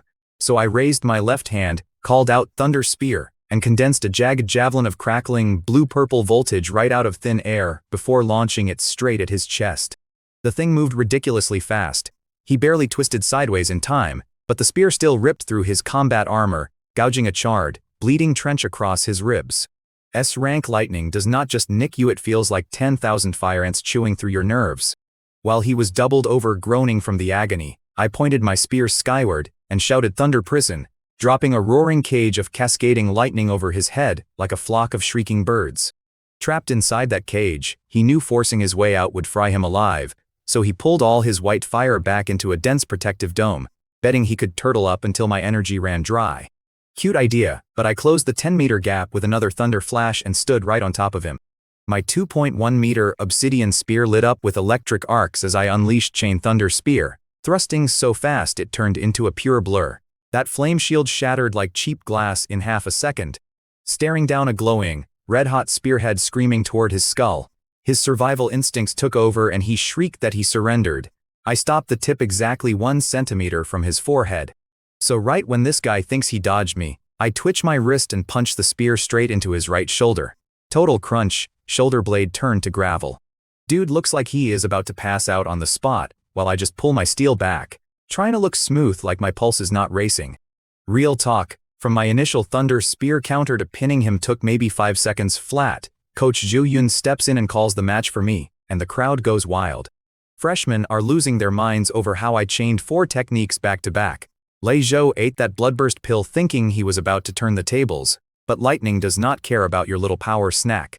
The best part was stopping my momentum dead at the end without blowing out my own internal circuits. The crowd started whispering, trying to guess what rank my moves were. They figured maybe B rank since Lei Zhou's flame shield shattered like cheap glass in under a second. Meanwhile, my senior Liu Ming was sitting in the back rows, practically choking on his own spit. See, he actually knows what our master gave us. Those were not B rank moves. That was Thunder Spear, Chain Thunder Lance, Thunder Prison, and Thunder Flash 4 straight A rank techniques. When Liu Ming started out, he only dared to pick one single A rank skill, because the learning curve is pure misery. And here I am running 4 at once like an absolute maniac. Liu Ming spent 4 brutal months just trying to wrap his head around Thunder Flash, so watching me flex all 4 gave the poor guy an existential crisis. Down on the stage, Lei Zhou finally caught his breath. Clutching his busted shoulder with this look of pure defeat, he mumbled that he conceded, promised the credits and cash were mine, and swore he would pay my aunt on time. Honestly, the guy got wrecked twice over. Not only did he lose the bet, but that pill was going to wear off in 10 minutes, leaving him completely bedridden for 2 whole months. In your freshman semester, being out of commission for 60 days pretty much tanks your entire college career. Catching up to me after that was dead in the water. You have to give Lei Zhou some credit, he did not cry about it, he took his shot and missed. Referee Zhou Yun walked over with a grin and processed the transfer right to my account. 50 credits and 3.2 million Jia currency straight from his pockets to mine. Let's do the quick math. That put me at 422 school credits and a sweet 7.42 million in the bank. Not bad for 5 seconds of sweat. I slung my obsidian spear onto my back and hopped down off the stage. Now, I weigh a solid 120 kilos, plus the 210-kilo spear that is 330 kilos slamming into the concrete. The whole floor shook, and my roommate Liu Wento jogged over eyes wide, asking what that monster weighed. 210 kilos, I tell him. Liu Wento nearly choked on air. The guy only weighs 65 kilos himself, so that chunk of metal on my back is literally 3 of him strapped together. Before he could finish freaking out, this girl materialized out of nowhere with a bright smile. She had the whole sharp corporate look going on, tall, black skirt, makeup dialed in, looking way more like an executive than a college kid. She handed me a card. Su Man, vice president of the Spirit Fox Club. Straight to the point, she told me my fight was insane and they wanted fresh blood. Turns out their club president is a third-order upper-tier awakener, and they do wilderness monster hunts, private training seminars, and hand out fat monthly resource packages. She laid out all the perks in one breath and hit me with that hopeful sales pitch smile. Around us, the other freshmen started buzzing. See, at our university, clubs are a huge deal, but the elite ones like the Spirit Fox Club usually have a strict cutoff, second-order awakeners only. Guys in the crowd were scratching their heads wondering why a top-tier crew was actively scouting a first-order guy like me. Until someone pointed out the obvious after what I just did to Lei Zhu, my paper rank does not mean a damn thing. Most freshmen dream about even landing an interview with an elite club just to get access to beast hunts, and here she was, practically begging me to sign on the dotted line. So picture this. The vice president of the Spirit Fox Club walks right up and tries to recruit me, and everybody around us is staring like I just stole their lunch money. I am thinking, alright, what is this crew actually about? But before I can say a word, senior brother Liu Ming strolls over, frowning, and tells her she is breaking the rules. Her face drops, she mumbles an apology, and bolts. Liu Ming tells me clubs agreed not to recruit freshmen until after the tournament, but people cheat when someone puts on a show. He pats my shoulder, tells me I am just too outstanding, and takes off. The guy is a third-order peak beast with Jade Pivot True Thunder from the Ashes Club, and he looks way scarier in person than in his photos. As Liu Ming walks away, my buddy Liu Wento, who we call Know-It-All, starts drooling over the math. We have roughly 4,000 students here, but most are stuck at first or second order. Fewer than 200 hit third order, and fourth order monsters never stay on campus. Wento asks if I have been to the Shanghai city center, and I tell him no. I have spent every waking minute grinding in the gym. He says we need a break and that 2 guys hanging out alone is sad, so he hops on the student forum to set up a group trip, throwing my name in the title to bait some girls. Up in the stands, Ki Dongxia scrolls right past his post and drags her roommate into the mix. So right as I was walking out of the training building, my phone buzzed in my pocket. It was my aunt Xu Qingguan, checking in to see if I was surviving Shanghai without burning down a dorm. I told her things were great, and then she hit me with the big family news. Turns out my cousin Tang Qi just got accepted into Linjiang Superpower University. In our university town, there are 5 superpower colleges, and Linjiang sits right around rank 100 nationally. Solid school. Classes start September 1st, so I told my aunt I would pick Tang Qi up at the station. After that, since my mentor Yang Zhenshan was away, I grabbed my spear, walked upstairs to the training room, and got to work. Downstairs, my roommate Liu Wento was stressing over our dorm mixer. The post blew up with comments, but once he spotted Ki Dongxia, Song Qiyun's roommate, he locked her in, then picked 2 more girls at random. Up on the second floor, I had different priorities. I was sitting cross-legged in shorts, running purple electricity across my chest, abs and legs. It is an S-rank technique called the indestructible thunder body. You literally shock your own muscle fibers with high voltage to forge your skin into steel. It stings like crazy, and if your foundation is not ready, it is basically straight-up self-harm. Right as my skin turned bright red from the heat, Wento yelled upstairs that it was time to hit the road. I snapped my eyes open, reeled in the purple thunder, took a lightning-fast shower, and threw on a t-shirt and pants. By 6:41 p.m. Wento and I were waiting at the main gate. Our campus sits right in the center of the university town, so people from other colleges pass by constantly. Honestly, half the girls walking past kept staring at me, mostly because I still had that intense, barely restrained energy going on after training. Right before our 7 p.m. departure, our first 2 guests arrived. They were twin sisters, roughly 5'4", super cute, looking almost completely identical. One had twin ponytails, the other had a single ponytail. Wento just stood there staring, looking like he could not believe his own luck. The older sister, Li Wanting, stepped forward with a confident smile and introduced herself first. Then the younger one, Li Wanyu, giggled, showing off an adorable little canine tooth. Wento and I gave our names, but let us be real, both of them had their eyes locked dead on me. They had watched me fight from the arena stands at noon, but from that far away, you cannot really read a guy. Up close, they seemed genuinely surprised by my whole presence. They were not brainless fangirls either. You do not get into this school by being clueless. They knew networking matters, and after watching me handle business on the arena stage, anyone with 2 working eyes could tell my combat tier was in a completely different league from the average freshman. Locking in a solid connection with a top fighter is just good math, and honestly, most of the girls in the forum comments were thinking the exact same thing. Chatting with them, I found out both sisters have a B-rank support power called Healing Holy Water. The crazy part is that their healing stacks together, hitting an A-rank effect. Lee Wanting smiled and told me to keep them in mind whenever I build a squad for the wilderness zone. Auxiliary healers cannot solo ferocious beasts, so they need a heavy hitter they can trust.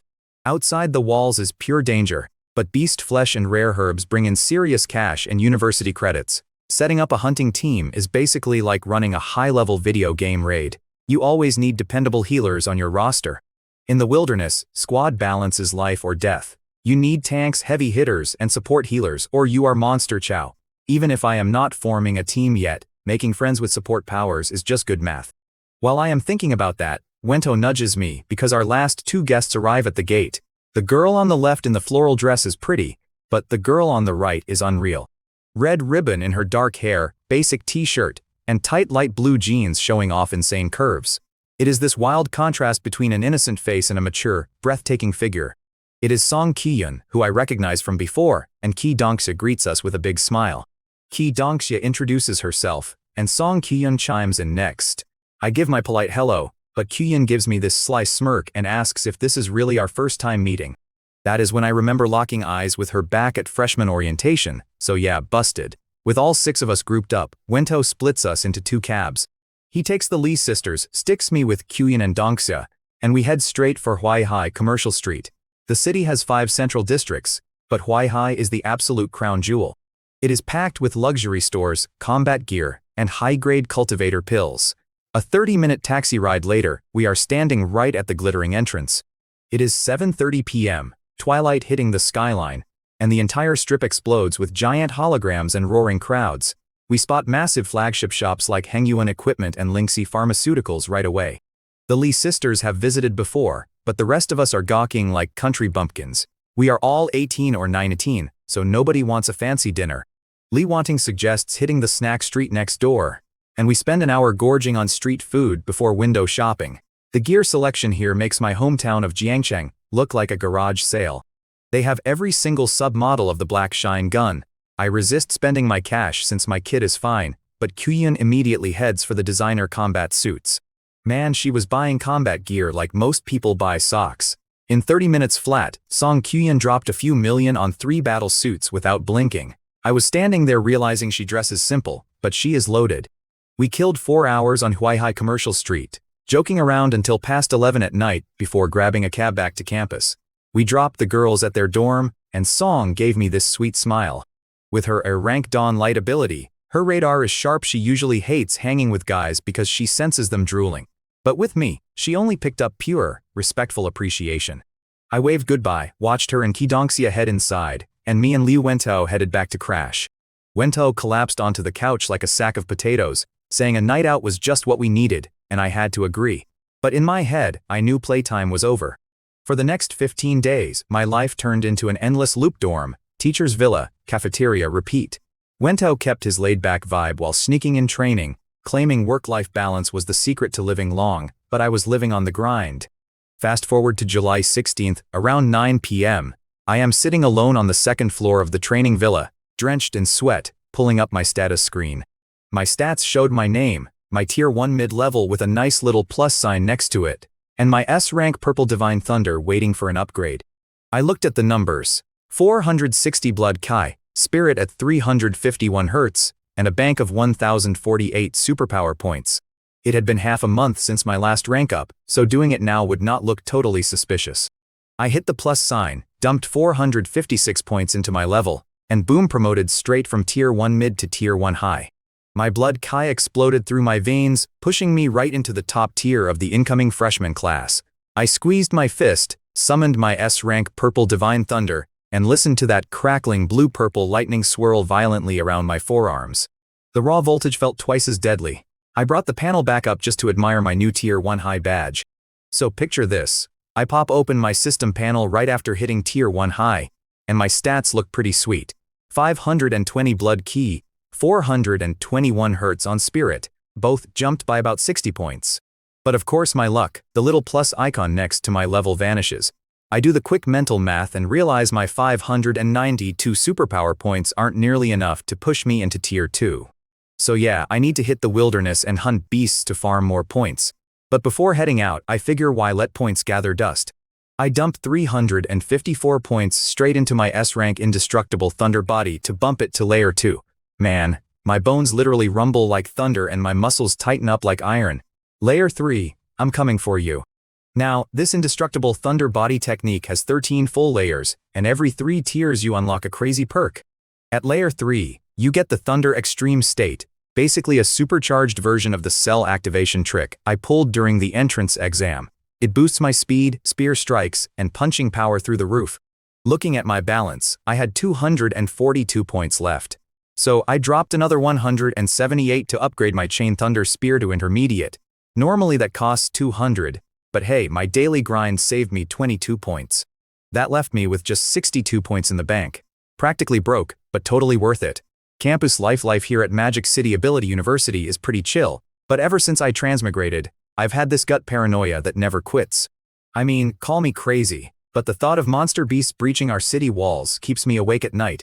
Sure, the city has high-ranking ability users on patrol, but I've never been the type of guy to bet my life on someone else showing up. Back in my old life, growing up in an orphanage, everyone expected me to drop out after middle school. Instead, I busted my tail, earned my bachelor's, finished my master's, and made it to doctoral candidate. I don't give up. The next morning at 7:30, after already grinding for an hour in the gym, I strapped on my combat suit, grabbed my Black Radiance spear, and headed down to train with senior brother Liu Ming. My roommate Liu Wento stumbled out of bed looking half dead, staring at me like I was some kind of programmed robot monk. Honestly, fair enough. To be fair to the guy, training 8 hours a day maxes him out, while I'm basically living in the gym. Normally, college freshmen with free time before classes start would sleep until noon. Not here at Magic City Ability University. It was barely dawn, and freshmen were already marching out, gear strapped on and ready for war. As I walked past Villa 12 on my way from Villa 32, Song Kyuyun stepped out. Ever since our trip downtown, we'd been texting back and forth, and since my route always crosses hers, running into each other was practically routine. I gave her a nod and asked if she had practical combat training scheduled too. See, ever since orientation announced exclusive mentors, everyone had been scrambling for one, though most kids struck out completely. Song Kyuyun, being Sichuan's top scorer, had landed the Elemental Academy Dean, a 7th rank upper stage powerhouse with natural light abilities. Usually she wore baggy sweats, but today she was in full battle gear, carrying a longsword. Her silver-white combat suit was sleek, tailored, and definitely turned some heads as we walked side by side toward the faculty villas. She smiled and admitted a senior sister was coming to spar, though she was feeling a bit nervous about it. Out of nowhere, she asked if we could set up a sparring match sometime when our schedules cleared up. I could tell she was curious about that wild beast-like aura I project in battle. I told her sure, absolutely. Though realistically, that throwdown would have to wait until I got back from hunting in the wilderness. So after walking Song Kyuyun back to the faculty villas, we split up, and I walked inside. I called out to my senior brother Liu Ming, but the second I stepped into the living room, I stopped dead. Sitting right there on the couch in a loose robe was our teacher, Yang Zhenchen. The man is a terrifying 7th rank master. Normally he trains solo all morning and only comes by in the afternoon to drill me on spear techniques, but he looked up, smiled, and said he came early just to watch our sparring. Honestly, I'd been grinding like a madman for a solid month, never late, never slacking, doing extra reps in my dorm until midnight. Going from a fresh awakener to 1st rank mid-stage that fast was proof the suffering was working. Right as he was looking at me, he froze, sensing my aura flare up. He literally gasped and asked if I had hit 1st rank upper stage. I just nodded and went, yeah, happened last night. And oh, by the way, my thunder imperishable body reached stage 2 as well. Dropping those 2 bombs totally broke the man. This is Yang the Yan King we are talking about, a dude who never flinches. Liu Ming just gave this dry laugh, calling me an absolute monster because that same climb took him 18 months of agony. Teacher Yang finally snapped out of his trance, slapped my shoulder with a huge grin, and dragged us straight to the backyard combat arena to see how hard I could hit. So picture this. We are standing in this massive open-air courtyard, over 500 square meters of pure A-rank alloy shining in the morning sun like a brand new frying pan. Coach Yang is grinning ear to ear, telling me, "Jingming, go nuts, unleash everything, nobody dies on my watch." Look, I had to face my senior brother, Liu Ming. The guy is a peak third-rank monster. If he went full throttle, I would have been fried chicken before I even blinked. To keep things fair, he calls out that he is dialing his power down to second-rank lower stage. He has 3 whole years of brutal combat over me, but he knew if he dropped down to my first-rank level, I would probably smoke him. We both grip our spears, stare each other down, and coach counts it down. 3, 2, 1, go. The second coach yelled begin, boom, we both popped lightning flash and vanished into thin air. A split second later, my black spear slammed dead into his cyan spear with a deafening clang right in the center of the yard. Total stalemate. Liu Ming looked genuinely spooked by my raw power, but man, I was loving every second. Ever since I unlocked the Thunder Imperishable body, nobody could take my hits head-on, so having an opponent who did not break was a blast. I shifted gears instantly into Chain Thunder Spear, blue-purple sparks turning my weapon into a blur. He dodged, so I dropped a Thunder Prison Cage right over him and hurled another Thunder Spear. He laughed, popped his white Jade Pivot True Thunder, and blew right through my trap. Then he yells that it is his turn, charging me with that wild grin and a spear dripping white lightning. We traded blows non-stop for over 20 straight minutes until my purple Cloud Divine Thunder was running completely on fumes. My lungs were burning, my arms felt like wet noodles, and after one final clash, I stepped back wheezing, admitting defeat. But Liu flashed right over, pulled his aura back, and shook his head.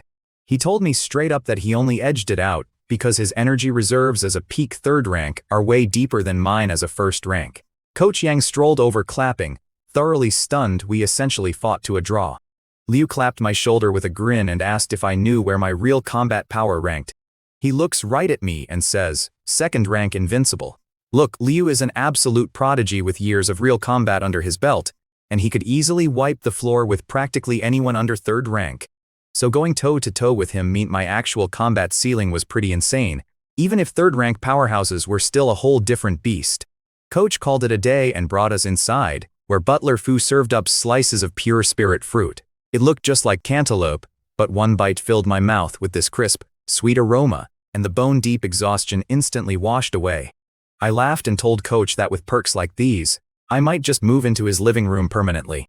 Coach cracked up and promised me free fruit on tap, since for a 7th-rank powerhouse, fancy snacks are basically pocket change.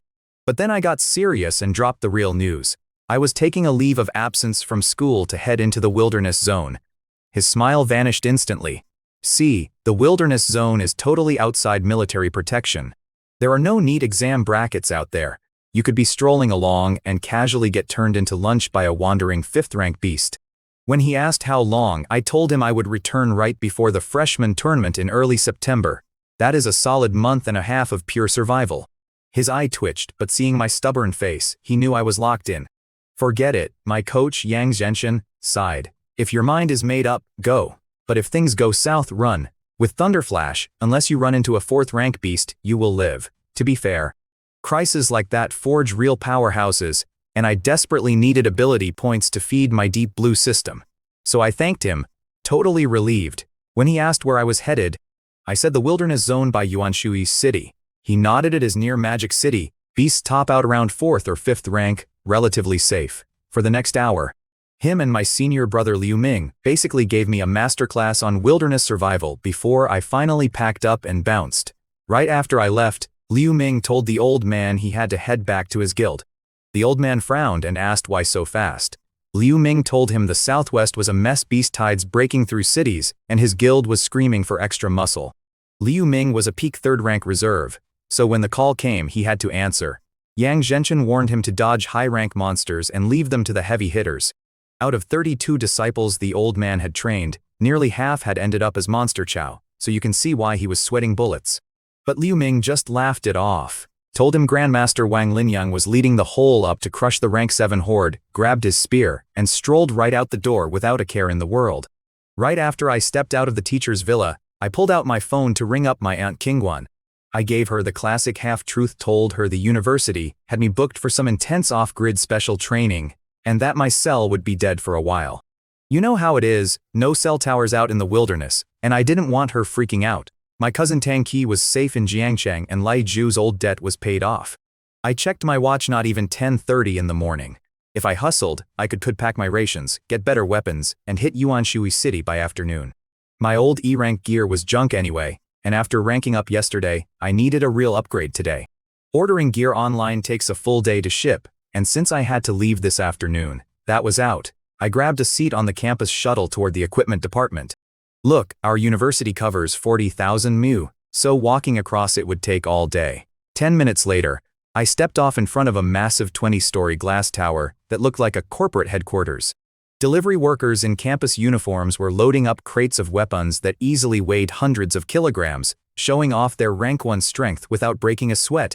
I walked inside, jaw slightly dropped at how fancy a school armory could be, and a staff member immediately greeted me with a warm smile, asking what I was shopping for. I told the clerk I needed a spear, and she asked if I wanted a standard mass-produced model or a custom one. Standard spears like my old Heiyao get the job done, but they're cookie-cutter weapons where you only pay for better alloy. Custom pieces are hand-forged by weapon masters. They feel incredible in your hands, even if they cost a small fortune. Since I was heading into the wilderness where one bad swing could get me eaten, I went custom. She led me up the elevator to the 13th floor. When the doors opened, I saw a giant showroom filled with tall glass cases displaying every kind of spear imaginable. As a guy who loves polearms, this place was practically paradise.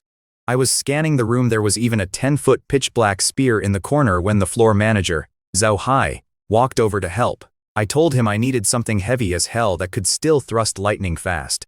Standard spears never check both boxes, but he led me to a case holding the Dark Cloud Gale spear. It had a dark gold shaft with cloud engravings and a platinum white tip with 4 vicious blood grooves. The shaft was D-grade alloy, the tip was rock-hard C-grade, and the whole thing weighed 260 kilograms. Plus, an Esper had enchanted it with wind abilities to boost thrust velocity. Zhao Hai gave me the rundown, though I could tell he figured 260 kilos was way too heavy for a first-tier guy like me. See, 260 kilograms is third-tier Esper territory, but third-tier fighters only use C-grade gear or higher. So a D-grade spear, the spear this heavy, was basically an awkward paperweight that had been collecting dust for over a year. Weapon enchanting is crazy expensive, the same high-end tech they used to make spatial rings, which made this spear way too pricey for what it was. Zhao Hai looked at me, saw a first-tier guy, and probably assumed I was broke and couldn't even lift it. He was already opening his mouth to steer me toward lighter 60-kilo models when I cut in and asked if I could test it out. The guy froze, blinking at me like I had lost my mind. He went, "Are you sure? It weighs 260 kilos. I just grinned and told him that was actually right in my wheelhouse. Meanwhile, I went up to the 13th floor to test drive this new spear, hoping it packed a punch. There was a glass testing room, so I stepped inside and unleashed my blue-purple lightning, making that black spear dance like a wild dragon. Outside, a bunch of students were losing their minds, whispering that my moves looked advanced and assuming I was some third-tier badass. One guy asked the manager, Zhao Hai, what spear I was swinging. When Zhao Hai told him it was the Dark Cloud Gale spear, the guy was confused why a third tier would pick it. Zhao Hai deadpanned that I was only a first tier. The dude looked like his brain short-circuited. He could not believe a first tier was slinging that heavy steel. Zhao Hai walked over grinning and asked what I thought. I told him it was solid, maybe a hair light, but good. After leveling my thunder imperishable body, my blood energy spiked enough to swing a 300-kilogram pole, so this 260-kilogram beast felt smooth. Plus the wind buff and D-grade alloy carried my S-grade Purple Sky Divine Thunder like a dream. Zhao Hai looked like he won the lottery. Turns out the equipment department burns cash on research, and this unsold spear was giving him ulcers. Official tag was 600 credits, but he instantly cut me a 20% discount down to 480 credits, basically giving it to me at cost just to get it off his hands. I stood at the equipment department counter trying to haggle like a guy at a garage sale, asking if there was any discount. 10 minutes later, I walked out holding the Dark Cloud Gale spear, practically broke. Look, I started with 412 credits. The other spears upstairs were either way too light or way too slow, and the decent ones cost crazy money. So, I swallowed my pride, traded in my Black Radiance spear for 100 credits recycling, dropped 480 on the new weapon, and had 32 credits left.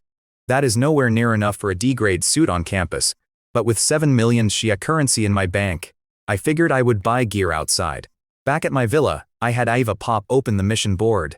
Looking at the mission board, it hit me how this place really operates. You can play it safe, attend classes, and slowly crawl forward. Or you can go hunt rogue beasts and fugitives, rake in credits, and turn that into pure power. The top students do not hang out on campus. They live out in the dirt. Since I was planning to spend over a month in the wild anyway, I locked in 3 B rank missions and 1 A rank contract. Then I hit a shop outside campus, dropped 2.1 million Xia currency on a D-grade battle suit and boots, and caught the TM high-speed train straight to Yuanshui City, which used to be just another sleepy town before the world went crazy. Man, Yuanshui City blew up out of nowhere decades ago after beasts trashed the outskirts and turned the whole area into a wilderness zone. Once that happened, ability users flooded in hunting for exotic herbs and monster materials. And let us be real, hunters burn cash fast. Armor repairs, sharp blades, combat boots, healing potions. You cannot just run back to Magic City every single time your combat suit rips, so gear shops popped up everywhere. Guys struck it rich, spent like idiots, and the city boomed. Still, with that ticking danger next door, they stationed over 10,000 troops outside. It was July 16th, 6 in the evening, when my train finally hissed to a stop at the supply base, and a dozen armed hunters stepped out chatting. While everyone else was carrying standard swords and shields, I was the lone guy in a black combat suit with a dark golden spear strapped to my back. Standing outside the Yuanshui supply base, I let out a long breath. The high-speed rail from Magic City took 2 hours, and the direct train here ate another 2. 4 whole hours gone honestly. Next time I am just buying a car. The lobby inside was surprisingly fancy, with mirror-polished marble floors, a massive crystal chandelier, and female attendants in short skirts serving tea. If my buddy Zhang Hao were here, his eyes would be popping out of his skull. Before I got too distracted, a smiling attendant walked over, and I asked her how to register as an adventurer. You cannot just stroll into the wilderness without paperwork. First-timers have to register as official adventurers and grab a satellite tracking watch mostly, so they have a record if you get eaten out there, though the license works across the whole country. The attendant led me to the front desk where I filled out my basic info, name, age, rank, and school. When the clerk saw Magic City Ability University on my sheet, the girl beside me looked completely starstruck. She said I would easily graduate as a 3rd or 4th rank powerhouse. Most freshmen do not dare enter the wild until 2nd rank, so showing up at upper 1st rank felt pretty wild. I just gave her a grin, thanked her for the hype, and went to do the physical test. The strength verification was totally painless. I just flared a tiny spark of my lightning ability, and the sensor cleared me instantly. The staff told me my adventurer badge would take a few minutes, so I found an empty sofa in the lobby and ordered a cold drink. It cost over 100 Xia coins complete highway robbery, but when ability users pull hundreds of thousands worth of beast loot out of the wild in one trip, nobody sweats drink prices. We risk our lives while regular folks stay safe, so the math works out. I was sipping my drink and planning my morning supply run when the lobby suddenly got loud. People were yelling about goddess Jiang Chuxuan showing up, and the name immediately rang a bell in my head. I looked toward the lobby entrance along with the crowd, and a squad of 6 walked in like a traveling movie crew. Leading the pack was an 18-year-old girl in a pale cyan battle suit, sporting gorgeous, silky white hair that cascaded all the way down to her waist.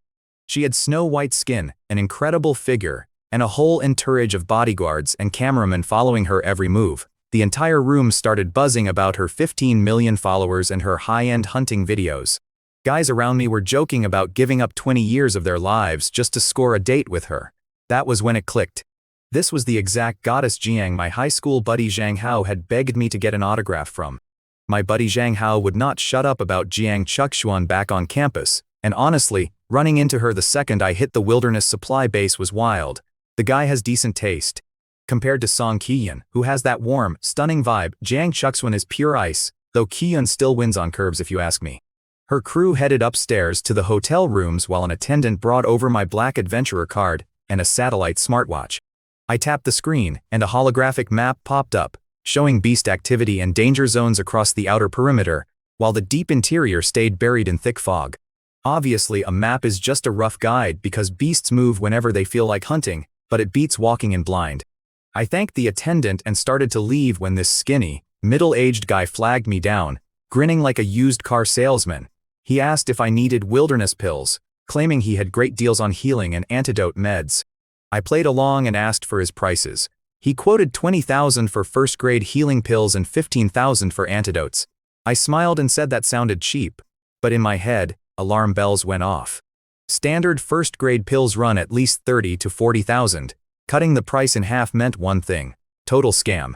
The guy had con artist written all over his shifty face, clearly picking on fresh rookies who did not know market rates yet. He puffed out his chest, swearing up and down his pills were top quality, but I just gave him a dry smirk and asked if he really thought I would buy $20,000 garbage. His fake smile vanished instantly. He flared his energy, glaring at me like he wanted to jump a first-stage guy for ruining his hustle. But before he could move, a woman in dark armor stepped in with a black longsword, yelling at him by name. Her name was Wang Qian, an older hunter who had dealt with his trash before, and she put herself right between us. Zhao Chunlin backed down because Wang Qian had backup, but he sneered and told me I was lucky, warning me not to step outside the supply base if I valued my skin. Everyone in the lobby started whispering that I was dead meat since he was a second-stage mid-rank, and I was just first-stage upper rank.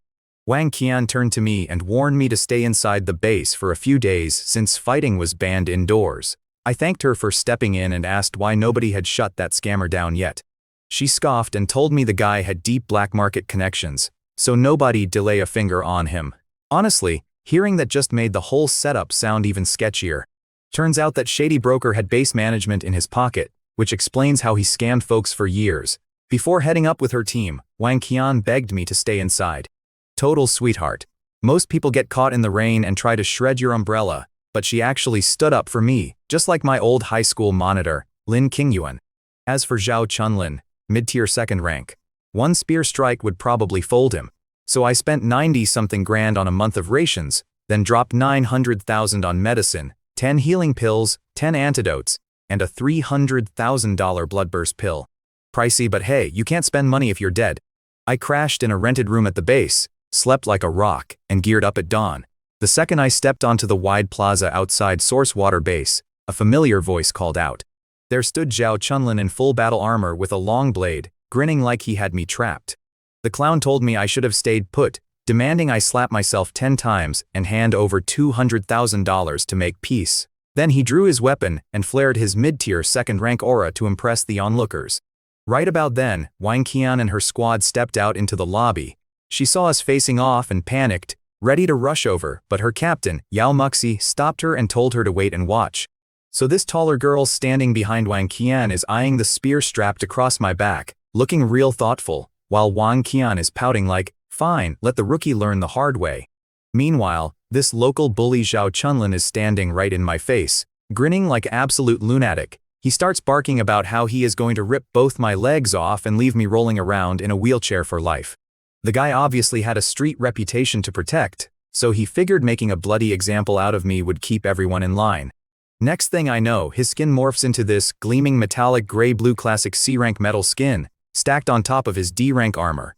He starts running his mouth, little brat, you cannot even scratch my defense, man. I was so done listening. I just muttered, too noisy.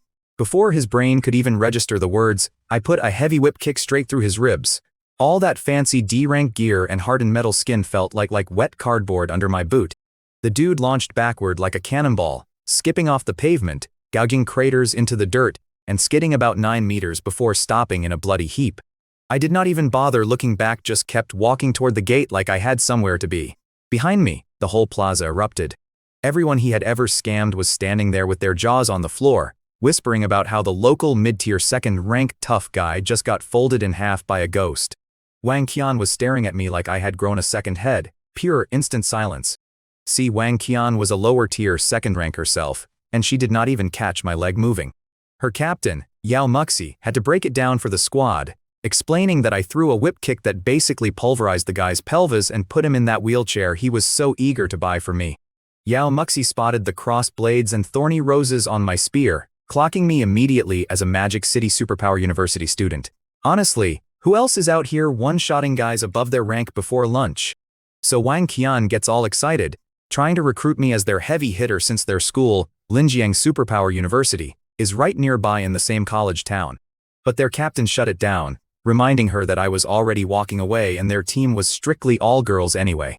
While those girls were giggling and joking about whether Wang Qian had a crush on me, I was already checking into the zone. Look, out here, school rules do not mean anything. Supply bases are total gray zones the cops do not patrol. Beast parts and rare herbs bring in disgusting piles of cash, and the whole place runs on big fish eating little fish. Zhao Chunlin thought he was the shark in the pond, but he picked a fight with an apex predator and ended up folded like laundry. I swiped my adventurer badge at the turnstile, stepped through the heavy metal gates, and the raw smell of blood and damp pine immediately hit my nose. In the distance, massive roars were already echoing off the tree line, way deeper and meaner than anything they threw at us during the college entrance exam. Those roars had to be 4th-rank monsters marking territory. A 4th-rank beast has the brains of a 10-year-old kid, which means they actually know how to ambush you and turn you into a snack. I tapped open the holographic map on my smartwatch to do some quick math. Officially, my stats were upper-tier 1st rank, but my real combat output was peak 2nd rank. I needed a farming spot with maximum targets and minimum lethal surprises. The mountain forests were crawling with heavy hitters, but the ruined towns had mostly weaker packs. City A was packed with 1st ranks too low for decent ability points. Town C had 2nd ranks, but 3rd and 4th ranks roamed nearby. Then I spotted Pingan County Town, packed with 500 to 600 2nd-rank beasts, 0 high-rank monsters. Absolute jackpot. I locked in the coordinates for Pingan County Town and took off. It was only about 20 kilometers away, which would take me maybe 40 minutes on a clean track, but this was hostile territory, not gym class. I had to dodge monster patrol routes and take wide detours around nasty scent markers, so it took me over 3 hours of careful creeping to finally reach the outskirts. And man, what a sight. Collapsed skyscrapers, rusted-out cars left behind decades ago during the evacuation, and cracked asphalt choked with weeds. Scattered through the overgrowth were gnawed bones, some animal, some definitely human. Savage growls were echoing through the hollowed-out alleys, completely wild and unhinged compared to those caged exam beasts. Any normal guy would have shaken knees, but honestly, all I saw was free experience. My blood was burning with this wild rush to fight, probably the thunder tyrant lizard blood messing with my head. I gripped my dark cloud gale spear and bolted straight into Pingan County.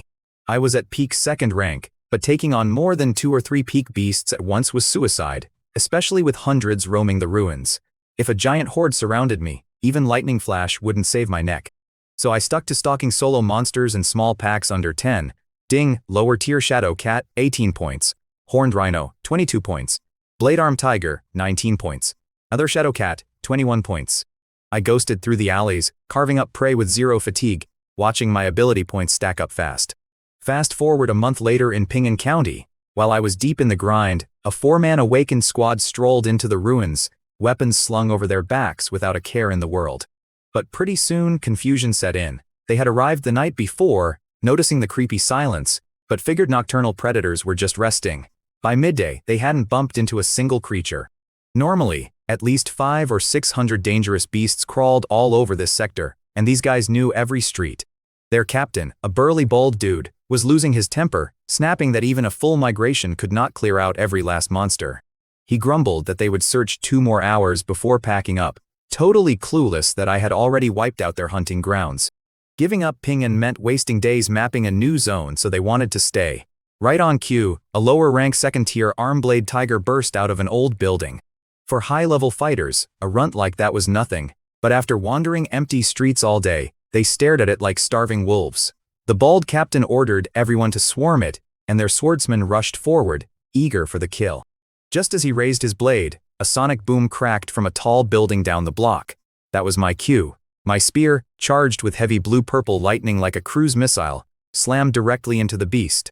The earth rattled with an ear-splitting boom as electric arcs hissed across the asphalt, leaving the entire squad frozen in pure shock. Fast forward to me out in Pingan County. My blue-purple thunderbolt hits an arm-blade tiger so hard a miniature mushroom cloud erupts, reducing the beast to a pile of smoking ash. A squad of hunters nearby almost lost their minds. One burly guy dropped his broadsword in pure terror, realizing that if he had taken one more step, he would have been vaporized alongside the cat. Their bald captain stared at the ruined skyline, dead certain some mysterious high-level master was staking territory and warning them away. They panicked, bolted toward the county border, And all while they were running for their lives, I was just chilling on a high-rise rooftop hearing the system ding. 19 ability points scored. I pulled my hand back, watching blue and purple sparks fizzle out across my knuckles. Man, after spending a full month out in Pingan County, I looked like a total wreck. My combat gear was shredded and caked in dried monster blood, my boots were dusty, and I had this scruffy beard going on. Only my dark gold Dark Cloud Gale spear looked pristine. Testing my A-rank Thunder Spear at advanced proficiency pushed my strike range past 1,000 meters, which felt insane. Problem was, I had hunted the whole area empty. I wiped out over 500 second-tier beasts, converting them into roughly 8,000 ability points. I never stockpile either, every single point got spent instantly, making my status sheet look stacked. Man, you should have seen my stat screen. In just one single month, I went from first tier upper straight to second tier upper. 1,310 vitality, mind at 972 Hz, Purple Sky Divine Thunder at S rank, and my indestructible Thunder Body sitting pretty at stage 3. Master level spearmanship 2. Most guys spend entire lifetimes swinging a pole and never even sniff master rank. Sure, having the deep blue system helped, but I ground my butt off every single day out there. I stood on that dusty rooftop, looked down at my rundown 30 square meter room in Pingan County, the only spot where the bed had not totally rotted into sawdust, and decided it was time to pack up, hit the base tomorrow, and go deeper into the wild. So in the corner of my room, I had this massive reinforced tactical pack. A normal pack maxes out at maybe 200 kilograms before the seams blow apart. Mine? I crammed over 400 kilograms of monster loot into that poor thing until it looked like an overstuffed sausage. We are talking cleaned arm blades, cat claws, rhino horns, and premium tiger sinew. Back when I first got here, I tried stripping every dead beast bare, but space got tight real fast. Anyway, my stomach starts growling, so I yank out a fat tiger sinew. Thing was so bouncy both ends were wobbling like crazy. I stabbed it onto a bamboo skewer, sparked the firewood with a quick bolt of lightning, and roasted it golden brown right over the flame. Chewy, juicy, honestly incredible. Look, energy bars will keep you alive, but after a few weeks, they taste like chalk and sadness. Eating fresh meat was 10 times better, even without salt. I promised myself that the second I hit the supply base, I was buying a pot and a full spice rack to cook beast meat on the fly, like those obsessive fishermen back home. Since I had already cleared out almost every monster in Pingan County, I trained until 11 p.m., got some shooty, and hauled my 400 kilogram pack out at 10 the next morning. When I reached the base entrance, hunters were everywhere.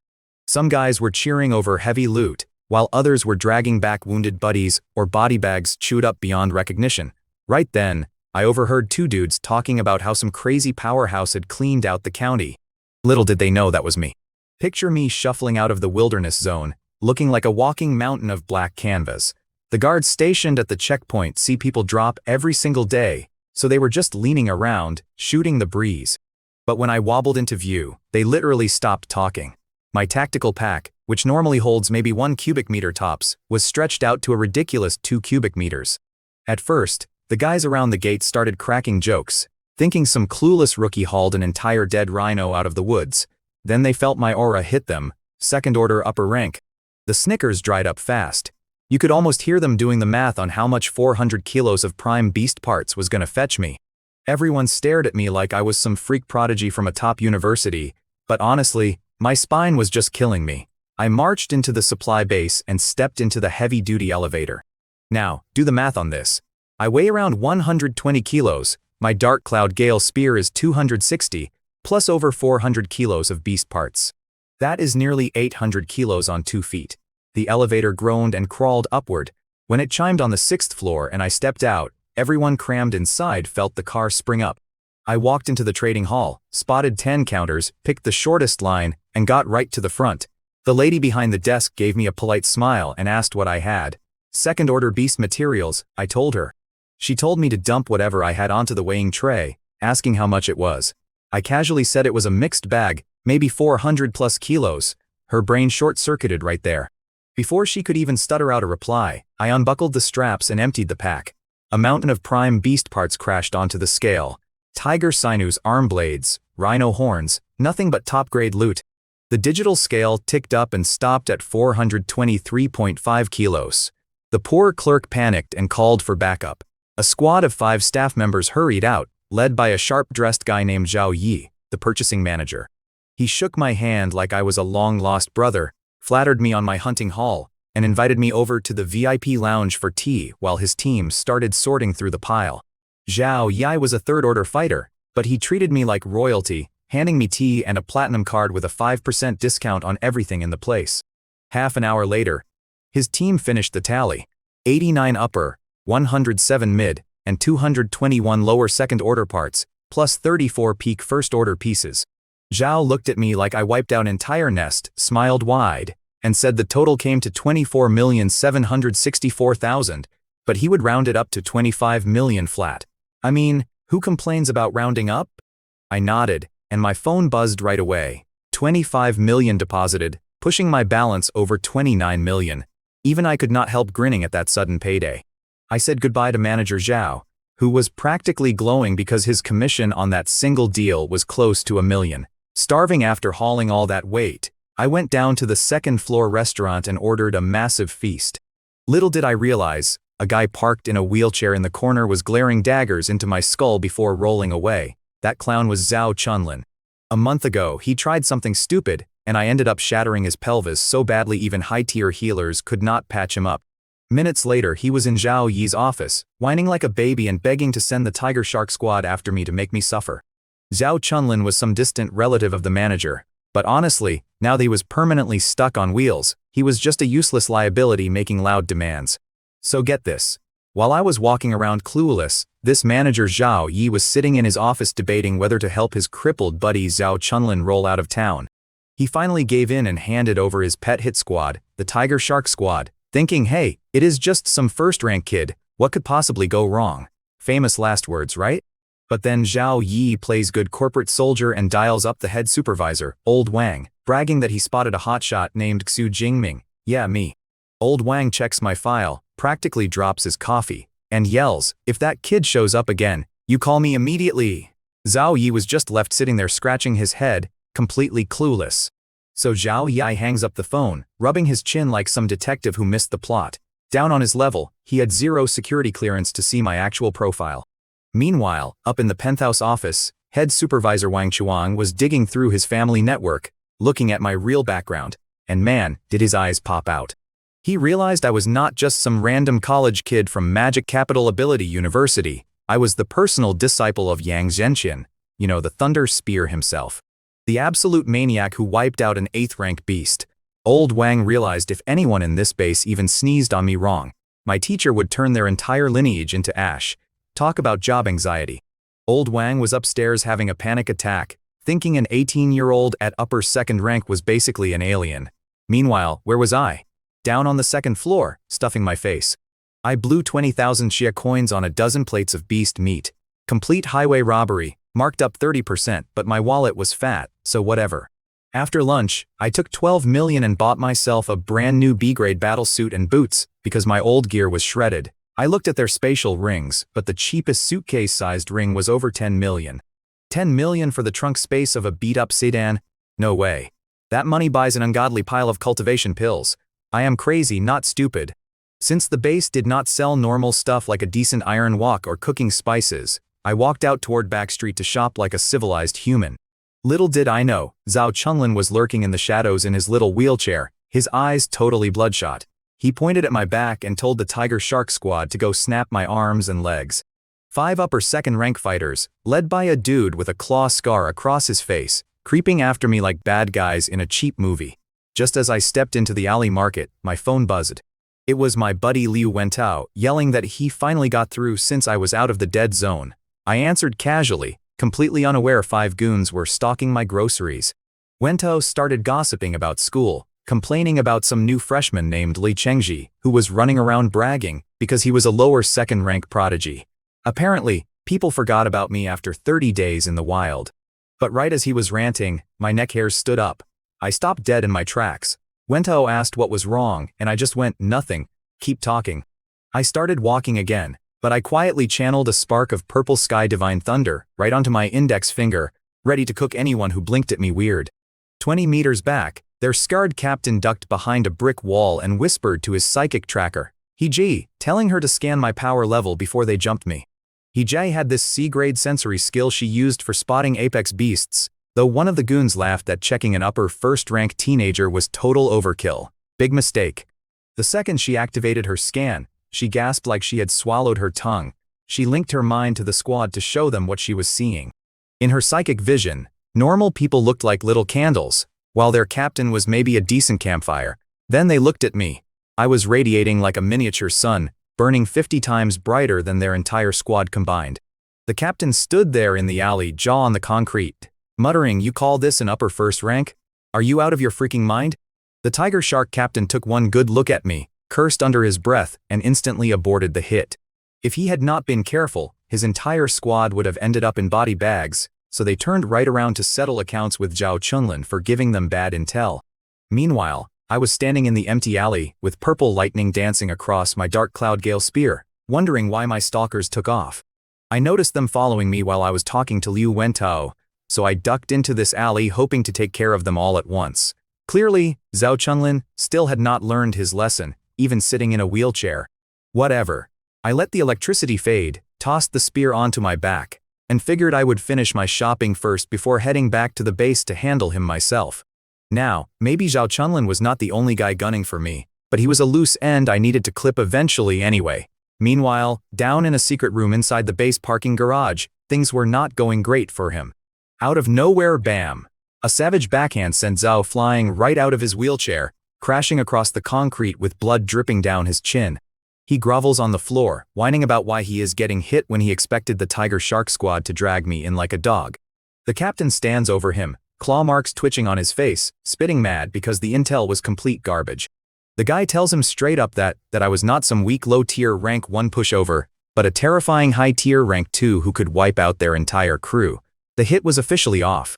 So the Tiger Shark squad walked away, leaving Zhao Chunlin in a sobbing heap on the floor. Up on the 6th floor, Supervisor Zhao Yi was lounging in his nice office, expecting good news when the squad walked in.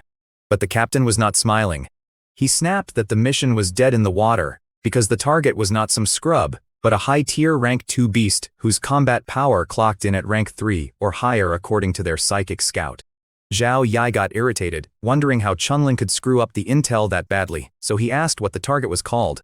The captain said he never got a name, just that the guy was over 6 feet tall, built like a tank, carrying a dark golden spear over 2 meters long. Right then, Zhao Yi felt his stomach drop through the floor. So get this, I found out later how things went down in their office, and it is pure comedy. This supervisor, Zhao Yi, finally puts 2 and 2 together. A spear user is rare enough, but high-tier rank 2 with a dark gold spear. He realizes, wait, that is the same kid who sold beast materials an hour ago, which was me, the guy his boss desperately wanted to recruit. The man completely short-circuits. In a panic, he calls up his idiot cousin Zhao Chunlin and asks, "What is this guy's name?" And Chunlin goes, "Name? Beats me, I just tried to hustle him in the lobby." Zhao Yi lost his mind and crushed his phone to dust. Imagine hiring hitmen without even checking the guy's name first. Absolute clown behavior. So the hit squad captain tells Zhao Yi they never got in my line of sight, but they could tell I probably sensed them. Well, yeah. No kidding, I had eyes in the back of my head the whole walk back. So Zhao Yi dismisses them and rides the elevator straight up to the head supervisor, Wang Chuang, figuring he can just smooth things over with a cheap apology and a smile. He walks in, lays out the story, thinking it is no big deal since he is a supervisor. Bad move. Wang Chuang's face goes pitch black. Next thing you know, this rank 4 powerhouse unleashes his aura, crushing the whole room until the air feels like wet cement, yelling, "You sent hitmen after Xu Jingming, are you insane?" Zhao Yi is sitting there sweating, completely baffled, and he actually has the nerve to say, "Why are you so mad over some second-rank punk?" Wang Chuang almost laughed in his face. He pulls up my file as a glowing hologram right in the middle of the room. Zhao Yi starts reading, 18 years old, top college entrance exam scholar of Jiangnan Province, freshman at Modu Superpower University. Now his brain is really melting, because nobody hits upper second rank at 18. But the punchline comes right at the bottom of the screen. Dean Yang Zhenxian, a legendary grandmaster, is listed as my personal mentor. Right then, Zhao Ye looks like he swallowed a brick. Total silence.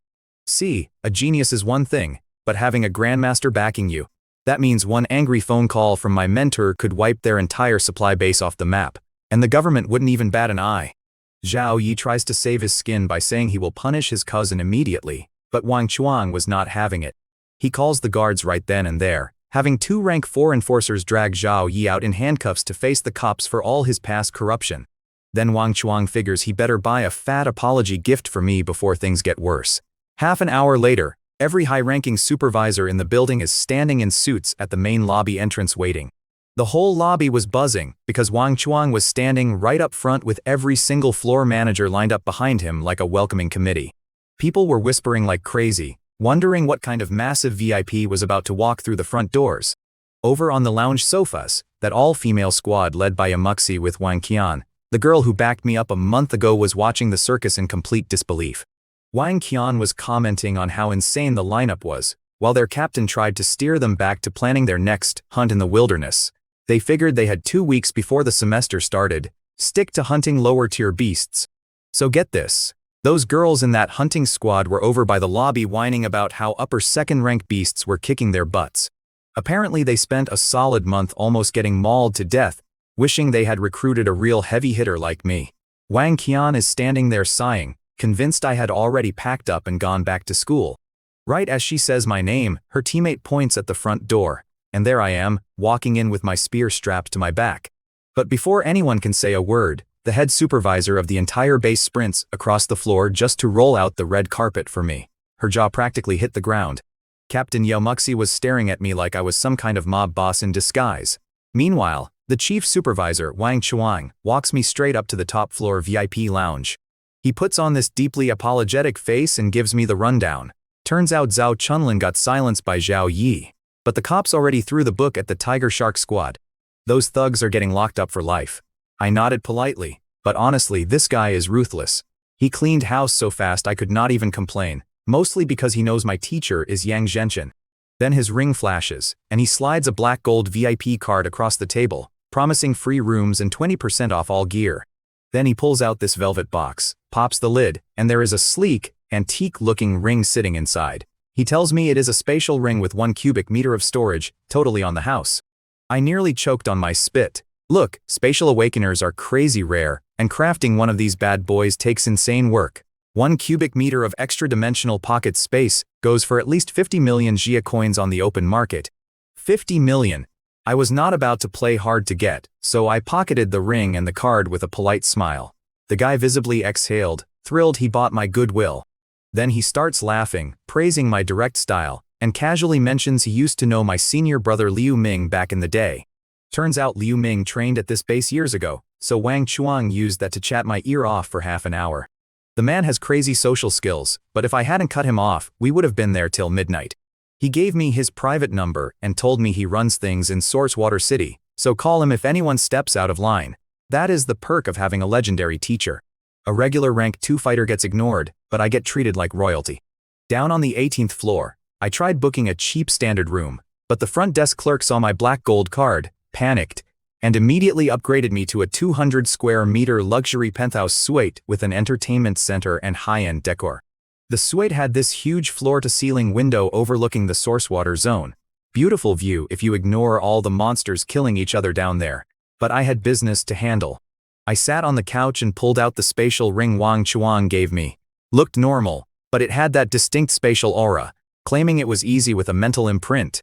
With my mental strength at 972 Hz way over the normal 6 to 700, I bound it instantly and unlocked a 1 cubic meter void. Total fantasy novel stuff. I tested storing things tossed in my pills, water, energy bars, skillet, and seasonings, then called my teacher, Yang Zhenchen.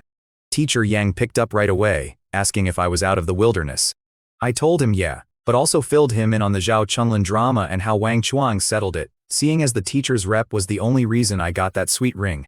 The second I mentioned an elite second-tier squad was sent to assassinate me, actual thunder and lightning started crackling through the receiver, wrecking the signal. I quickly told him they backed off before he blew up a building.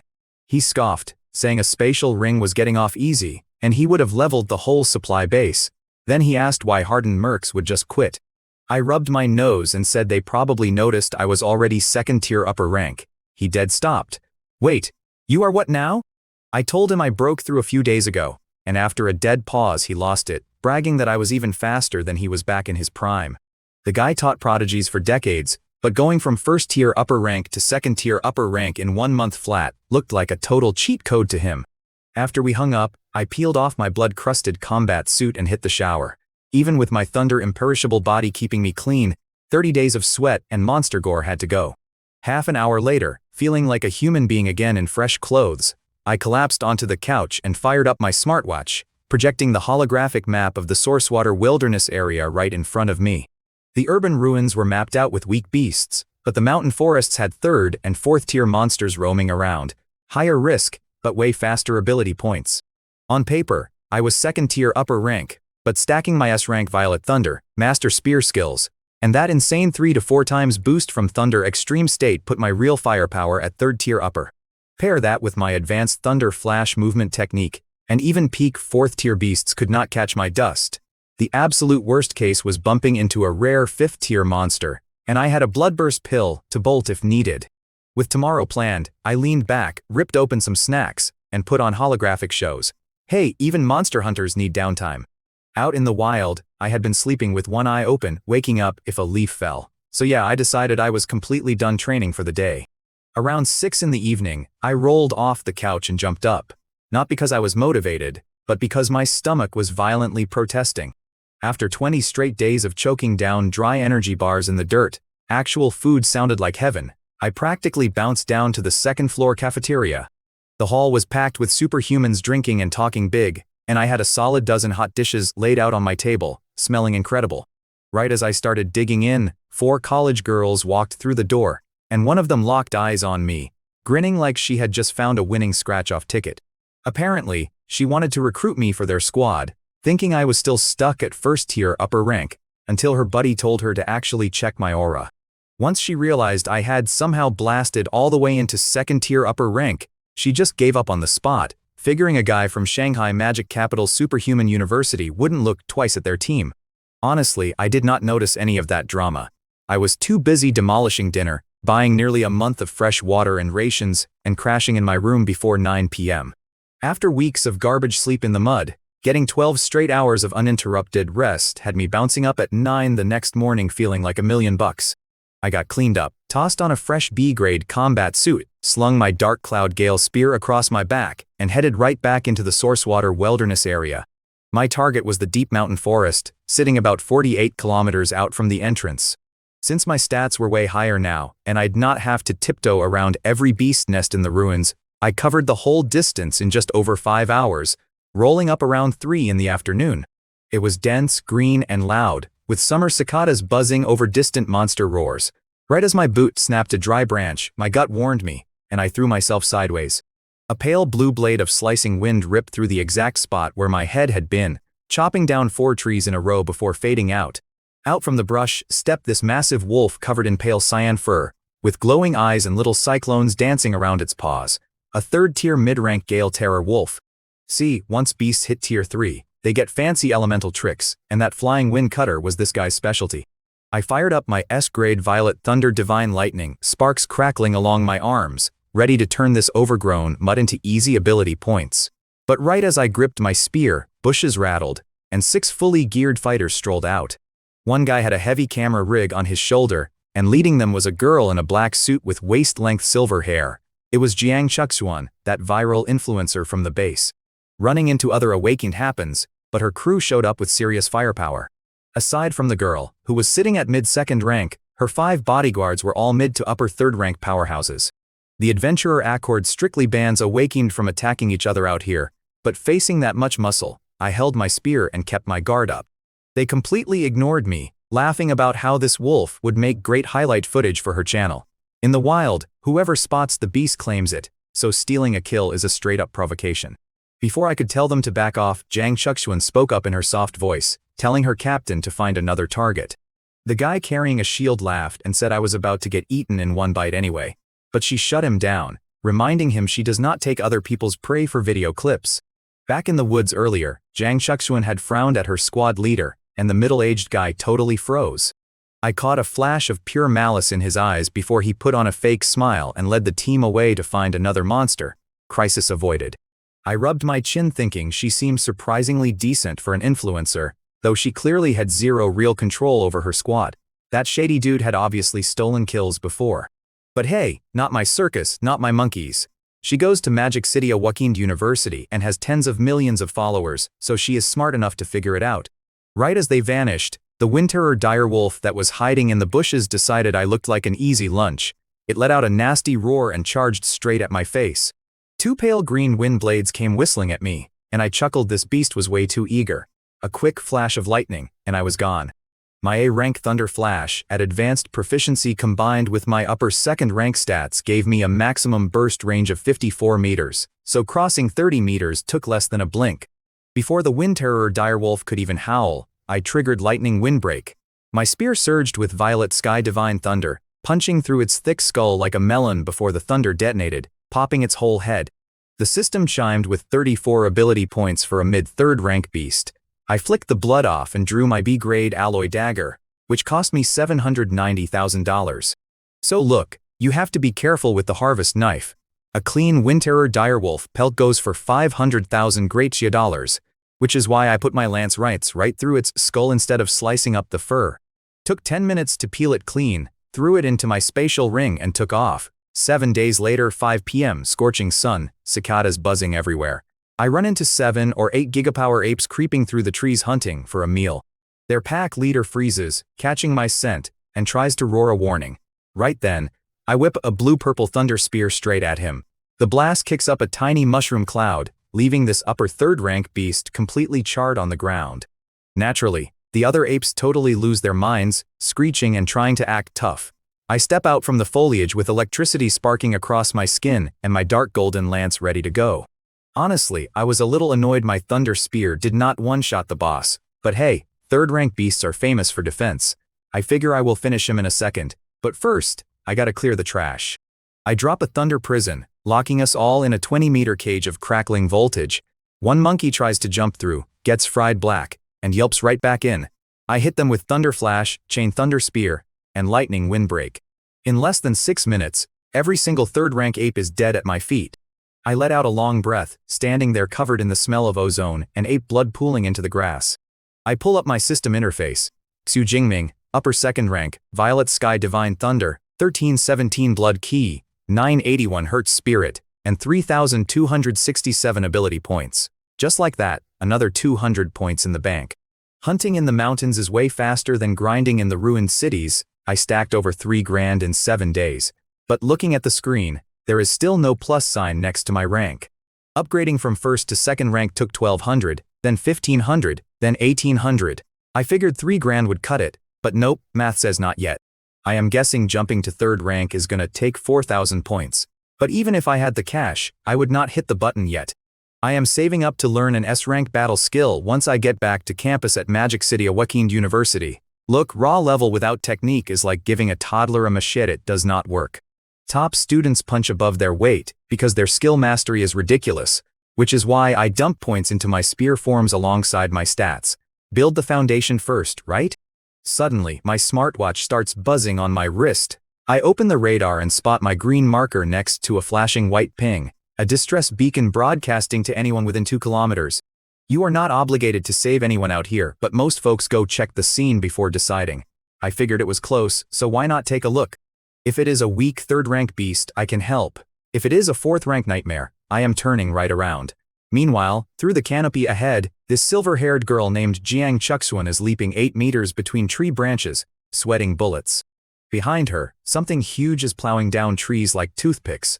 She was out here filming a beast-slaying video with her bodyguard squad for her social feed when a 4th rank monster ambushed them and split the group. While running to regroup, she strolled right past a cave and pissed off a 3rd rank burrowing earth dragon. Anything with dragon in the name is pure bad news. Now, while I was doing my thing, this girl named Jiang Chuxuan was having the worst day ever. She was only mid-2nd rank, but she rushed into the deep forest to film a monster fight for social media clout, and ended up face-to-face with a burrowing earth dragon. That thing is technically lower 3rd rank, but its combat power hits way above upper 3rd rank beasts.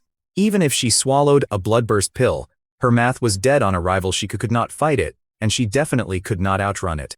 Her emergency beacon had a useless 2-kilometer range, and the dense tree cover that had been slowing this giant beast down was suddenly running out. Right ahead was an open stretch of flat grassland, which meant she was basically served up on a silver platter. So there I was, tracking this massive signal out in the brush, when I catch sight of Jiang Chuxuan dropping out of this giant tree. She hits the ground and pops her B-rank frozen seal, boosted by her A-rank frozen snow soul. In half a second, a 50-meter radius turns into a solid ice rink glowing under the sun. Good effort, honestly. But then this 4-story tall armored nightmare, basically a mutated pangolin on steroids called a burrowing earth dragon, bursts out of the woods. Her 50 meters of thick ice smashed into glitter in about 2 seconds flat like cheap windshield glass. She freezes up, pure terror on her face, figuring she is dead meat. That is right when I decided to make my entrance, lightning flashing all around me. I pull up with my spear, planting myself right between her and the beast. She recognizes me from last week and immediately panics, screaming for me to run because it is a lower 3rd-rank monster. Look, on paper I am just an upper 2nd-rank guy, so to her, the math looks suicidal. She actually charges forward, pulling out a 2nd-grade bloodburst pill like she is gonna sacrifice herself to save my neck. Respect the hustle, but totally unnecessary. I clench my fist, pull the blue-purple electricity out of thin air, and forge my thunder spear. With a deafening sonic boom, I hurl that bad boy full throttle. It sinks over a meter deep straight into the dragon eye, absolute fountain of blood. The beast tries swinging its claws at me, but before it can even twitch, the spear inside its skull detonates. Boom, brain matter and lightning dancing everywhere, and the giant body just drops like a sack of wet cement. Jiang Chuxuan stood there, jaw on the floor, still holding that pill in her hand, one-shotting a 3rd-rank monster by blowing out its optic nerve with a supersonic spear throw does tend to surprise people, honestly. While she took a few deep breaths to process the sheer physics of what just went down, she started walking over on those long legs to say thanks. Right on cue, the sweet system chime rang inside my head. 36 bonus ability points for putting down a dragon tier beast. Talk about a solid return on investment. 36 points is no joke. Regular lower 3rd-rank beasts usually give way less, so that dragon title really paid off. As I am doing the math in my head, she walks up thanking me, and man, the campus hype was not wrong. Full curves, long legs wrapped in tight black combat gear, looking pale and fragile from almost dying, which just activates every guy protective reflex in a 10-mile radius. I wave it off and tell her anybody would have stepped in. She shakes her head, introduces herself as Jiang Chuxuan, and tells me if I ever need anything, name it. Total open check. I shake her hand and tell her, I am Su Jingming. Honestly, keep it simple, just get me a signed photo and we are square. I only asked because my buddy Zhang Hao had been crying for her autograph for weeks, and this saved my ears from his whining. She blinks, completely caught off guard by such a basic request. She apologizes, saying she does not carry pictures in the field, and asks if handing it over back at the base camp works. Works for me, I tell her. Then her eyes lock onto the school emblem stamped on my spear. Boom, her face lights up.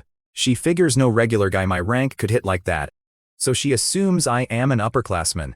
She introduces herself as a 2nd-year student from the ICE division, calling me senior with all this newfound respect.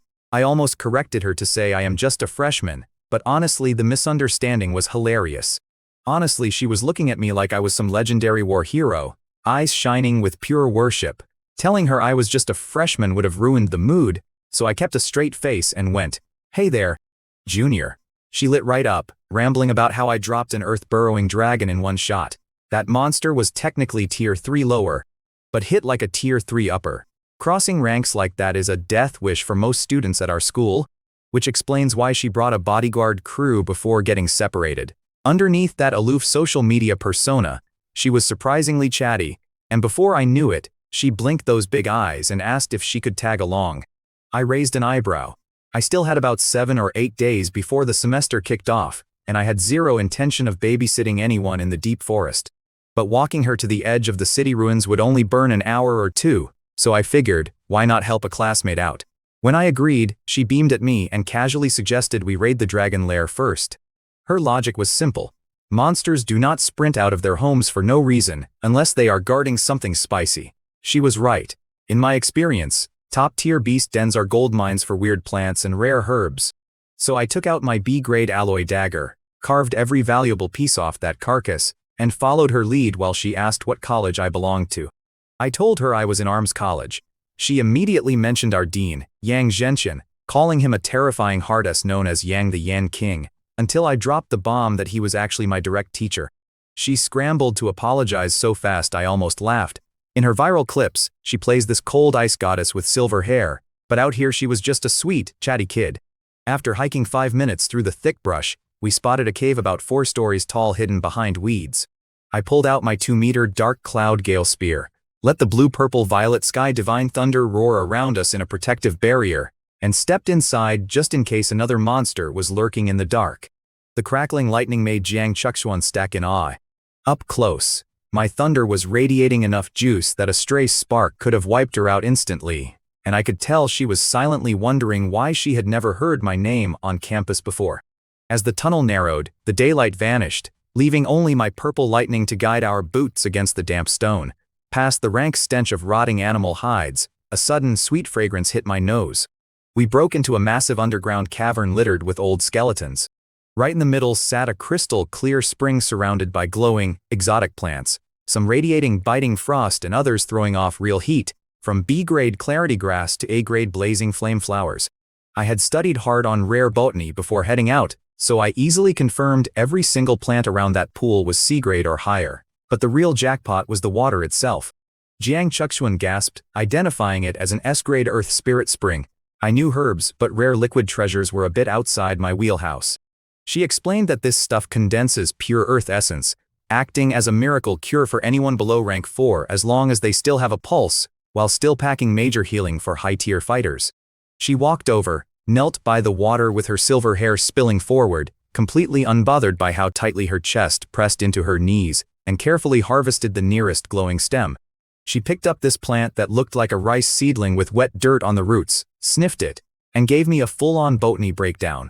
She explained that B-rank clear spirit grass normally smells like sticky rice, but since it soaked up the earth spirit spring, it smelled crisp and fresh, proving we hit the jackpot. I gave her a huge thumbs up. Back in school, I barely skimmed herbal theory, so watching her flex her second-rank pharmacist certification was wild. She puffed her chest out like a proud little rooster, knowing guilds would be fighting to hire her. Then she dropped the real kicker. This puddle could yield 5 doses of S-rank healing liquid. Priceless stuff. Yet she did not show an ounce of greed, just looked up at me with a grin.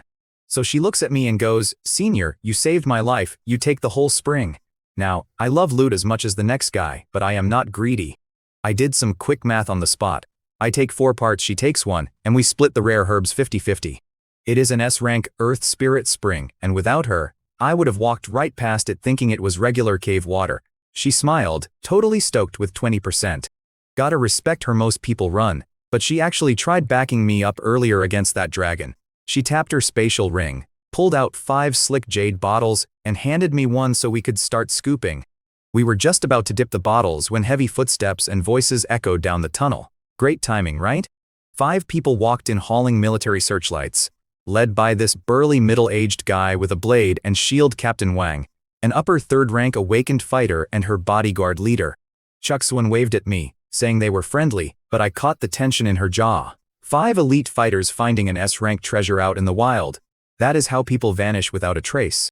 Wang scanned the cavern, his eyes zeroing right in on the glowing pool and rare herbs. He flashed this oily smile, asking what was going on, and Chuxuan quickly offered to share the plants just to de-escalate things. She played it smooth, keeping her voice steady while offering them a cut of the herbs.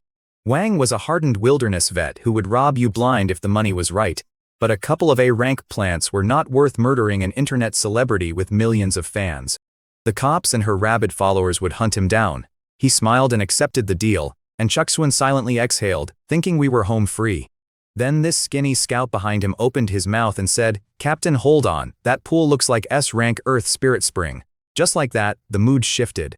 Wang raised an eyebrow, locked his eyes on Chuxuan, and let this slow, greedy grin creep onto his face. "So picture this damp cave, right?" Captain Wang steps up with this greasy smirk and goes, "Miss Jiang, you two haven't been totally straight with us." His scrawny scout dashes over to the pool, takes one look, and yells that it's an authentic S-grade or Earth Spirit Spring with enough juice for 5 people. Just like that, our peaceful walk was cooked. 5 Tier 3 mercenaries versus 2 Tier 2 students. The math was grim. 2 peak Tier 3 killers, 3 mid-tier heavies. Chuxuan panics, tells them they can keep the whole haul, and yanks my arm to run. But I stayed planted like an anvil. She was whispering frantically that we couldn't fight guys who scrap with Tier 4 beasts, even if I just dusted a burrowing dragon. I told her, "Relax, they're only peak Tier 3. and I'm not feeling outmatched today. Right on cue, my purple cloud divine thunder started screeching like 1,000 angry birds, arcs jumping off my arms. Look, even if we gave up the loot, these clowns were never letting us walk. Wang practically admitted it. Chuxuan had millions of followers online. One exposed video and the security bureau would hunt them down. So the squad fanned out to seal the tunnel exit. Chuxuan saw the writing on the wall, popped a dark red bloodburst pill, and swallowed it whole. Boom! Her tier 3 psychic aura went nuclear. The air turned bone-chilling, dropping 10 below 0 in 2 seconds flat, frosting the cavern roof and icing over the spring. So there I was listening to this clown, Captain Wang, bark orders like he was running a tactical raid. He told his lackey Zhao Chong to take out her lover boy, meaning me, which was hilarious, while he handled Jiang Chuxuan himself. The other goons just posted up by the cave exit, smirking like they had already won the lottery. Then Wang started mutating right in front of us.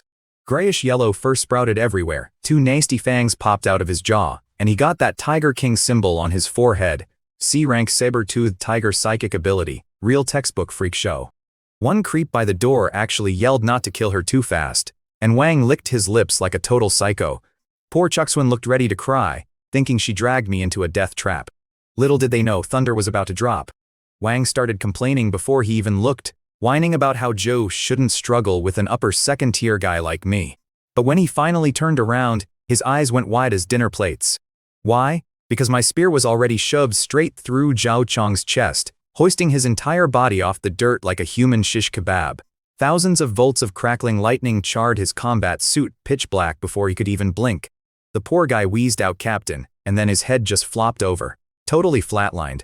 I yanked the spear back with a wet squelch, dropped his corpse like a sack of wet flour, and gave my Dark Cloud Gale spear a little spin. I smiled and told them their squad looked pretty pathetic.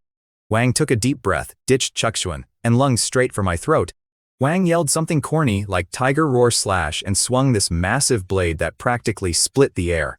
I did not even sweat it. I popped Thunder Flash, vanished into a blur of sparks, and sidestepped clean. His blade smashed the stone wall where I was standing, blowing out a crater over 10 feet wide. Debris raining everywhere. Now, doing the math, this guy had peak 3rd-tier brute strength, definitely packing more raw punch than my base form. Escaping with Chuxuan would have been a breeze. But here was my problem. I wanted that whole S-grade Earth Spirit Spring, plus every single rare herb in the cave, so running was off the table. I grinned, fired up my Thunder Extreme State, and let the storm rip.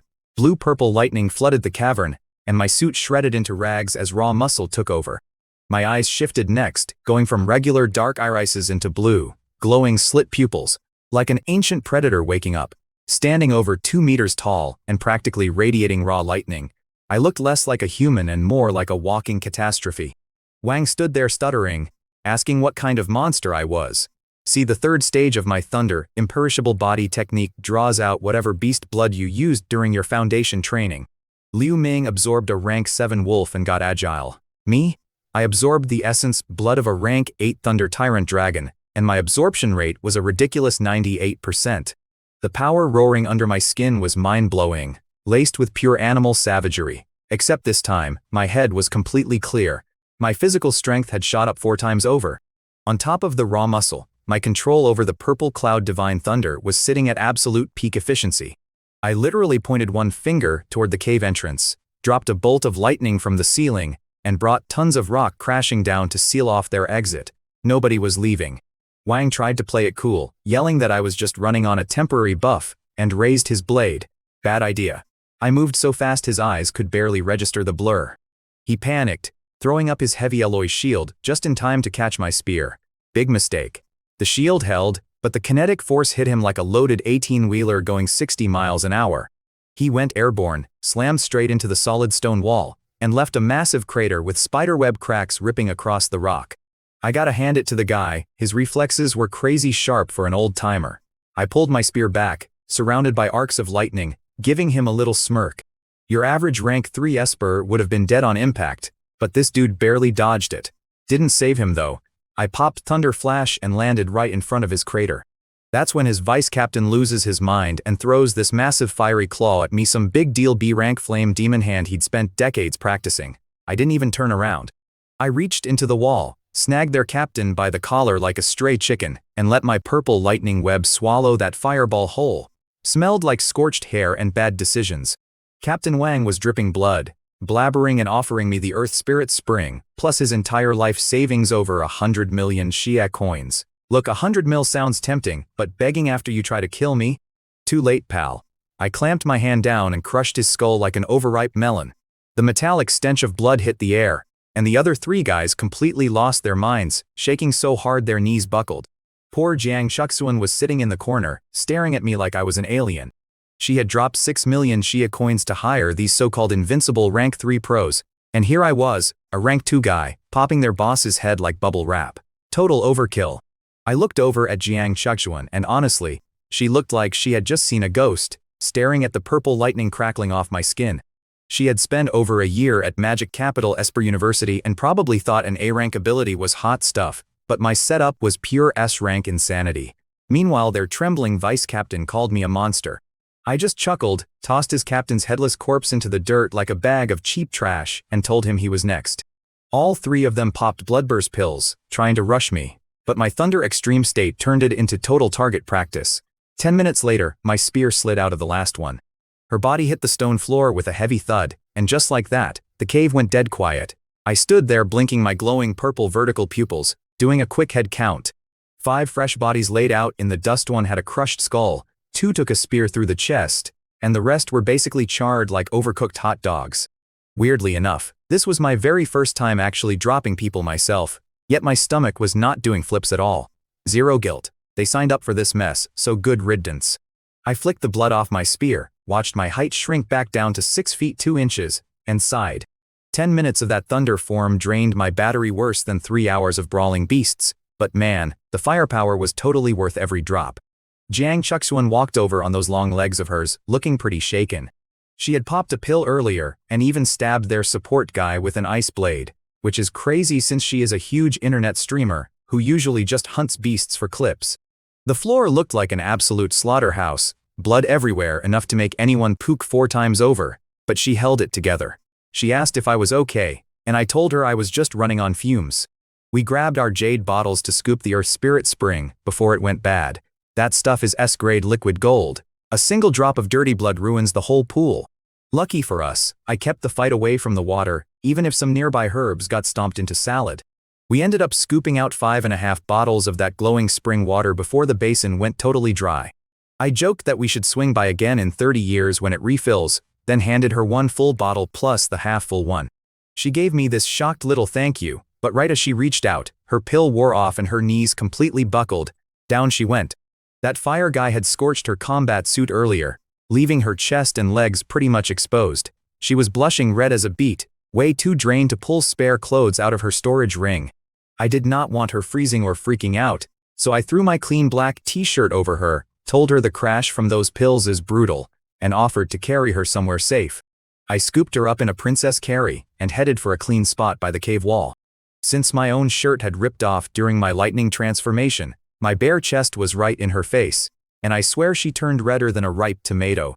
I set her down gently on this soft beast nest the dragon had left behind and told her to chill while I grabbed the rest of the loot. While she sat there clutching my shirt, I finished plucking all the rare plants and looted a storage ring off the dead captain. I easily crushed the dead guy's leftover psychic lock with my own mental energy, claiming roughly 1 cubic meter of pocket space. Inside, the guy had a stash of healing potions, pills, combat manuals, stacks of cold hard cash, and some high-grade monster parts. Not a bad payday for a messy afternoon. I looted their gear, but honestly, it was disappointing. Just some C-rank scrolls. All that bank money they bragged about was locked behind passwords, so the state banks got a nice free donation, lucky them. At least I snagged a spatial ring worth 50 million. I slipped it on, wondering if I could trade my 2 small rings for a 2 cubic meter one, just so I would not have to lug my 7-foot spear around like a walking antenna. Then I walked over to Jiang Chuxuan. She had popped a bloodburst pill earlier, which ruins your body with weakness for 2 months. She weakly asked for a sip of the Earth Spirit Spring to take the edge off. I held the bottle to her lips, and 1 tiny drop brought color right back to her face. She let out a relieved sigh and told me she still needed 3 or 4 hours for her brain fog to clear. Still, beating a 2-month recovery time in 4 hours with an S-rank potion is a ridiculous bargain. I checked my smartwatch. It was 6:23 p.m. Doing the math, waiting 4 hours meant stepping out into pitch-black monster territory around 10 at night. Yeah, no thanks. My own tank was running low after using lightning extreme state anyway, so camping in the cave was the smartest play. Only problem was the 5 dead bodies stinking up the floor. I raised my hand, dropped a lightning prison on them, and zapped the whole mess straight into harmless gray ash. Much better for the ambience. Just as I was admiring my clean floors, I heard squeaking from a pile of beast hides. I flashed over and found a litter of 7 or 8 burrowing earth dragon cubs. That explained why the mama dragon had been so pissed earlier. Look, some espers keep cute monster cubs as pets.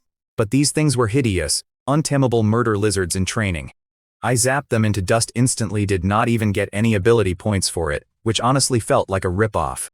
I told Jiang Chuxuan to get some sleep, sat down cross-legged, and started cycling ambient energy to refill my drained core, while she dozed off against the rock wall. Nothing like meditating next to freshly vaporized monsters.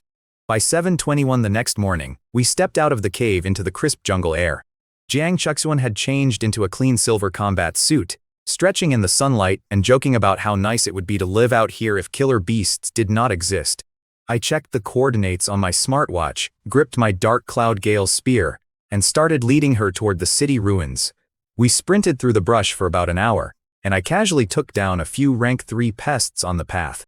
Just when I thought we were coasting, the ground beneath our boots started rattling violently. I spun around, and crashing straight through the trees was a flaming tiger 2 stories tall.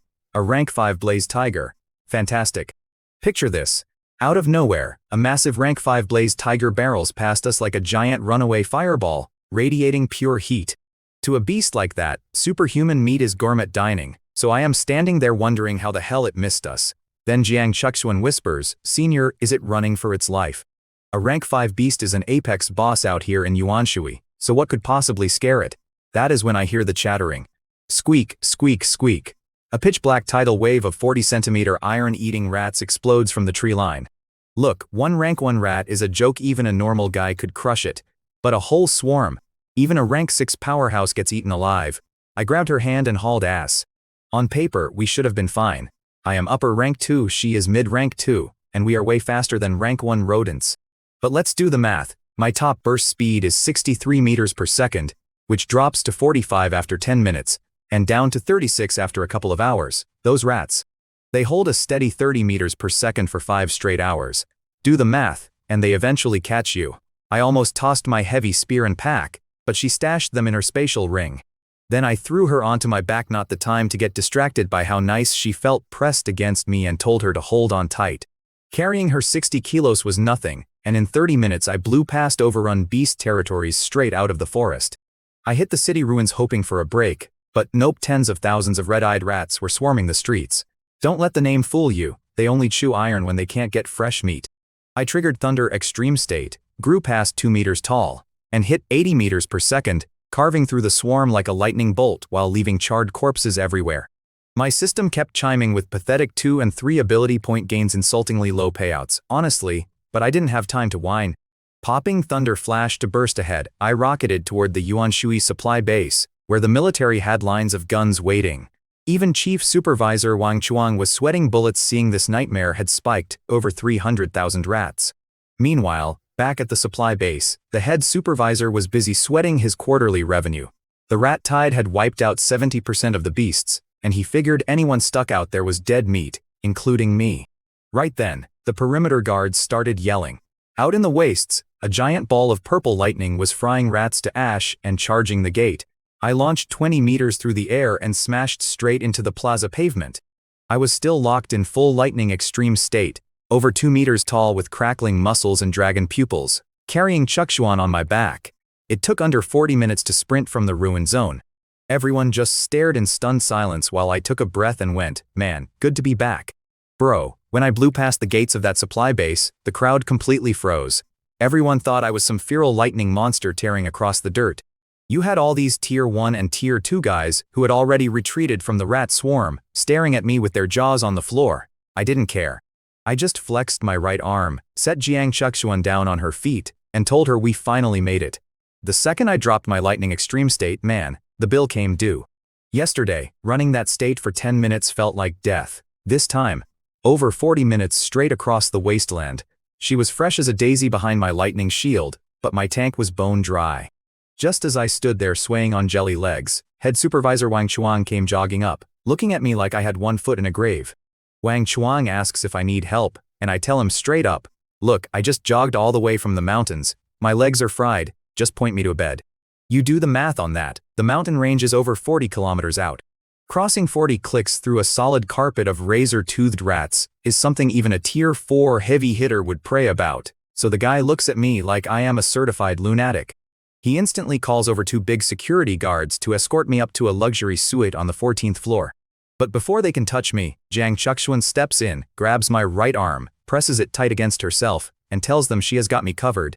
The supervisor recognized her immediately, tens of millions of followers online, wondering what the hell she was doing playing nurse for me.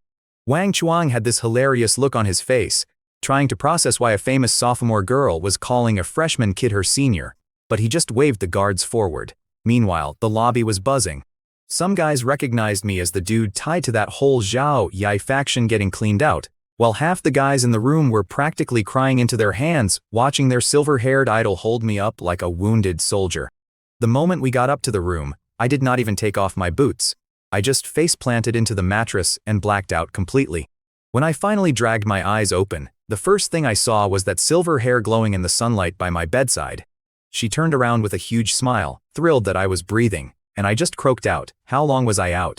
I sat up, rubbed my temples, and realized I actually felt incredible, totally recharged. Then she holds up 2 fingers with a grin. 2 full days and 2 nights. 48 straight hours of comatose sleep. She almost poured a Tier-S Earth Spirit Spring down my throat until a doctor told her I was just sleeping off a massive burnout. I pulled out my phone. August 27th, 2:10 p.m. That gave me a few days before the freshman tournament kicked off back at the university. With the kind of high-grade resources and credits they hand out, plus the fact that I was basically guaranteed to roll the entire bracket, there was no way I was skipping it. I chugged a glass of juice, walked over to the floor-to-ceiling window with her, and looked down at a total sea of black rats chewing up the dirt outside. The base was locked down tight with soldiers and squads holding the perimeter. Between the rat tide dragging on and the wilderness getting picked clean, beast hunting was going to be garbage for weeks, so heading back to school was a no-brainer. Jiang Chuxuan was totally on board, especially since she had a score to settle with the Tier 3 bodyguard squad that tried to rob and kill her out in the brush. We set our departure for that afternoon. Right before we packed up, her face went bright red and she handed me that signed photo I had asked for. Instead of her usual badass monster-slaying shots, this was personal. Sitting on a bed, silver pigtails with black bows, a crisp white shirt, short skirt, and knee-high socks. Look, I am only human, and the picture was ridiculously fine.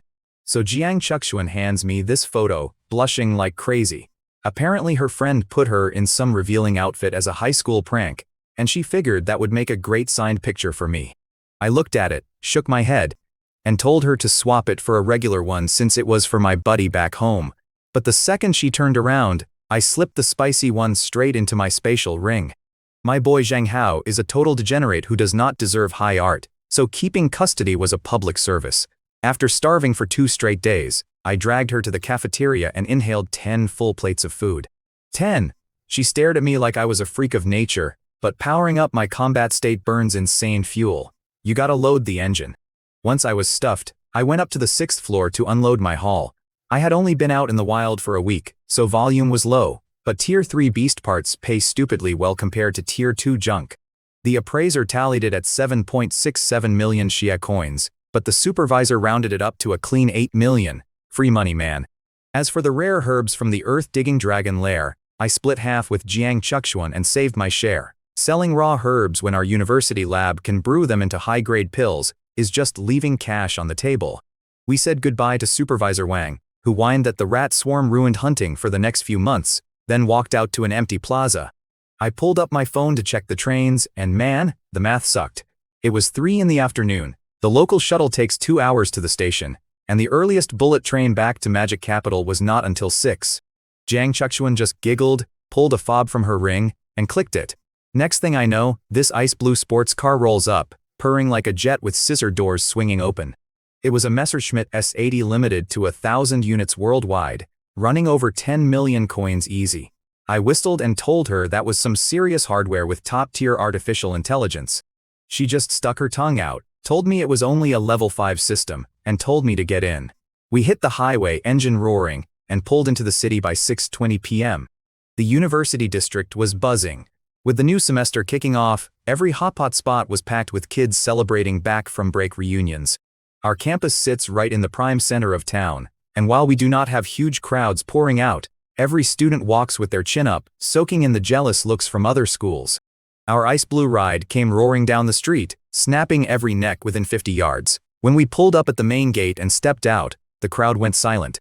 You had Jiang Chuksuan looking like royalty with her silver hair flowing down past her waist, and then me, looking like a battle-hardened bouncer with enough lethal aura rolling off me to make regular folks take a step back. I could hear the chatter immediately. Girls were whispering about my height and that dangerous, intense vibe I had going, though they assumed Jiang Chuksuan was my girl and backed off. Meanwhile, every dude on the street was drooling over her and shooting me looks of pure hatred. Standing at the front entrance hit me right in the gut. A month and a half ago, I walked out of these gates as a barely rank 1 newbie. Now I was walking back in with power that could level a city block. Jiang Chuksuan gave me this look, knowing damn well she would have been Monster Chow in the wasteland if we hadn't teamed up. She clicked the fob to send the sports car to the automated parking garage, and we headed inside. She asked where my room was, and I told her District 3, while she was over in District 2. District 2 was closer, so I walked her back to her dorm at Villa 103. We're standing at the entrance, and she looks up, telling me that if I ever need a favor, all I have to do is ask. I chuckled and told her I'd definitely cash that check later. She nodded, and then, completely out of the blue, she stepped in on her tiptoes. I caught a whiff of some faint, sweet perfume, and boom, this soft touch landed right on my left cheek.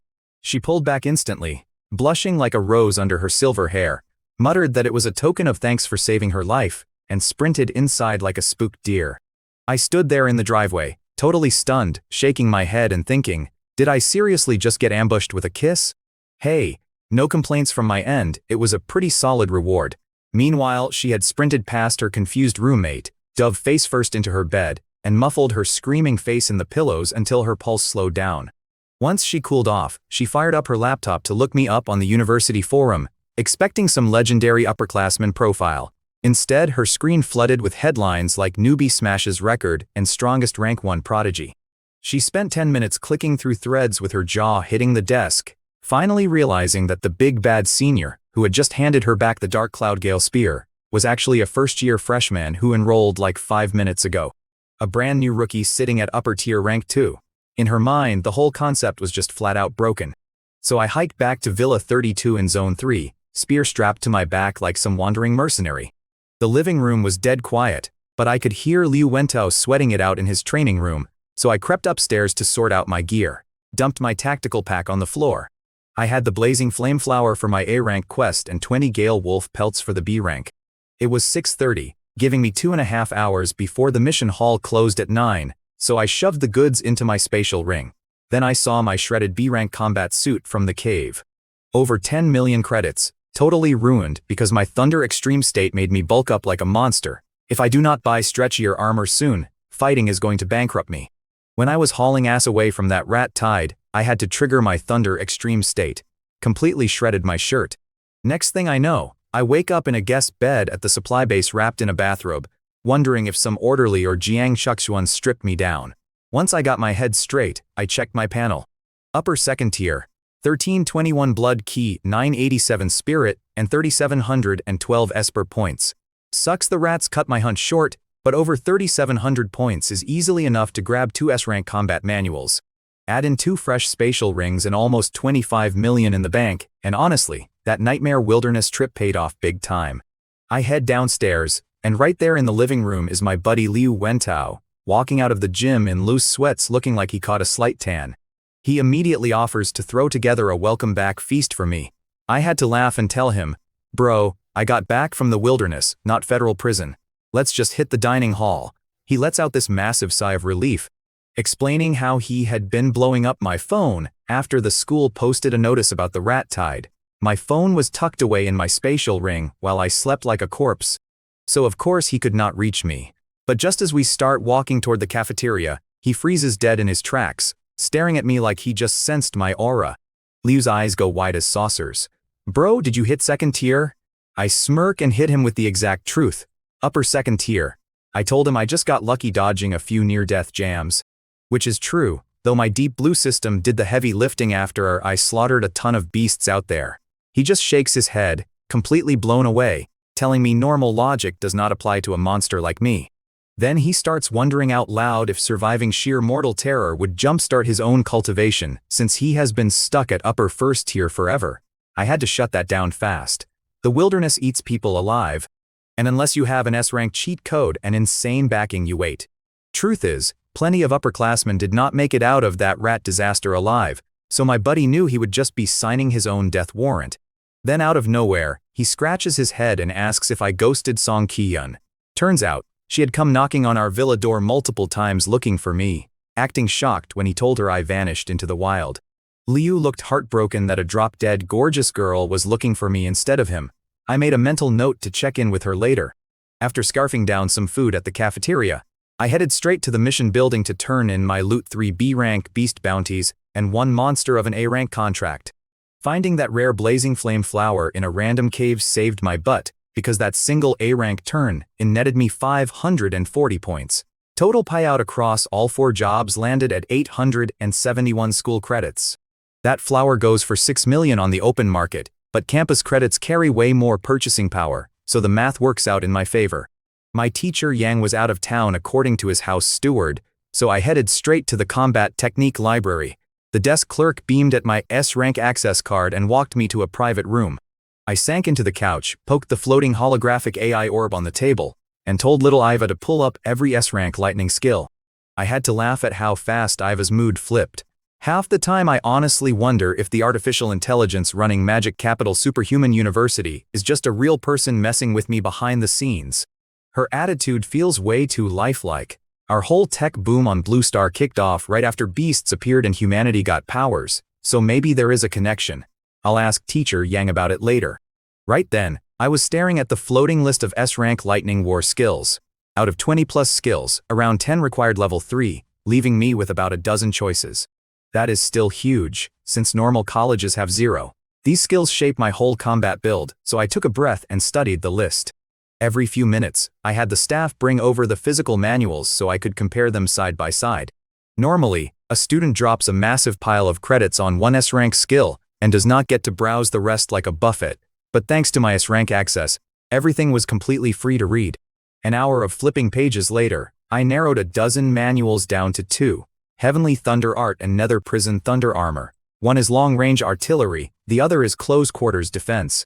Elemental types usually have to pick between spells or weapons because mastering both eats up way too much time, and you end up mediocre at both. Even geniuses here get stuck making that choice. Lucky for me, I have a cheat code. With enough superpower points, I can learn skills instantly. No burnout, no wasted years. So when people ask if I want ranged spells or melee combat, my answer is simple. I want both. For now, spear combat is my main bread and butter, but Heavenly Thunder Art is also the prerequisite for 10,000 Prison Heavenly Thunder Summoning, our school's only SSS rank lightning skill. To dump points via my Deep Blue system, I still need a basic grasp of the manual first. Man, I spent 6 straight hours grinding through that text 3 times. Blending mental energy with natural lightning made my brain fry. Without the system, it would have taken 6 months. It felt worse than the brutal all-nighters from my doctoral days in my past life. So after frying my brain on the basics, I finally had enough of a grip to let the system take the wheel. I called up Deep Blue and dumped 1,600 superpower points straight into Heavenly Thunder Art. 1,600 points, a brutal price tag, but instant beginner mastery locked into my head like muscle memory. I was itching to test it, though blowing up a library reading room felt like a fast track to getting expelled. Right on cue, Iva popped up reminding me it was 1 a.m. 6 straight hours of studying had left my skull throbbing, so learning the Nether Prison Thunder Armor could wait until tomorrow. I handed the manuals back to the staff, stepped out into the crisp night air, and took a breath under the crescent moon. The moonlight out on the plaza was actually outshining the street lamps. Magic Capital Superhuman University keeps the library open all night, so even past 1 a.m., guys were shuffling out half dead while others walked in to pull an all-nighter. I was admiring the hustle when this ear-splitting screech ripped through the sky. A bunch of students winced and covered their ears. Looking up, I spotted a white-ringed black feather eagle gliding overhead. Flying beasts stay clear of city airspace by day, so this Tier 3 pest was flexing under the dark. I couldn't help but grin. Free target practice right on cue. I focused my mind, circulated the heavenly thunder art, and let purple sky divine thunder crackle over my skin in thin blue-purple sparks. Low rumbles started rolling across the sky, confusing the hell out of the kids nearby. They looked around baffled because there was not a single cloud in sight, just bright moonlight and that eagle circling above. I locked my eyes onto the bird, took a slow breath, and whispered, "Heavenly thunder art." The entire sky exploded in blinding light. A massive bolt of blue-purple lightning dropped straight down like the hammer of God. That eagle had insulated feathers and a tough Tier 3 hide that could shrug off normal storms. But against my strike, it folded like wet cardboard. Before that bird could even squeak out a dying shriek, it got completely vaporized into ash right in midair. A second later, the delayed sonic boom rattled my teeth. Then the sweet chime hit my head, killed one Tier 3 mid-rank eagle, plus 34 ability points. Not gonna lie, the sheer damage blew my expectations away.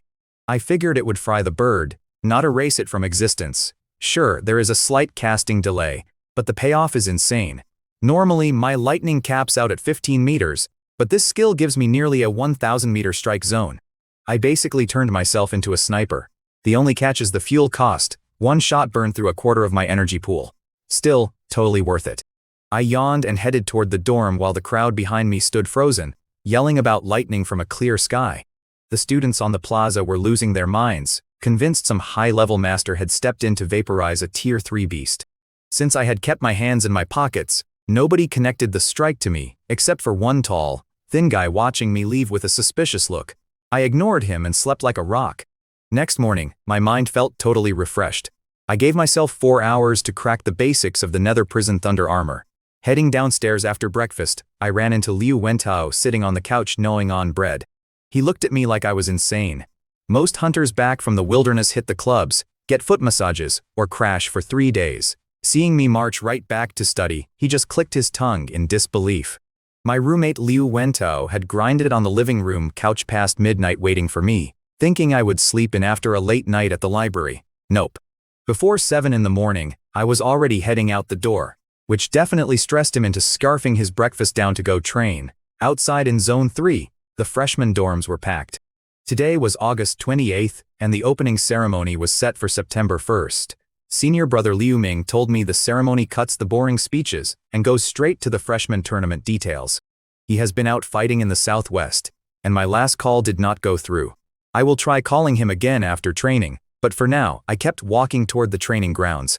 So I am walking out of the freshman dorms, and the walkway is jammed with wide-eyed 18-year-olds buzzing about campus life. Meanwhile, there is me. I just spent 6 weeks in the wilderness zone, put down 5 guys trying to kill me, and survived a literal rat tide, so my vibe was a little intense. Standing 6'2" in a crowd averaging 5'7" did not help me blend in either. A few girls were whispering, but then I spotted a familiar silhouette ahead, Song Kyuyun. She turns, spots me, and gives me this bright smile that completely freezes every dude around us. She walks right over and asks classmate Xu, "Long time no see. When did you get back?" I told her I got back yesterday, and she goes, "A month and a half out there. That is a really long time." Then she hits me with the question, "You remember you promised to spar with me, right?" She was trying to figure out where my beast aura came from. I almost laughed and asked if she was really sure about that. She got offended fast, reminding me she was the #1 test scorer out of 400,000 kids in Sichuan province, a region with over 80 million people. Look, a month ago that math would have impressed me. But I had just hit 2nd rank upper tier. Fighting someone stuck at 1st rank upper tier was basically legal bullying. Still, a promise is a promise, so I was not about to back out. Look, I told Song Kyuyun we could find some time down the road to spar, but she was not having it. She hit me with that sweet, lethal smile and basically said, "Why wait when we can throw down right this second?" Gotta respect that Sichuan intensity. It was not like I was swamped, so I asked if we were heading to the arena. She said the 2nd floor training room in my dorm was plenty. Only problem, she was rocking a floral sundress. I pointed out the wardrobe hazard, so she told me to head back to Villa 32 while she ran to change into her battle gear.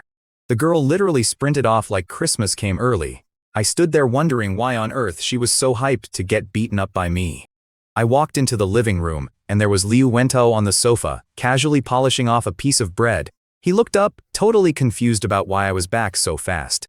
When I told him Song Ki-yeon was coming over to fight, he just grinned and told me she had swung by the villa looking for me multiple times while I was away.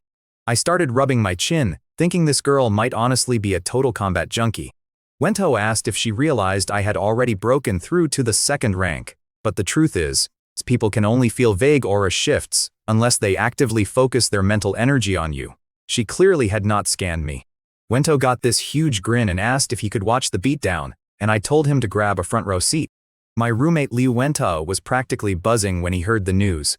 Back in Sichuan, Song Ki-yeon was the undisputed prodigy, towering over everyone since her superpower woke up at 16. Wento went to Rongcheng number 6 high, so his whole school lived in her shadow. If I put her in her place, he could brag to everybody back home that his roommate smacked the local legend. Meanwhile, over in her dorm she was giggling with her roommate Ki Dongxia, plotting my downfall. She had just broken through to the lower tier of second rank, hit her energy signature, and figured that rank gap would let her beat my S-class lightning. Honestly, she was walking straight into a trap. By month 2 of freshman year, everybody on campus knew I had an S-class lightning ability. The forum was blowing up and Lei Zhou was probably crying in a corner regretting he ever crossed me. But Ki-yeon had that top scorer pride. She knew she could not take me at equal rank, but she figured her brand new rank advantage gave her the winning edge. Her roommate Ki Dongxia tagged along just to watch my cool face melt when the secret dropped. The doorbell at villa number 32 buzzed, and I got off the couch to grab it.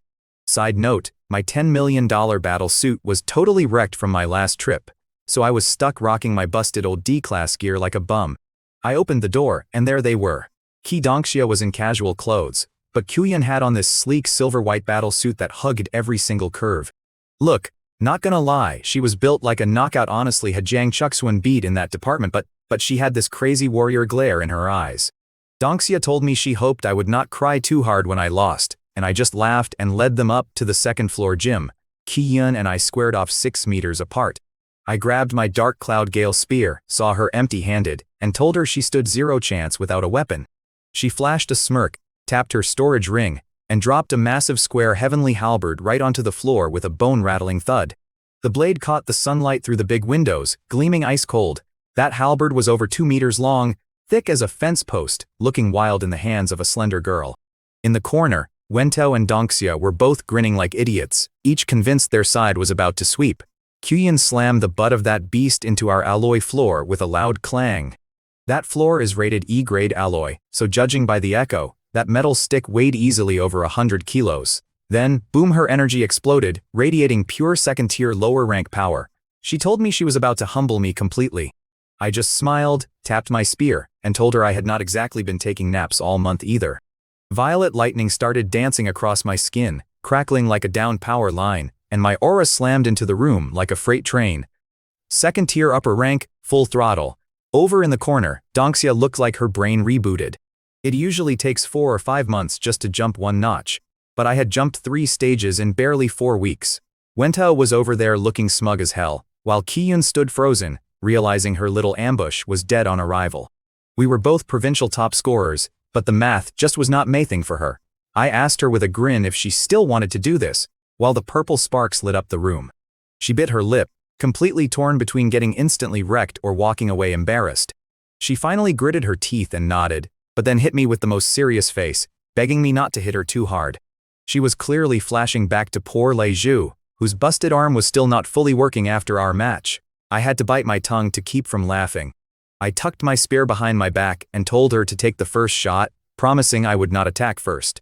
Honestly, if I moved first, a single flash of lightning and 1 spear poke would have ended her instantly. Freshmen were basically daycare for me at this point. Her eyes lit up, she yelled out dawn's light, and suddenly this warm, golden morning glow flooded out of her body, packing a sneaky edge of real danger under all that soft light. So I am watching Song Ki-yeon, and she is glowing with that A-grade dawn's light ability. In our world, light and lightning count as natural type powers, unlike basic earth, wind, fire, or water. Out of nowhere she yells halberd art, blazing radiance. Her jade-white halberd lights up with pale gold, sharpening the edge. A weapon buff technique pretty niche, honestly. Next second she rushes me, dragging that massive halberd behind her. She drops into a blazing gravity slash, whipping an arc of crimson fire right at my neck. I just flick my spear and deflect the whole thing without breaking a sweat. My breathing did not even hitch. Nice trick using light to spark fire, I told her, but you are seriously lacking raw power. See, those flames only explode on impact, so parrying her weapon completely wrecked her combo. In the corner, Liu Wentao is pumping his fist with excitement. That move wrecked countless fighters back in Sichuan. But against me, it went nowhere. She would not quit though, screaming, Radiant Gale Slash, firing dozens of light blades at once. It looked like a dozen phantoms rushing me, clanging like rapid machine gun fire. I just grinned, spinning my spear to swat away every single strike.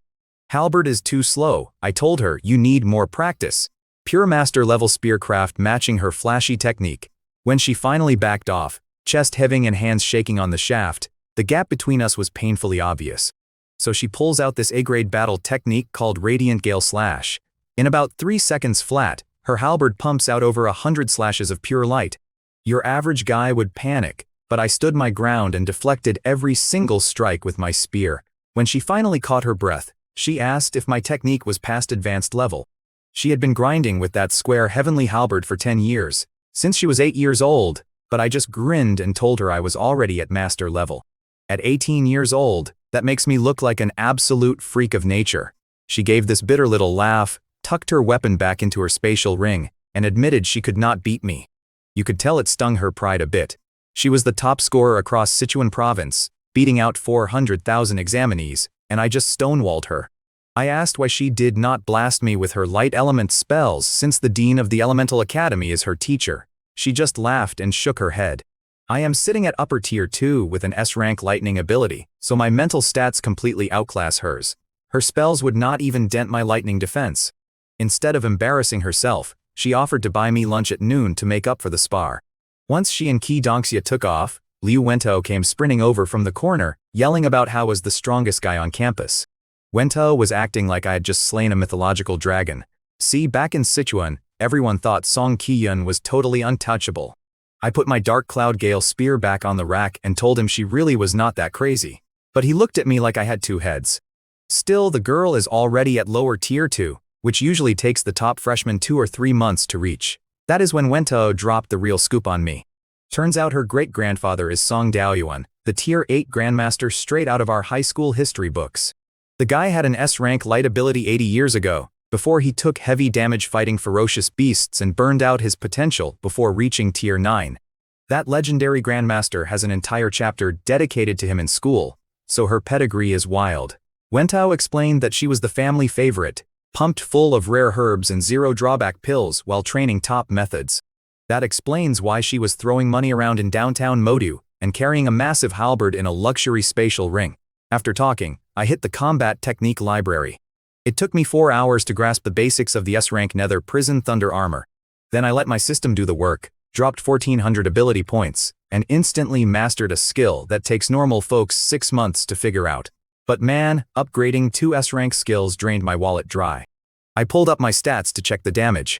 My blood key was sitting at 1321, mental strength at 987, but my ability points had tanked down to just 712 after dropping 3,000 on back-to-back S-rank skills. The Yuanxi Wilderness Zone does not open for another 2 to 3 months, leaving me in a tight spot to farm more beasts. Modu is right on the coast, but fighting underwater cuts my combat power to less than a tenth. Plus, my Purple Sky Divine Thunder only zaps out about 15 meters in the water, which is completely useless for farming points efficiently. Desperate for a target, I called out to my artificial intelligence assistant, Eva, to pull up a holographic map and scan for any nearby wilderness zones. Later, I pulled up the regional map. Modu sat dead center, surrounded by 3 glowing zones. First was Yuanshui, while Yangcheng and Tongxiang were roughly 140 kilometers north and south. I did some quick mental math. Tongxiang only goes up to tier 3 beasts, meaning easy pickings but spread out thin. Yangcheng, though, packs dangerous beasts up to tier 6. My plan was simple: finish my first week of college lectures, then hit both zones. The classes suck. Hey, I will just ditch and go beast hunting instead. Right then, my phone buzzes with a call from my aunt, Xu Qingguan. Totally slipped my mind to call her after getting back yesterday. I answered, and her surprised voice immediately came through, asking if my training camp was finally over. I told my aunt camp went great, and she mentioned my cousin Tang Ki was taking the high-speed train into Modu tomorrow around 3 p.m. I offered to pick her up, but literally seconds after hanging up, my phone rings again. Tang Ki herself. Like mother, like daughter. She told me not to bother making the trip, saying university camp must have wrecked me, and I should just sleep in while she travels with her friends. I told her I was completely free anyway. Honestly, the guy whose body I took over was an antisocial loner, but after I transmigrated and stayed at Auntie's place in Jinggu Residences, Tang Ki and I actually became pretty tight. We talked for a few minutes, said our goodbyes, and finally I could test out my brand new S-rank combat skill. I triggered the skill, calling out Netherworld Thunder Armor. Instantly, Purple Firmament Divine Thunder wrapped my body, condensing into a thick suit of crackling blue-purple armor. It cost me roughly a fifth of my energy and lasts 30 minutes. The best part? Standard beast-hide suits stop claw slashes, but the brutal kinetic force still shatters human bones. My thunder armor absorbs 90% of that impact. If a monster slams me with 10,000 kilograms of force, my body only feels 1,000. Plus, it retaliates automatically with electrical shocks. It is basically a lightning suit of thorns. You hit me, you fry yourself. Do the math, it is literally impossible to lose that trade.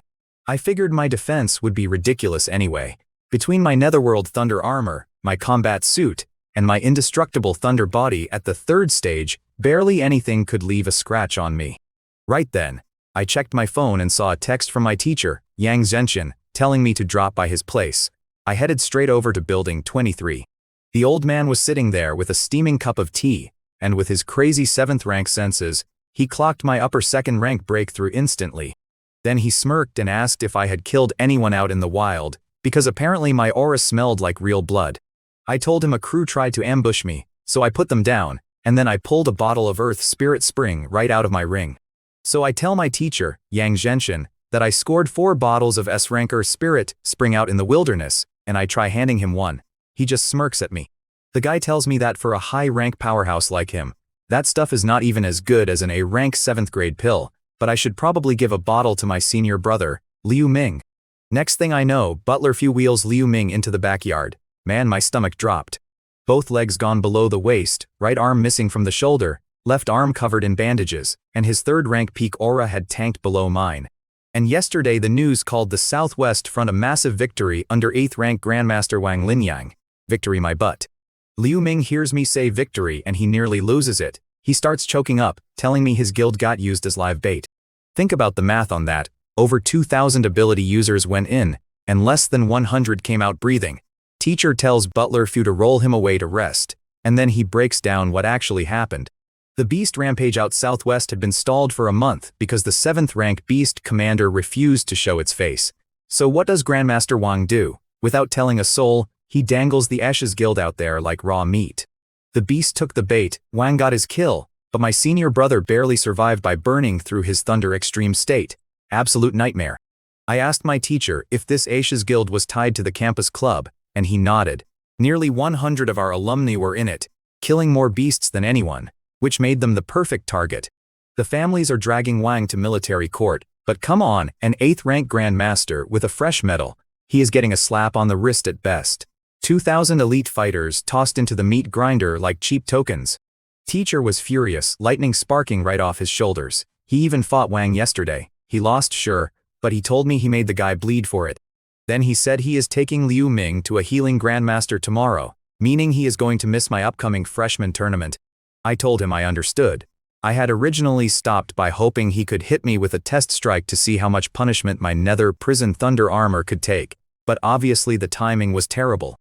I left a bottle of S-grade Earth Spirit Spring on the table and walked out. Trudging down the road, I could not stop picturing Liu Ming. Sure, a top-tier healing Grandmaster can regrow lost limbs, but new flesh is never the same. His Thunder Indestructible body was forged right into his bone and muscle at the 3rd level, and now half that progress is down the drain. Rebuilding that will take years of pure agony. Still, at least he made it back alive. You can rebuild muscle, but you cannot rebuild dead. By the time I left the villa it was around noon, and my phone buzzed with Song Kyuyun asking me out for lunch. We met up and hit this classy spot in the university town called Kingya Residence. A table for 2 runs a few thousand Xia coins, which honestly does not even dent the wallet anymore. We walk in looking sharp together, and everyone turns to stare. I felt those eyes on my back, so I frowned and told the hostess we wanted a private room. Problem is, I just got back from days of non-stop slaughter in the wilderness, plus I've got that terrifying thunder raptor aura radiating off my skin. The poor girl visibly shook. Kyuhyun immediately started roasting me, telling me to stop scaring the staff. Later on, Song Kyuhyun and I headed upstairs into a private dining room. She had ditched her battle suit for a plain white t-shirt and light blue skinny jeans, leaning back in her chair with a smirk. Out of nowhere, she asked why I had such an intimidating vibe. I looked at her completely baffled, because in my own head, I am practically a golden retriever with a friendly smile. She burst out laughing and reminded me that I literally impaled Lei Zhu through the shoulder blade with a spear during our arena match. I just shrugged and said the guy had it coming. She conceded that point, but then got real quiet and asked where that wild, beast-like killing intent around me came from, especially since I had completely outclassed her in our morning spar. So Song Kyuhyun still could not let the beast aura thing go, which was basically the whole reason she dragged me out to eat. She hits me with, "Look, if this is some classified secret, you do not gotta tell me, I am just curious." I laughed and told her straight up, "Nah, you got sharp eyes. It is because I suck down monster essence blood to buff my combat stats. Out in the wilderness, dumb low-tier beasts are supposed to charge anything with a pulse. But half of them were backing off from me like I was their landlord." She goes, "Oh, like Dean Yang Zhenqian's Thunder Immortal Body technique." Her face completely lit up, and she shoved the menu at me like, "Order whatever, my tab." Hey, she is loaded enough to buy the whole building, so who was I to argue? I told her I would not be shy, so I dropped 30 grand on the bill. 10 full spreads for me, 1 for her. Normal guy lunch, right? We got to talking about why I picked an elemental mentor when my halberd skills were already top tier, and I explained my family already set up my melee training. The wild part. She knocked back 3 full portions herself. For a rich girl from a grandmaster family, she had zero attitude, just pure appetite, and somehow every calorie went directly to the right spots. Life is deeply unfair. She wanted to hit them all after, but I bounced back to the villa to grind my physical and ability drills.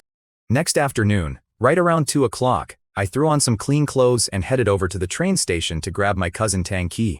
I was waiting at the Shanghai high-speed rail station, and man, that place was an absolute madhouse. Flying beasts still own the skies out here, so unless you have got a death wish, nobody flies in an airplane anymore. You take the train like everyone else. Security squads were patrolling the concourse in full gear because when you pack 20,000 people into one terminal, bad things happen fast. It was August 31st, official freshman move-in day, and every university in the city had set up welcome booths. Then the intercom chimed for train G103 pulling in from my hometown Jiangcheng, and a tidal wave of freshmen poured through the gates, wide-eyed and lugging their bags. Right by our Shanghai Awakened University booth, with its flashy sword and thorn rose emblem catching every eye in the room, I spotted 3 familiar faces rolling their luggage off the platform. It was my cousin Tang Qi, looking tall, aloof, and turning heads in her shorts, flanked by 2 of her classmates from the Jiangcheng elite track, Petite Meng Dai and sharp-looking Zhao Mingyang. Those 2 had landed spots at Jing'an Awakens University after finishing 2nd and 4th back home, while my cousin ended up 12th and got into Linjiang. Still solid programs, obviously, but they were staring up at my school's massive banner like it belonged to another world entirely. Classic freshman reaction. Apparently, while dragging their bags through the crowd, Zhao Mingyang had already bugged my cousin 7 or 8 times asking if I was actually going to show up. Ever since I managed to pull off that top score across the whole province, everyone back home treated me like some kind of mythical local hero. Meng Di was even making bets on my progress, figuring 2 months with an S-rank training manual probably pushed me to a basic first-tier rank at best. Little did they know math in the real world does not work that linearly. Just as they were standing there theorizing about my stats, I squeezed through the mob, gave a little laugh, and called out to my cousin, Cousin Qi.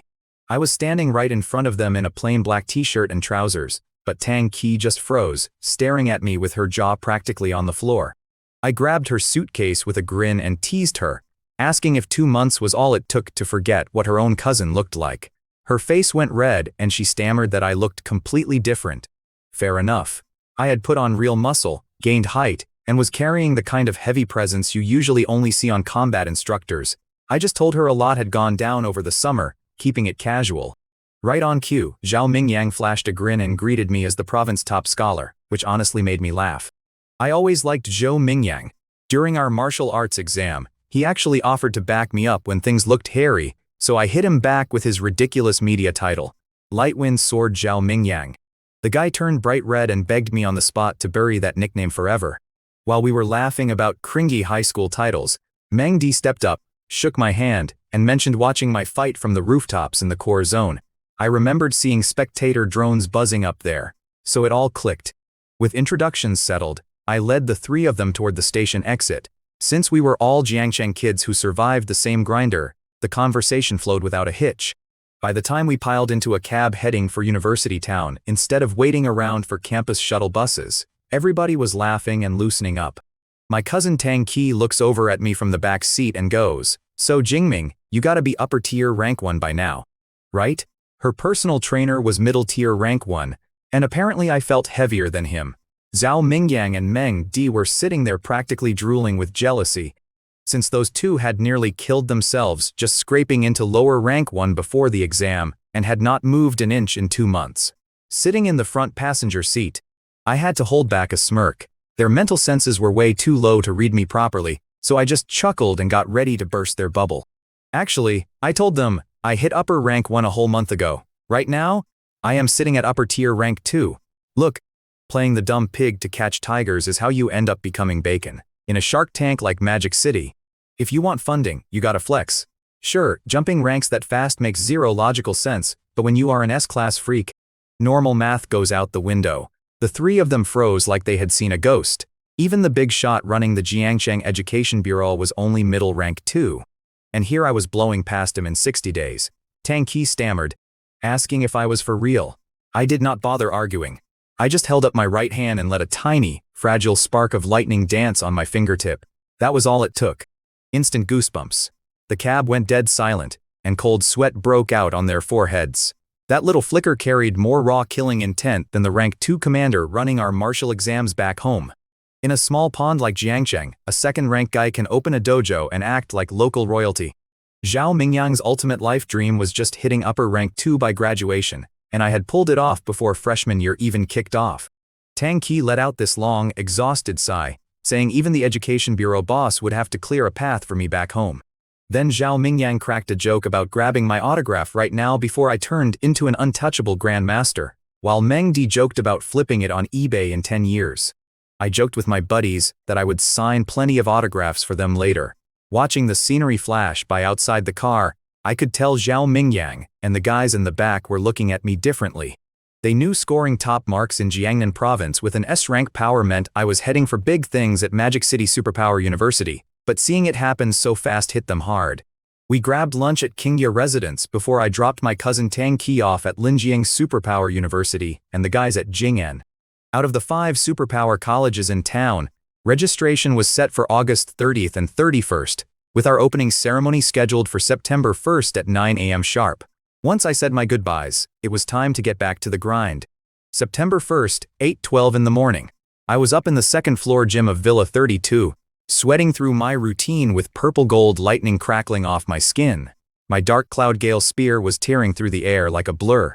I do not have massive bodybuilder muscles, but the definition is definitely there. Solid, functional, the kind people stare at. Wentao hollered from downstairs that it was time to move. I took a 2-minute shower, threw on my combat suit, slung my spear across my back, and rushed down. Since the freshman grand competition kicked off right after the opening ceremony, everyone had to show up locked and loaded. Out on the road, over 1,000 freshmen were already marching in full combat gear. Around here, you do not get assigned a college right away. You have to survive the freshman tournament first. Since nobody really knows anyone outside their dorm, people walked in small quiet clumps. On the way, Wentao and I bumped into Song Qiyun and Qi Dongxia. Qiyun was wearing a slick, ink-colored combat suit. Must be nice having family money, treating elite gear like daily laundry while keeping her massive Fangxian halberd stashed in a spatial ring. Dongxia had sharp alloy claws ready. I joked about their wild weapon choices, and Dongxia laughed, saying weird weapons win fast, and she wants top 50. Then Qiyun gave a sweet smile and said she was taking second place, turning every guy's head on the sidewalk. Second place? I chuckled and asked if she gave up on fighting me. Hey, no shame in her game, she is Sichuan's top prospect, but she already tasted my S-rank lightning and knew I had cracked the upper stage of the second order. Why sign up for a second beatdown unless you are into pain?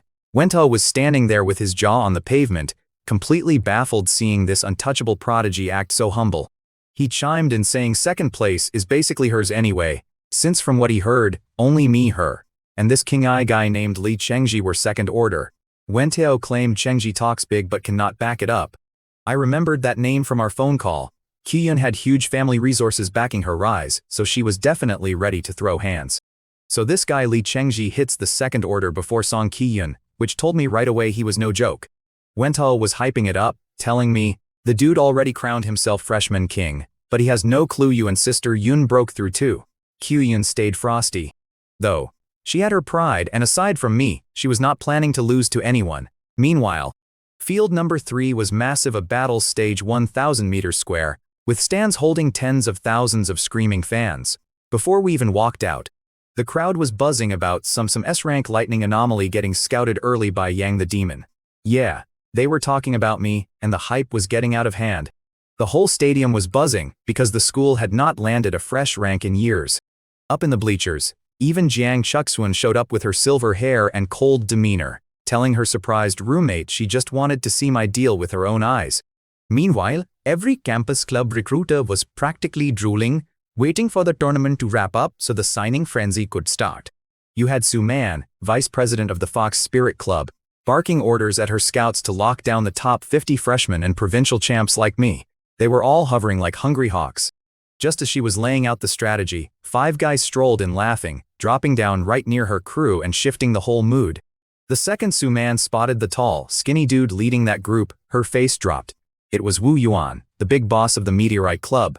Look, our university has over 100 student clubs, but Meteorite is absolute top-tier muscle. Under 200 members, but everyone is at least second-order upper level. The vice president sits at third-order peak, and Wu Yuan himself is an insane fourth-order monster. Before people could even process that, the crowd started gasping again because Wei He, the president of the Ashen Club, showed up rocking black combat gear with this brutal, bloodthirsty vibe rolling off him. Just like that, the 2 heavyweight juggernauts running the campus food chain were in the same room. See, my senior brother Liu Ming was vice president of Ashen, but their president Wei He was fourth order, and guys that strong are almost never on campus because they are constantly on dangerous missions outside.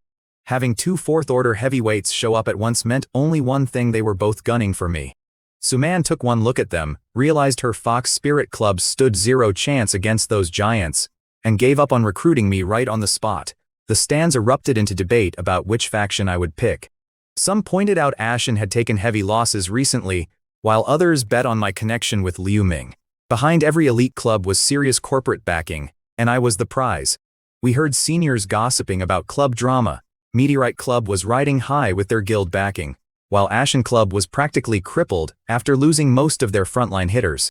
Walking onto the training ground, my jaw dropped. There was an arena sitting in the middle that was literally 1,000 meters long and wide. I wondered why on earth they needed a stadium that ridiculous until Qiyun mentioned the tournament includes a 100-person battle royale. Made sense, though my own teacher had vanished to treat my senior brother, leaving me completely clueless about the rules.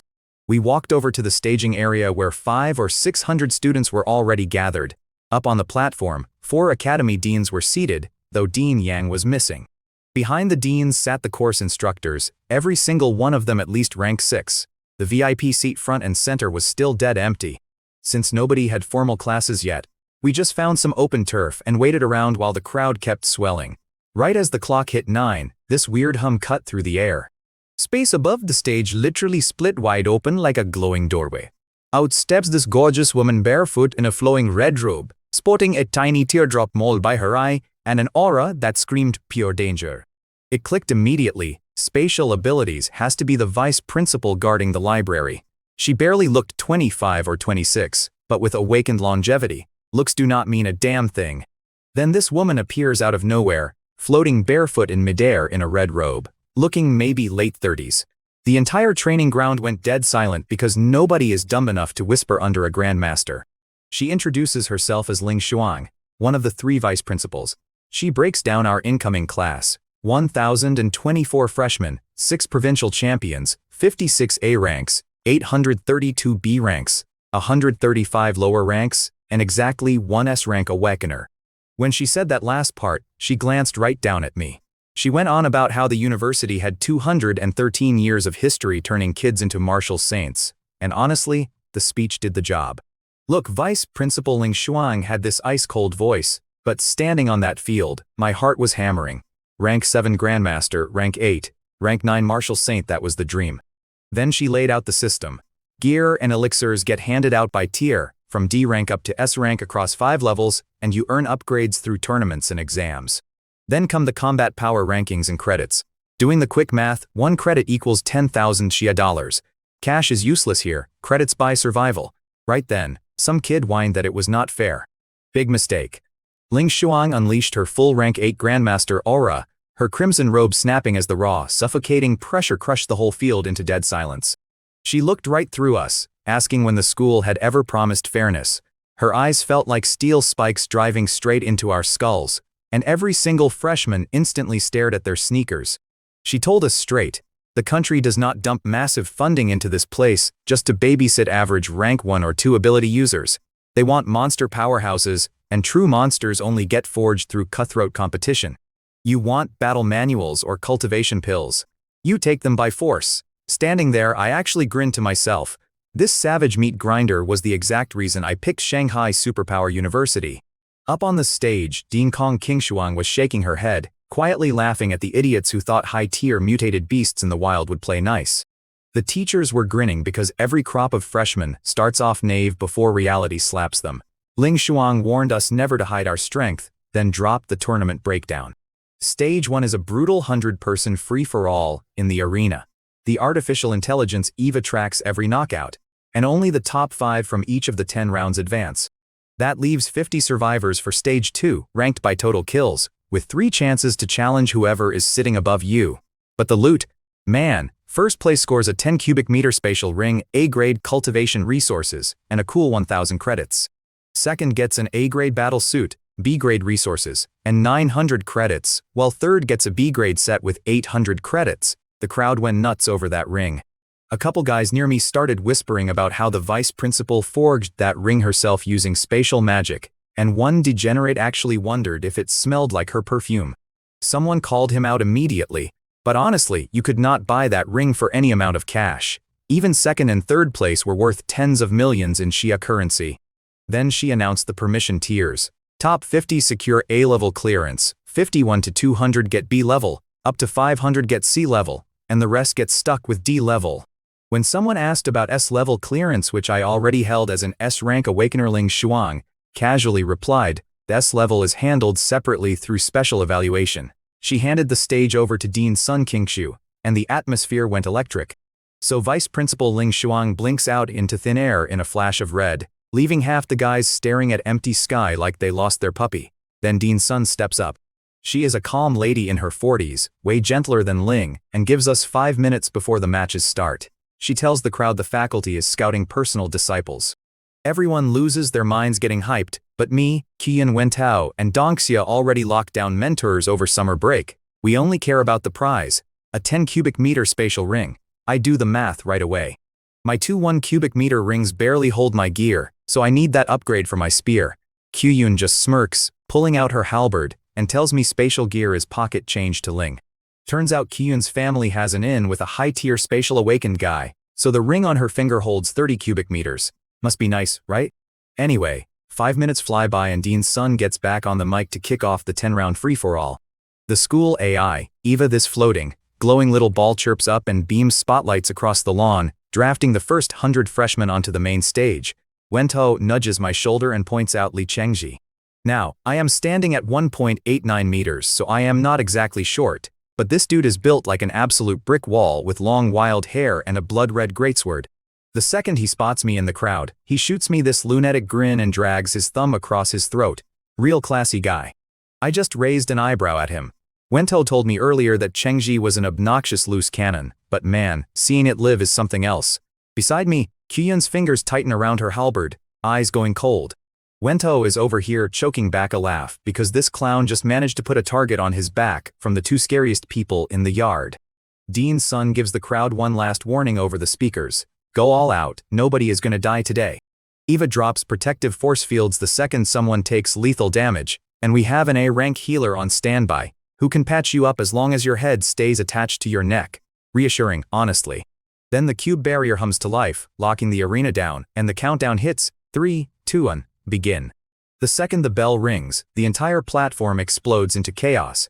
You have guys morphing into feral beasts, throwing fireballs, swirling water whips, throwing up stone walls, and swinging 2-meter greatswords.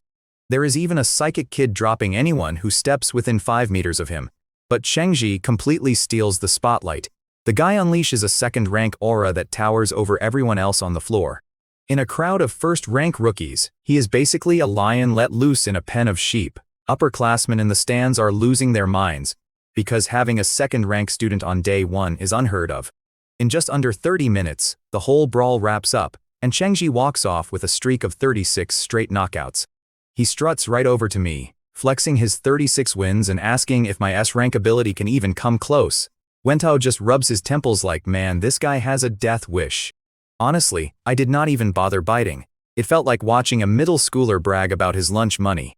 Up in the stands, the Meteorite Society scouts were actually debating whether to bump Chengji over me as their top draft pick since he hits second rank first. Their president, Wu Yuan, shut that down with a smirk. He had seen me unleash my lightning at the combat library a few mornings back, crackling, sky-splitting power that made Chengji look like a dollar store sparkler. His crew hated his cryptic answers, but the man knew what was coming. The medics were already hauling out broken, unconscious bodies from round 1 while President Wu Yuan chuckled on the sidelines. Then Eva spun the wheel for round 2, dropping over 100 glowing beams across the crowd. One locked right onto me. Out of my 4-man crew, I was the only lucky bastard chosen. I grabbed my Dark Cloud Gale spear, checking the grip as Song Qian, Qi Dongxia, and Liu Wentao hyped me up to go crush the arena. Stepping onto the stage, I heard the collective groan from the poor souls in my bracket. I had laid low for 6 weeks, but they definitely remembered me breaking the province punch record, smoking Lei Ju, and packing an S-rank ability. Half of them gave up on first place before the bell even rang, scrambling to fight for the scraps. Once we got onto the arena stage, every single freshman cleared out, giving me a 50-meter buffer zone like I had the plague. I had to shake my head. Like 20 extra yards was going to save them if I decided to close the gap. Up on the main platform, the faculty were staring down at me, talking about how I was Dean Yang's new S-rank lightning disciple. They thought I was still sitting at first-rank upper level after my first month. But then a few teachers reached out with their spiritual energy from 200 or 300 meters away to scan me, and one guy literally choked on his tea. I had bypassed the bottom tier entirely and jumped straight to second-rank upper level. Their faces were priceless. Up on the platform, Dean's son was yelling at my mentor for hiding my progress, but down on the stage, the energy barrier snapped on. The artificial intelligence system counted down from 3, and the second the bell rang, all these kids flared their powers at once. Fighting wild beasts is fine, but man, nothing beats throwing down with actual people. I smiled, triggered my purple sky divine thunder, and let my second-rank upper tier aura rip across the floor. Blue and purple lightning exploded around my dark gold spear, and the raw pressure hit the arena so hard that everyone just froze mid-step. Some poor kid swallowed spit, looked over at me wrapped in lightning, and screamed my rank out loud. When I let my aura flare across the arena, the entire stage froze. Everyone just stared at me like I had 2 heads. Lei Chengji had just flexed his second-tier lower-rank power, and then I dropped second-tier upper rank right on top of him. You could see the freshmen having an existential crisis, looking at me like, how are you a whole rank ahead on day 1? Even the seniors in the bleachers lost it. A few juniors who spent 3 brutal years crawling to second-tier upper rank looked ready to cry, feeling like they wasted their youth. Meanwhile, in the Meteor Star Society box, that recruiter girl jumped in shock, turned to President Wu Yuan, and basically demanded to know what was going on. Turns out Wu Yuan had already clocked my growth, smugly telling his recruiter that I was still their top draft pick.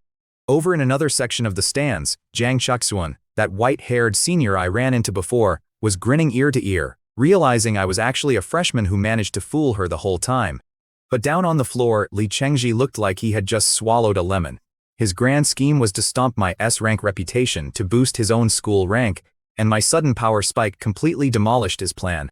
Just when he was ready to despair, though, he spotted some skinny dudes standing among the crowd in my bracket and suddenly perked right back up, convinced my loss was locked in. I did quick math. 103 fighters on the platform, which meant 102 targets for me to steamroll. I gripped my spear, ready to clear the floor, when this smooth, hypnotic voice echoed through the arena. It was this guy named Shi Liao, an A-rank mental type esper who started broadcasting into everyone's heads. He yelled that I was a second-tier upper-rank monster with an S-rank ability, and that if they fought me solo, they were toast. His math was simple: 102 against 1. He claimed he already had 20 guys backing him and promised an easy win if they swarmed me together. You could see the crowd's eyes go red with hype, ready to gang up on me for the glory. You ever have one of those days where an entire stadium decides you are public enemy number one? The second this Shi Liao kid opened his mouth, every freshman stopped fighting each other and turned toward me. Up in the stands, the faculty were practically dropping their coffee. They figured since I was a tier 2 upper rank with an S-rank ability, I was supposed to cruise through this round. Instead, Dean Longqi from the Tactics Academy was sitting up there grinning because Shi Liao is his personal student. The teachers were already whispering that if I got knocked out here, I would never hear the end of it. Fighting 100 beasts is fine, but 100 angry superpowered teenagers. My luck is truly something else. They had the whole lineup: enhancement brawlers, elemental blasters, psychics, and support buffers. Every last one was a top prodigy from back home. And together they made a tight platoon with 0 blind spots. On paper, 100-to-1 beatdown is basically guaranteed. I locked onto Shi Liao across the dirt using my mental sense. He was barely 5'7", skinny, pretty boy face, 0 weapons, but guarded by a dozen elite heavy hitters. He looked right at me with a smug little smile, saying it was 1 against 102, so I had no way out. I just laughed, planted my dark cloud gale spear into the arena floor, and tightened my fist in the open air. I called out my thunder spear, pulling crackling blue-violet lightning into my palm until the air hummed with raw voltage. Shi Liao barked orders instantly, telling the frontline brawlers to push, the snipers to fire, and the supports to drop every buff in their arsenal. Since this was a rush job, he could not run neat squads of 20, so he just sent over 80 kids charging at me at once. Fireballs and razor wind tore across the dirt, while melee fighters swarmed in, shouting about taking down an S-rank. But right as my spear locked into shape, a nasty wave of debuffs hit my nervous system, making my arms feel like lead and dragging my thoughts down to a crawl. So there I was, trying to charge up my lightning spear, and the damn thing felt like pulling taffy through molasses. Some support-type nerd in the back had slapped me with a debuff. Looking at this whole mob rushing me, I just smirked. Cute trick, but it barely tickled. I pumped juice into my right hand until the lightning basically liquefied, crackling like an angry welder. Across the field, Shi Liao spots it and completely loses his cool, screaming for a defense. His Earth-type buddy drops a massive rock wall, and Shi Liao hides behind it, yelling that I had bigger problems 50 meters out. He figured I would not target him. Huge mistake. I wound up and threw that spear with a deafening sonic boom. Shi Liao was standing there looking dumb, wondering if he just heard a sonic boom, and right then bam! My spear hit that super reinforced earth wall and blew right through it like wet cardboard. Chunks of rock went flying everywhere, tagging his crew in the head, but the real party was just getting started. The lightning on the tip started glowing blindingly white, pulsing with enough juice to wipe out a city block. Shi Liao went ghost white, realizing it was about to go off, and he knew they were dead meat. Lucky for them, the campus artificial intelligence Eva panicked and slapped emergency energy shields over the whole bunch just as my spear went boom. The entire arena shook, kicking up a literal mushroom cloud of blue plasma while the crowd lost its mind. From the second that spear left my fingers to the blast, it was maybe half a second.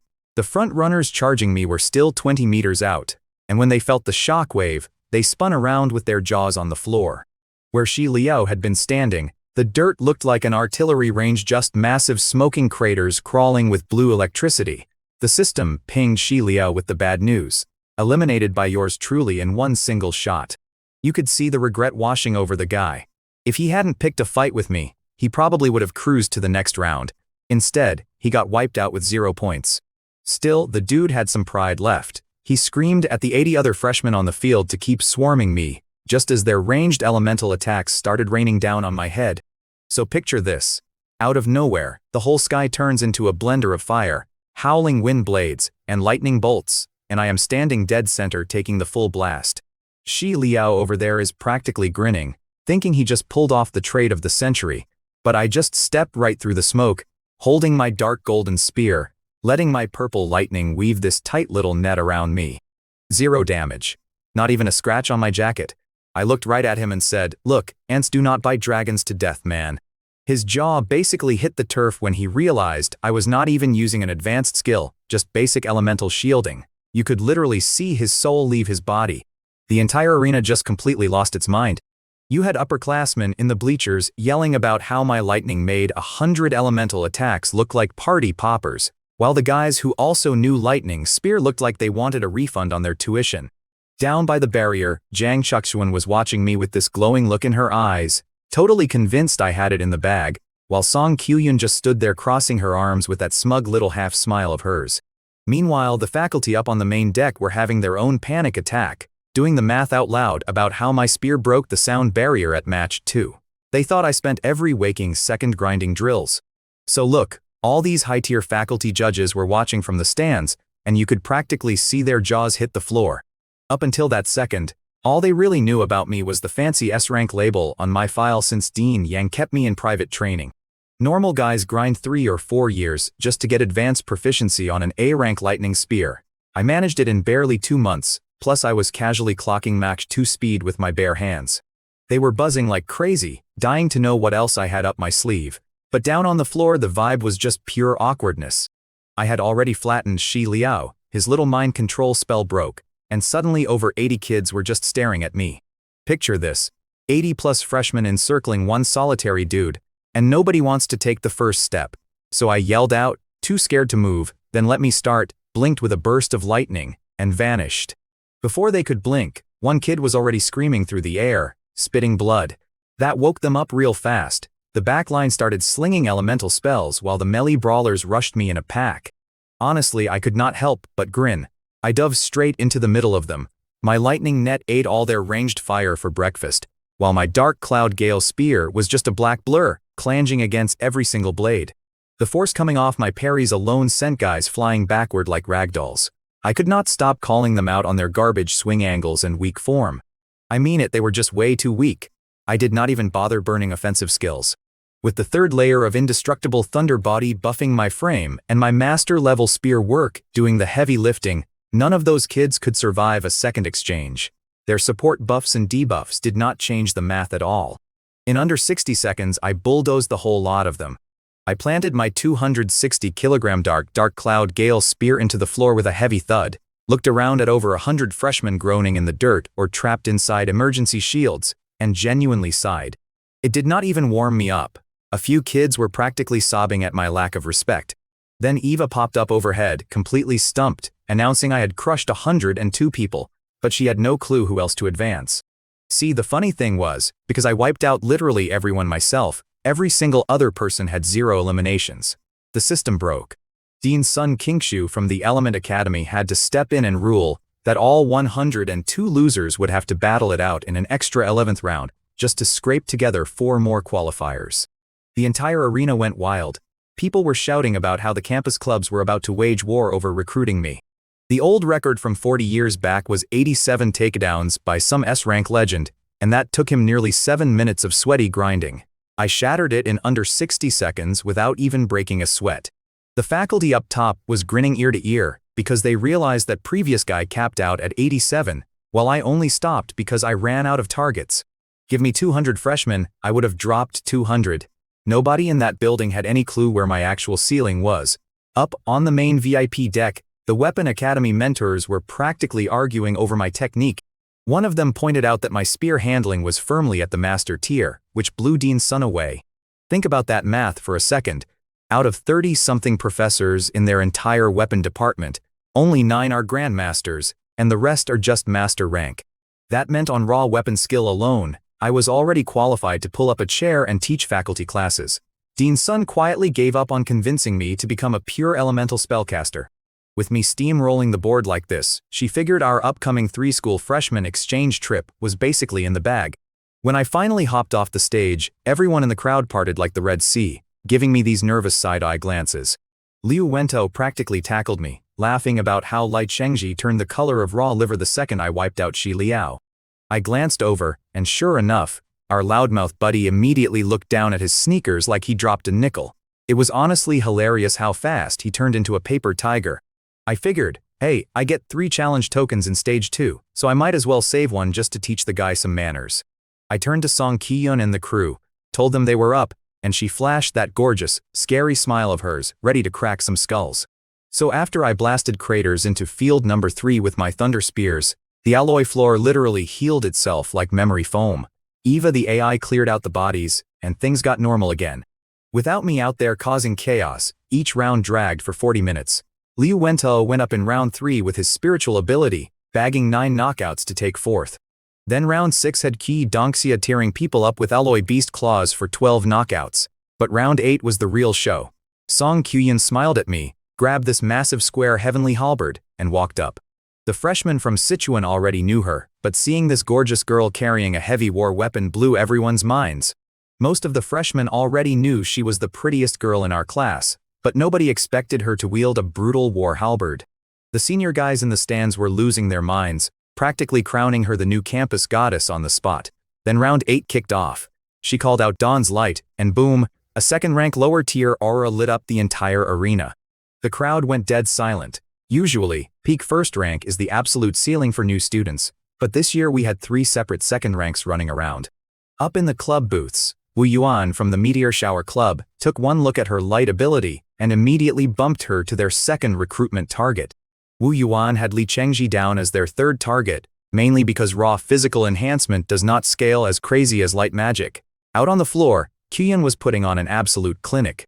She was chaining spells like Judgment of Light and Radiant Flash, blending magic with heavy weapon swings like an absolute battle goddess under the afternoon sun. It was over in less than 10 minutes, and she walked off with 45 knockouts to take first in her bracket. She strolled right up to me, grinning from ear to ear, asking how she looked out there. I gave her an honest thumbs up, telling her that her spell and melee combo was legit scary. She puffed out her chest all proud, saying she works her tail off every single day, which honestly, I respect. Rounds 9 through 11 wrapped up over the next hour, officially closing out the opening phase. Dean Sun walked to the edge of the stage, and Eva projected this massive glowing leaderboard in midair. Right at the very top was my name, sitting pretty with 102 knockouts. Song Qian had second with 45, and Li Chengji grabbed third with 36. Then the dean dropped the rules for Phase 2, the free challenge tournament. Everyone got 3 challenge attempts, you could not decline, and if you won, you stole their ranking. The catch was that anyone outside the top 50 could not punch up into the top 50. Right on cue, the ground shook as the massive 1,000-meter arena split apart into 100 smaller fight rings. Those rings were 100 meters by 100 meters each, and total chaos erupted immediately. People were shouting out rank numbers left and right. Since the first phase was a massive brawl, some guys had gotten lucky, taking out just one person but ending up with inflated ranks, so everyone wanted a piece of them. Before long, over half the rings were full. Even Wento and Dongxia got dragged into fights, but nobody dared look sideways at me, Qian, or Li Chengji, because nobody is stupid enough to pick a fight with a second-rank user.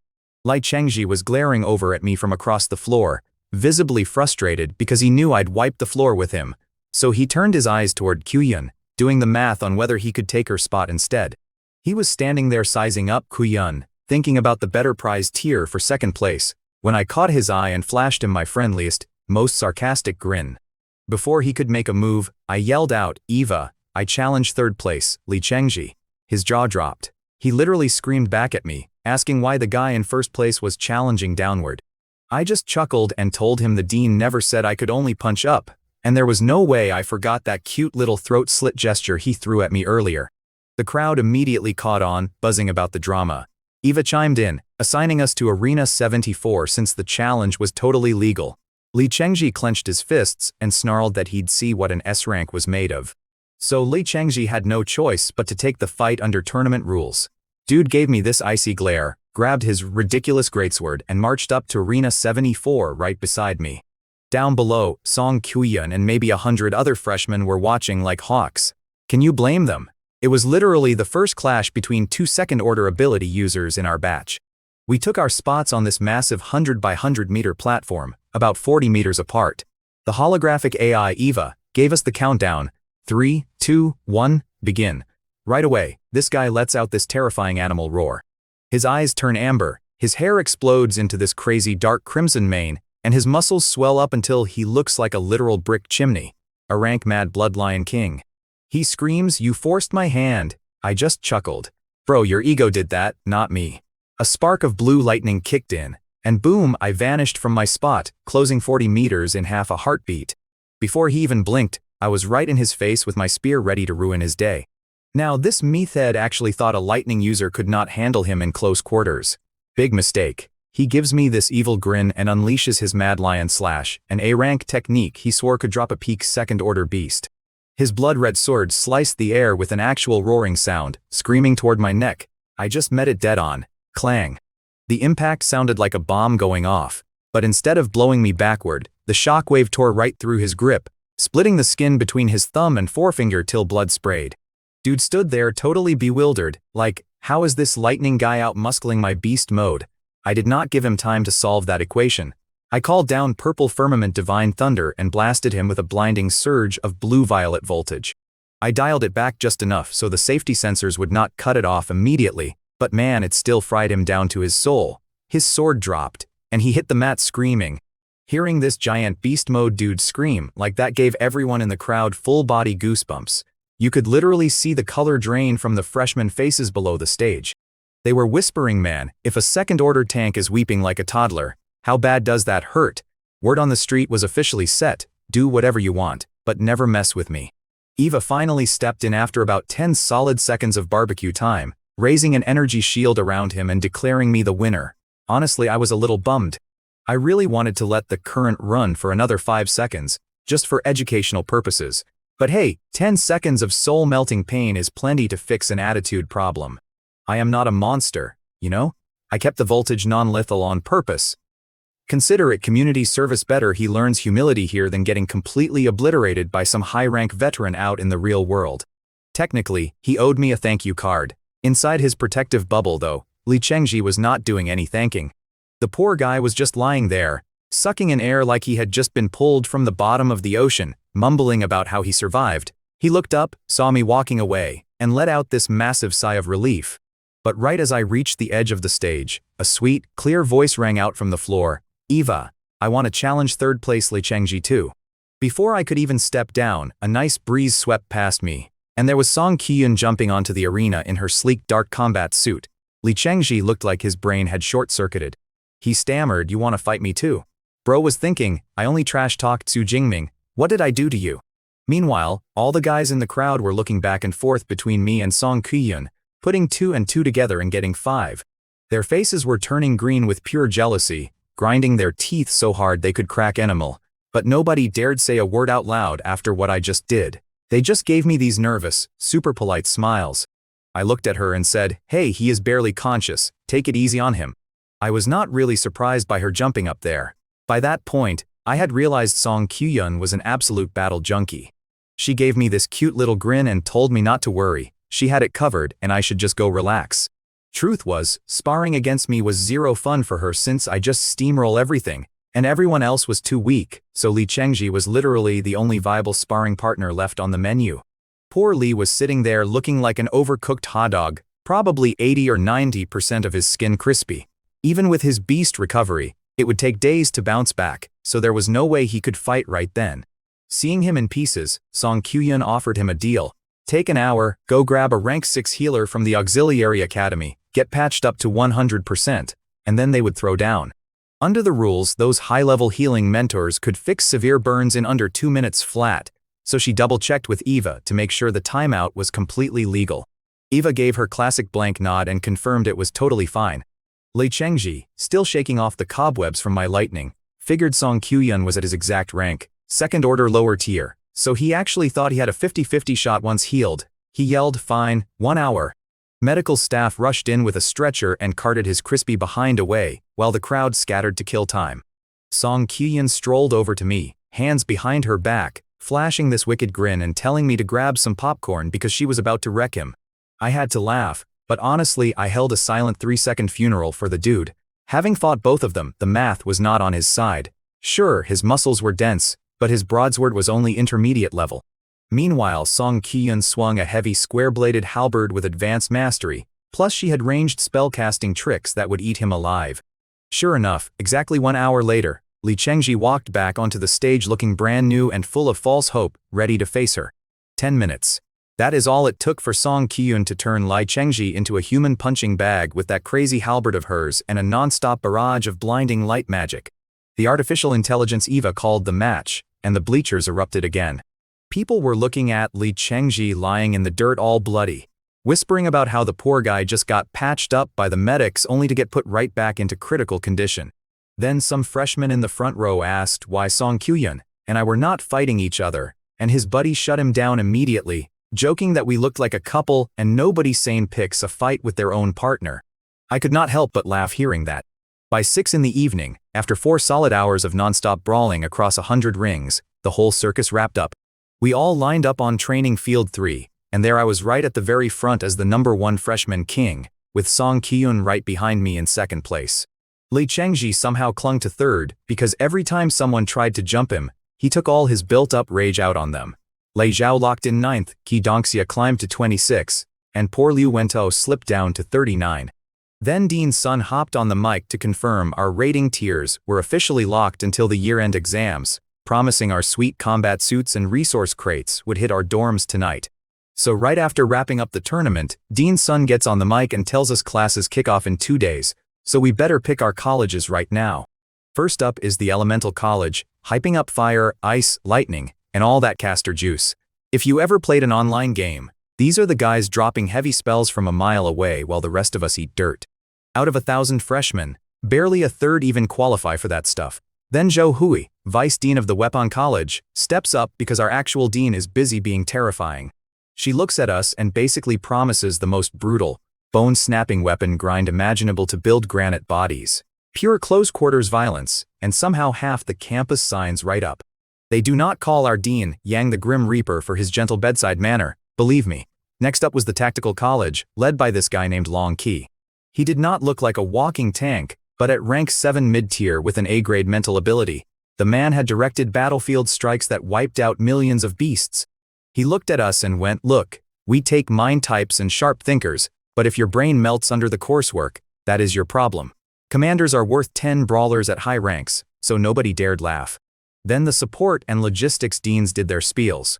Support only took pure healers and buffers, while logistics wanted anyone down for alchemy and gear crafting to keep the school running. Support and logistics had the lowest head count, but without their alchemists, university gear and healing potions would cost an absolute fortune.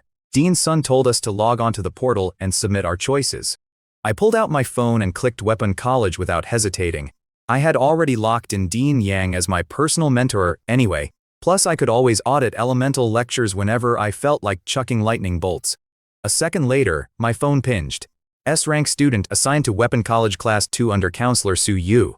Turns out they do not do tracked rocket classes here like in high school, which makes total sense. Then Song Kyun walked up behind me and asked which class I landed in. I told her I was in Class 2, and she smiled, saying she landed in Elemental Class 3. Honestly, her halberd skills were already crazy advanced, but breaking into master level takes forever, so she wanted to stack some spell firepower on top. Meanwhile, Lee Chengji, who took 3rd place overall, overheard us and practically sighed with pure relief because he was in Class 4. Dodging my classroom saved him a massive daily headache. 3 minutes later, Dean Sun wrapped everything up, told us our counselors and mentors would reach out tonight, and dismissed us. As we shuffled toward the exit, bruised and exhausted, the upperclassmen were already whispering about how wild our batch was, especially with me sitting at upper 2nd rank. One senior literally muttered that he was just glad he was graduating in 2 years before I completely took over the campus. But while the older students cleared out, the club recruiters swooped in like hungry hawks. Mid-tier clubs hunted the top 50, while the 2 biggest powerhouses, Ember and Meteor, marched straight toward me. Even Jiang Chuxuan with her signature streak of white hair was heading down from the stands. My stomach, however, had different priorities. We had been going since 9 in the morning without food, and after burning through multiple fights, I was ready to inhale an entire buffet. I looked at Song Kyun and the crew, told them dinner was on me, and she laughed, telling the new tournament king to pick up the tab. Man, I was on absolute cloud 9 after taking 1st place in the freshman competition. You know the grand prize. A spatial ring with 10 whole cubic meters of pocket dimension. Picture 10 cubic meters of pure storage right on your finger. I was feeling so generous I told Liu Wentao and Qi Dongxia dinner was on me at Qingye Residence, my favorite spot. We were literally about to grab drinks when 4 guys come power walking over.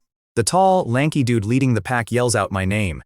Turns out it is Wu Yuan, the big boss of the Meteor Club, one of the 2 top dogs on campus. He gives me the hard sell right away. Join his crew as vice president, pocket 100 credits every single semester, plus get a B rank resource pack just for breathing. On top of that, Wu Yuan tells me their private vault is wide open, and I can just walk in and grab a free resource every month. Some freshmen walking past overheard this, and I swear their jaws hit the pavement. These poor guys pay membership dues just to get bossed around doing grunt work, while I get handed a corner office and free loot. But right as I am processing that, Wei He, the president of the rival Ember Society, storms over. The guy is radiating this absolute killer aura from surviving the wilderness zones. He looks at Wu Yuan, laughs, calls him stingy, and looks right at me, his pitch. Join Ember, become the vice president in waiting, and inherit the whole damn club once he graduates, with the exact same resource package. Wu Yuan could not even match that offer, because the guild behind his club already locked in their next leader. Meanwhile, the Ember Guild apparently took heavy beatings out in the field and needed new blood fast. The crowd of freshmen around us was losing their minds, whispering that I could end up the youngest president in campus history. But look, I had to stop and do some mental math. Being a regular club member is chill, but running the show. In my past life, I was student council president during my senior year, and running that circus drained every ounce of my free time. I am definitely not making that rookie mistake twice. So I played it cool, told both presidents I needed a few days to think it over, and Wei He casually handed me his personal number. Wu Yuan swapped numbers with me too, and before leaving, both club presidents invited my buddies to join as regular members, since they all placed in the top 50. Liu Wento looked pretty torn about it afterward. Both of those top outfits focus strictly on wilderness combat, but his superpower is mental type command, so hacking monsters in the woods does nothing for his tactical career.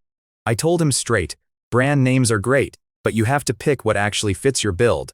Leaving the arena turned into a total comedy routine. Walking 1,000 meters to the exit took us over 20 minutes, because dozens of recruiters swarmed us with flyers. My arms were overflowing with glossy pamphlets, like I had just walked through a frantic holiday mall sale. I shoved that massive pile of club flyers into my spatial ring to sort through later in the dorm. With my spear strapped to my back, I led the crew toward dinner, but we barely walked 10 paces before I spotted a familiar silhouette by the curb. It was Jiang Chuxuan, looking stunning with her silver hair flowing down to her waist and a black skirt showing off her long legs. She strode over, gave me a bright smile, and teased me with a very deliberate, long time no see junior. I did not flinch, just smiled and replied hello senior, totally catching her off guard. Song Qiyun gave me a puzzled look, so I explained we met out in the Yuanshui wilderness zone, while Liu Wento rubbed his eyes like he was seeing a famous video blogger in the flesh. Look, Jiang Chuxuan had this massive reputation across campus as an untouchable ice queen, so seeing her hit me with a warm, easy smile felt completely surreal. My boy Liu Wento was staring at me like I had broken the universe. Guys were dying by the dozen out in the wilderness, and here I was, walking back in one piece with a drop-dead gorgeous influencer. She introduced herself to everyone, Class 3 sophomore from the Element Academy, and immediately locked eyes on Song Qiyun. You could see the gears turning in her head, because Qiyun was stunning, the kind of pretty that makes even online celebrities sweat. Qiyun bowed, greeted her back, and then Wento and Dongxia introduced themselves like eager puppies. Since we bumped into each other, I casually asked if she wanted to grab dinner with us, and she gave me this sweet smile, saying she was starving. She was only about a year older than us, so chatting on our way over to Qingye residence felt completely natural. We grabbed a private room on the 2nd floor, and my boy Wento immediately tried to flex by ordering flame fruit wine. I raised an eyebrow like, are you seriously trying to get me hammered? Regular booze does nothing to awakened physiques, but this stuff is brewed from blazing sun spirit fruits, hits hard, and costs a ridiculous 10,000 Shia coins a bottle. Wento just grinned, saying freshman grind starts in 2 days. The girls were down, so we went for it. We kicked off the night ordering 5 full bottles, clinking our glasses together to celebrate wrapping up the freshman tournament. After a couple rounds of that fiery wine, the awkwardness melted away between Jiang Chuxuan and Song Qiyun. Qiyun had this cute pink flush on her cheeks when she asked how the senior and I actually met out in the wilderness. Chuxuan told the whole story, well, leaving out that private junior sister nickname we had, talking about greedy third-tier squads hunting each other, and that endless wave of vicious mutant rats where I had to pull her out 3 times. Wento looked like his soul left his body. He sighed, saying if he were in my shoes, he would have died 10 times over. Wento started putting the pieces together, realizing why our icy senior was looking at me with those soft, affectionate eyes. Life and death situations stack the romance buffs pretty hard. But then he realized Kyuhyun clearly had feelings for me too, and now both girls were sitting across the same table. Panic set in. He leaned over, nudged Ki Dongxia, and they both bounced out of that room like they were escaping an apex predator, dumping the responsibility entirely on me. Now, normal second-tier awakened folks get wrecked by that wine, but my thunder imperishable body was already at tier 3, so my liver processed it like tap water. I looked at my phone, 9:30 p.m. We had been sitting there for 3 straight hours. 3 hours gone, and I did not even catch a buzz. What a waste of time. I stood up and told the girls we needed to head back to the dorms. Both of them were completely out of it, cheeks flushed red like ripe apples, eyes glassy and glistening. Suddenly, Jang Chuxuan started twirling the ends of her white hair, hitting me with this playful, teasing voice about how her legs gave out and her junior needed to support her. Then Song Kyuhyun grabbed onto my left arm, ducking her head down, whispering that she could not walk either. I tried offering to wait until they sobered up, but Chuxuan seized my right arm. You do not argue with tipsy girls, man. So there I was, walking out with 2 gorgeous girls clinging to my shoulders. After everything wrapped up, I ended up walking back with Jang Chuxuan and Song Kyuhyun, 1 girl on each arm. Every single dude we passed was staring daggers at me like I stole their lunch money. Once I dropped them off at their dorms, I headed back to my villa and found my roommate Liu Wento chilling on the couch with a woman in her late 20s. Turns out she was Su Yu, our freshman counselor. She is basically a campus admin with a 3rd-rank aura, super polite. She handed me a silver fingerprint safe containing my tournament rewards, which was the real prize I wanted. She had me scan into the freshman class chat group and gave me her personal number in case I needed help dealing with school drama. I saved her info, grabbed the box, and finally got some peace. Counselor Su Yu takes off to notify the other kids, and the second the door shuts, Liu Wento slides over with pure gossip written across his face. He asks if blood spilled between Song Kyuhyun and senior sister Jiang. I look at him, completely lost, and drop my silver rewards safe on the coffee table.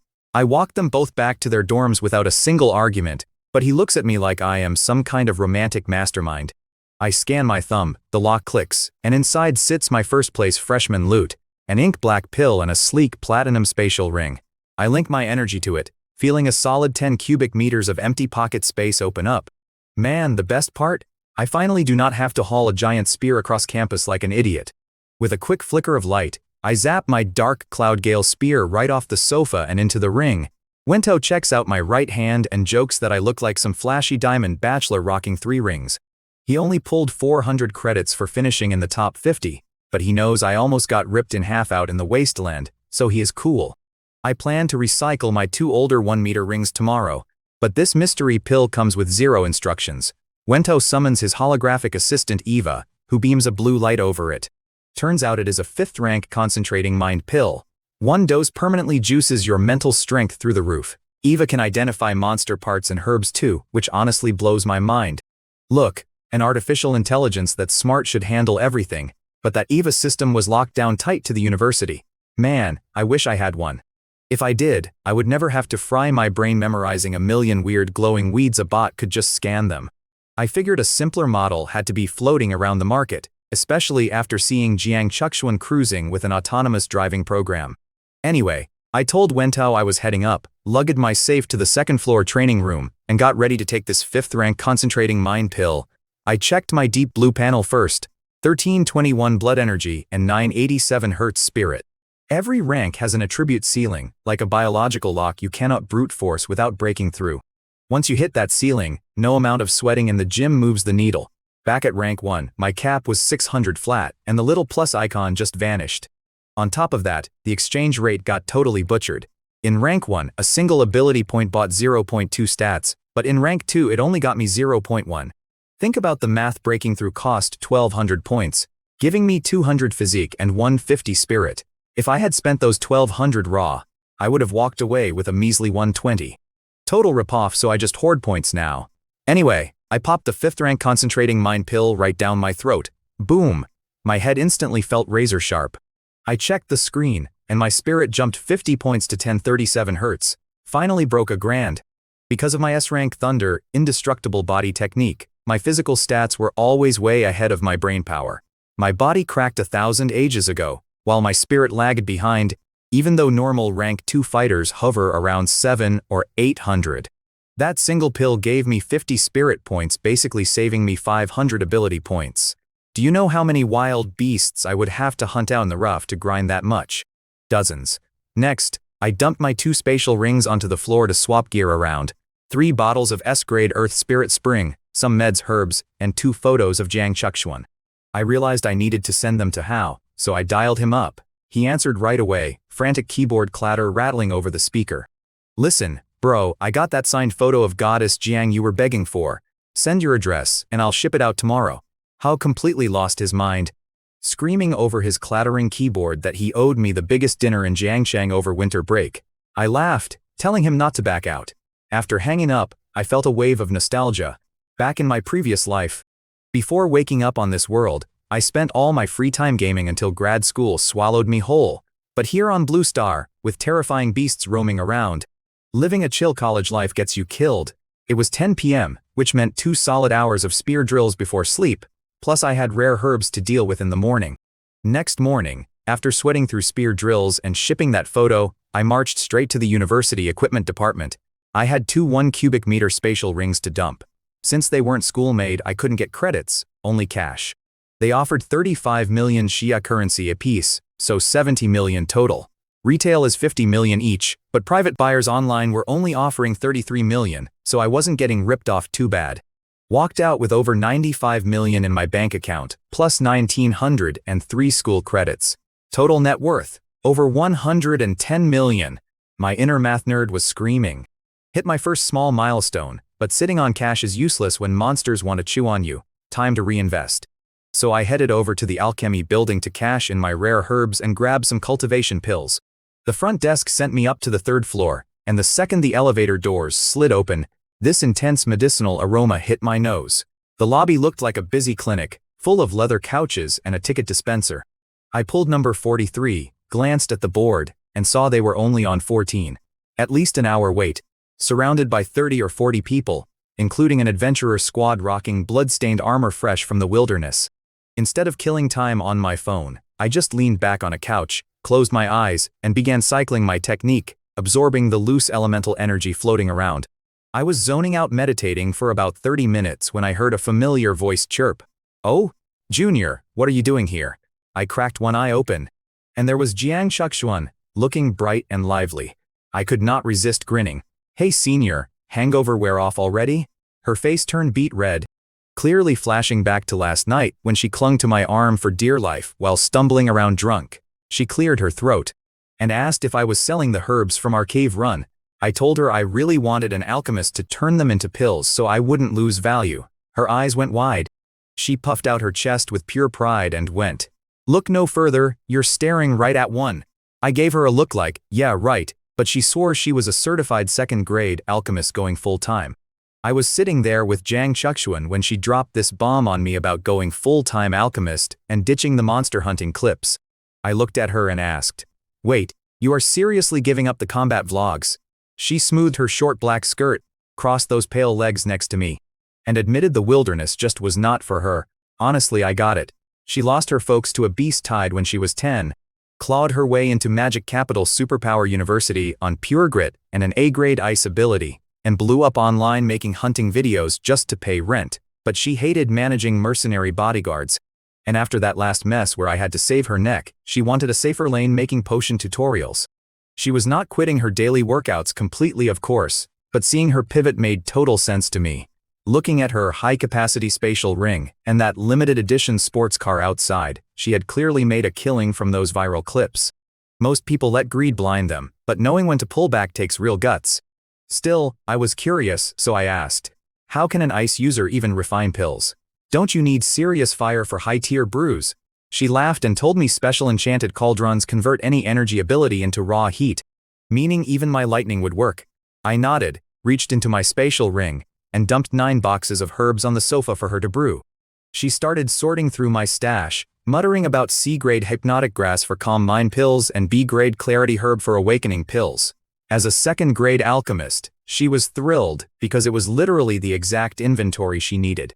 She told me she could brew the whole batch and deliver the finished pills in a week. Watching her pack the boxes into her ring with this genuinely warm smile was wild, considering her usual icy reputation. I had already handed in my prized A-grade flame flower as mission loot, so letting a friend handle the remaining B and C-grade herbs meant nobody was going to rip me off. I handed her my line ticket, and we headed up to the 5th floor together. Having Jiang Chuxuan by my side in that 5th floor showroom saved my life, cause the endless shelves of glowing bottles were enough to make my head spin. Thanks to her advice, I dropped about 600 credits on a solid haul of strength-enhancing pills before saying goodbye. As I stepped outside, my phone buzzed with a call from my teacher, Yang Zhenxian, telling me to head straight to his place. Senior brother Liu Ming was finally back on his feet, and I was itching to test the limits of my S-grade Nether Prison Thunder Armor technique. I rushed over to Villa 23, where my other 2 senior martial siblings, Zhu Wei and Tong Yu, were waiting to finally meet the new kid. Tong Yu, a sophomore and the only girl in our group, smiled while looking me over. She was tall and graceful with this healthy wheat-colored skin, and she immediately started grilling senior brother Liu Ming about whether I was truly the absolute freak he had bragged about. Liu had talked me up big time over the phone, babbling about my 98% essence blood compatibility, jumping to first rank upper level in a single month, and mastering 4 A-grade battle skills at once. Since she and Xu Wei only got back last night and missed the freshman tournament, she figured Liu was just gassing me up. Liu just smiled faintly from his wheelchair, promising she was in for a wild shock. 10 minutes later, Uncle Fu leads me into the villa living room. I give teacher Yang Zhenxian a respectful nod, then notice 2 unfamiliar faces on the couch. Teacher introduces them as my upperclassmen, Xu Wei, a junior, and Tong Yu, a sophomore. I play it polite, greeting them properly. Being polite pays off, man. Xu Wei hands me a small wooden box with a 4th rank Yuan Neng pill inside, a solid B rank resource to boost energy absorption. Then Tong Yu pulls out her phone and just wires 200 credits straight to my account. Not bad for walking through the door. I glance at Liu Ming in his wheelchair and ask why he is still sitting if he got healed. He grunts and says his newly grown leg nerves need 2 or 3 more days to wire up properly.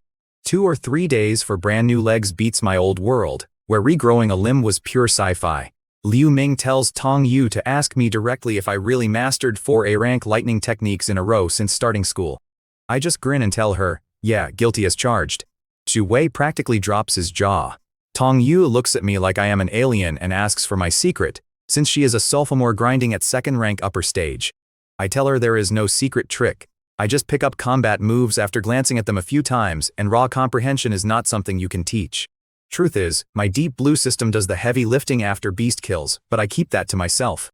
Tong Yu clutches her chest like I shot her, joking that it stings, but she respects honesty over fake modesty about hard work. Teacher Yang chimes in, smiling, praising my talent and diligence. He promises to make up for the delayed celebration banquet for my freshman tournament win, though I tell him the opponents were just too weak. Then I ask him for a favor, to test out a combat technique on me. Xu Wei generously steps up and says he can handle it so teacher does not have to bother. I hesitate, blink, and tell him it is the S-rank Nether Prison Thunder Armor. Xu Wei is only at 3rd rank lower stage, so he is definitely not breaking that defense. The man inhales sharply, looks at me, and goes, alright, never mind, I am sitting this one out. We step out back to the open-air training ground behind the villa. Teacher Yang faces me while Xu Wei, Tong Yu, and Liu Ming watch from the sidelines. Xu Wei is still wondering aloud if I really pulled off an S-rank technique. Unlocking that in the library costs 30,000 credits with A-rank clearance, so he only ever read the summary. Liu Ming tells him I never bluff, and Xu Wei admits he finally gets why Liu called me a monster. Right then, I call out Nether Prison Thunder Armor. Blue-purple lightning explodes around me, snapping into place as solid dark purple armor. Arcs of liquefied electricity ripple across my chest, and Teacher Yang grins, realizing this is the real deal. Teacher Yang unleashes his Windfire True Thunder, then throttles his aura down to peak 3rd rank to test me. He hurls a crimson bolt straight into my chest. Sizzle, not a scratch. The armor soaks up 90% of the impact, so my body barely registers a tap. I tell him to crank it up. He dials it to 2 times peak 3rd rank, then 4, then 6. Red lightning hammers me relentlessly, each blast lethal enough to flatten Xu Wei or Tong Yu, while I just stand there taking a warm electric shower. Poor Liu Ming watches from his wheelchair, looking like he just became a human measuring stick. Finally, teacher pushes it to 10 times peak 3rd rank output, and with a thunderous boom, the armor shatters. Teacher Yang pulled his lightning back, laughing. He broke down the math for us. A lower 4th rank strike is 10 times stronger than a peak 3rd rank, meaning my nether prison thunder armor takes an A rank 4th rank fighter just to crack it. Xu Wei stood there gasping, trying to wrap his head around how a 2nd rank guy like me could tank hits 2 full tiers up. Yang checked his watch, saw it was 11:32 a.m., and suggested heading to our noon lunch reservation. But I stopped him. Hold on, teacher, that wasn't my limit. Before he could respond, a massive boom shook the floor. My body stretched to 2 meters tall. My eyes shifted into draconic slits, and blue-purple lightning exploded outward. Everyone froze in shock. Is that Thunder Extreme State? When I snapped into the Thunder Extreme State, my senior brother Xu Wei literally lost his cool and dropped a curse. The guy is usually super chill, but he spent his whole summer grinding brutal missions just to buy body-tempering potions, only hitting the 3rd stage a few days ago. Senior sister Tong Yu was still stuck on stage 2. Teacher Yang Zhenshin just laughed, whipped up his crimson lightning, and started cranking the dial to see what I could take. 12 times peak 3rd rank force, then 14, then 16. With my Thunder Extreme State pumping raw juice through my veins, my nether prison thunder armor held out all the way up to 20 times peak 3rd rank power, which is basically a direct hit from a mid-tier 4th rank beast. That SS rank dragon blood gave me nearly a 10-fold boost. I dropped out of the Thunder Extreme State and caught my breath, thanking Teacher Yang for the workout. Now I had my real defensive limits mapped out. My baseline armor ignored anything under 4th rank, and in full extreme mode, even a lower tier 4th rank strike would bounce right off. Yang laughed and told me I totally blew past his expectations, mostly because I picked up the battle technique solo without whining for help. My shirt had been ripped to shreds by the lightning surge, so I covered myself with a burst of purple divine thunder, while grabbing fresh pants and a tee from my spatial ring. After getting dressed, our crew of 6 piled into his off-road truck bound for downtown Modu City, and I asked senior brother Liu which society club I should actually join. When the topic of campus clubs comes up, senior brother Liu Ming tells me straight up to join the Meteor Society instead of his own Ashes Society. Xu Wei is shocked because Liu Ming used to recruit hard for Ashes, but Liu Ming admits his guild is getting crushed right now. See, they tried blowing the whistle on Grandmaster Wang Linyang, an 8th rank powerhouse with serious political muscle, and now his family is squeezing them into the dirt. Liu Ming does not want me getting dragged into that mess. My teacher Yang Zhenshin chuckles from the front seat, pointing out I am usually a lone wolf who hates club drama anyway. I tell him straight, if joining eats up my grinding time, count me out. But Liu Ming laughs and promises the higher-ups are basically ghost presidents who leave everyone alone. Those club presidents are basically figureheads, but old man Yang turns around from the front seat and lays out a master plan. He tells me to chill in a society for a year or 2, then launch my own crew by junior year so I have loyal followers ready at graduation. I tell him running a faction sounds like a giant hassle, but he shuts me right down. He gives me this tired look and says doing everything solo is the real curse. He personally had to hunt the lightning beast blood for my training, because he lacked minions. He missed his prime window to reach Great Grandmaster, just chasing down scraps across the globe. Having a crew farm resources while you focus on pure cultivation sounded brilliant. Honestly, I had never looked at the math like that. I do some quick mental math. My system levels me up directly, but I still need to farm ability points by killing monsters. If I build a crew to herd beasts into a pen, so I can wipe them out with one lightning strike, my point farming goes through the roof. The next day, freshman grind begins from 9 in the morning to 5 in the afternoon daily. I hit every combat and history class at the Weapon Academy, even crashing the Element Academy. We learn how meta energy mutated the planet centuries ago, and that modern scanners come from unearthed ancient ruins. Best of all was beast anatomy. Looking back at my wilderness fights, I wasted so much stamina hacking at armor, when I could have scored clean one-shot kills. Anatomy instantly became mandatory. The curriculum at this school was legit miles ahead of what some rogue dropout figures out in the wild. But I had a math problem. I needed beast kills to farm system superpower points, and skipping every single lecture was impossible. So I made a plan and axed my Friday classes. Walk out Thursday afternoon, hunt the wilderness all weekend, and come back Monday morning. 3 straight days of grinding points. By Thursday of week 2, I slipped into my new B-grade combat suit that would not shred when my body bulked up. I also ditched my old spear. I bought that Dark Cloud Gale spear for 480 credits just 2 months ago, and the shady campus equipment desk only refunded me 260. Pure daylight robbery, but I needed an upgrade. Look, I've gotta hand it to the gear guys at Magic Capital University, they make wicked solid stuff. So naturally, I went and dropped another 1,000 credits on a custom spear. Called it the Azure Sky Black Flood Dragon Spear. Fancy name, right? It had a C-grade alloy shaft, B-grade alloy tip, about 2.1 meters long in this sleek matte black cyan finish. Weighed 500 kilograms, which felt like swinging a broomstick to me. But check my math. I'd already burned 600 credits on pills, so dropping that grand left my balance sitting below 300. Total broke college student moment. To fix my wallet, I swung by the Thunder Marshall Hall, shattered their rank 2 punch record, and pocketed an easy 800 credits. Since my old hunting grounds were still empty, I hit Tongxiang. Total snooze fest. Max beasts were rank 3 and scattered across miles, so 3 days of hiking barely netted me 900 superpower points. By week 3, I packed up and headed north to Yangchang instead. Yangchang was a whole different beast. Rumor was they had rank 5 monsters crawling around, maybe even rank 6 nightmares. Trust me, I wasn't trying to become Monster Chow, so I kept my head down, stuck to the shadows, and skirted the hot zones. Still walked out with 1,700 superpower points. Not too shabby. That place became my weekly grind. Monday through Thursday, I lived in the lecture halls soaking up everything, jumping between the Weapon Academy and the Element Academy like a kid crashing the cool classes. Every Thursday after the bell, I geared up and hit the Badlands. I burned through credits and cash buying training resources, getting stronger every single day. The professors knew I was ghosting half my assigned lectures, but hey, when you're the top freshman with an S-rank superpower and Dean Yang Zhentian's golden boy, nobody complains. Fast forward 2 months to a crisp Tuesday morning on November 3rd.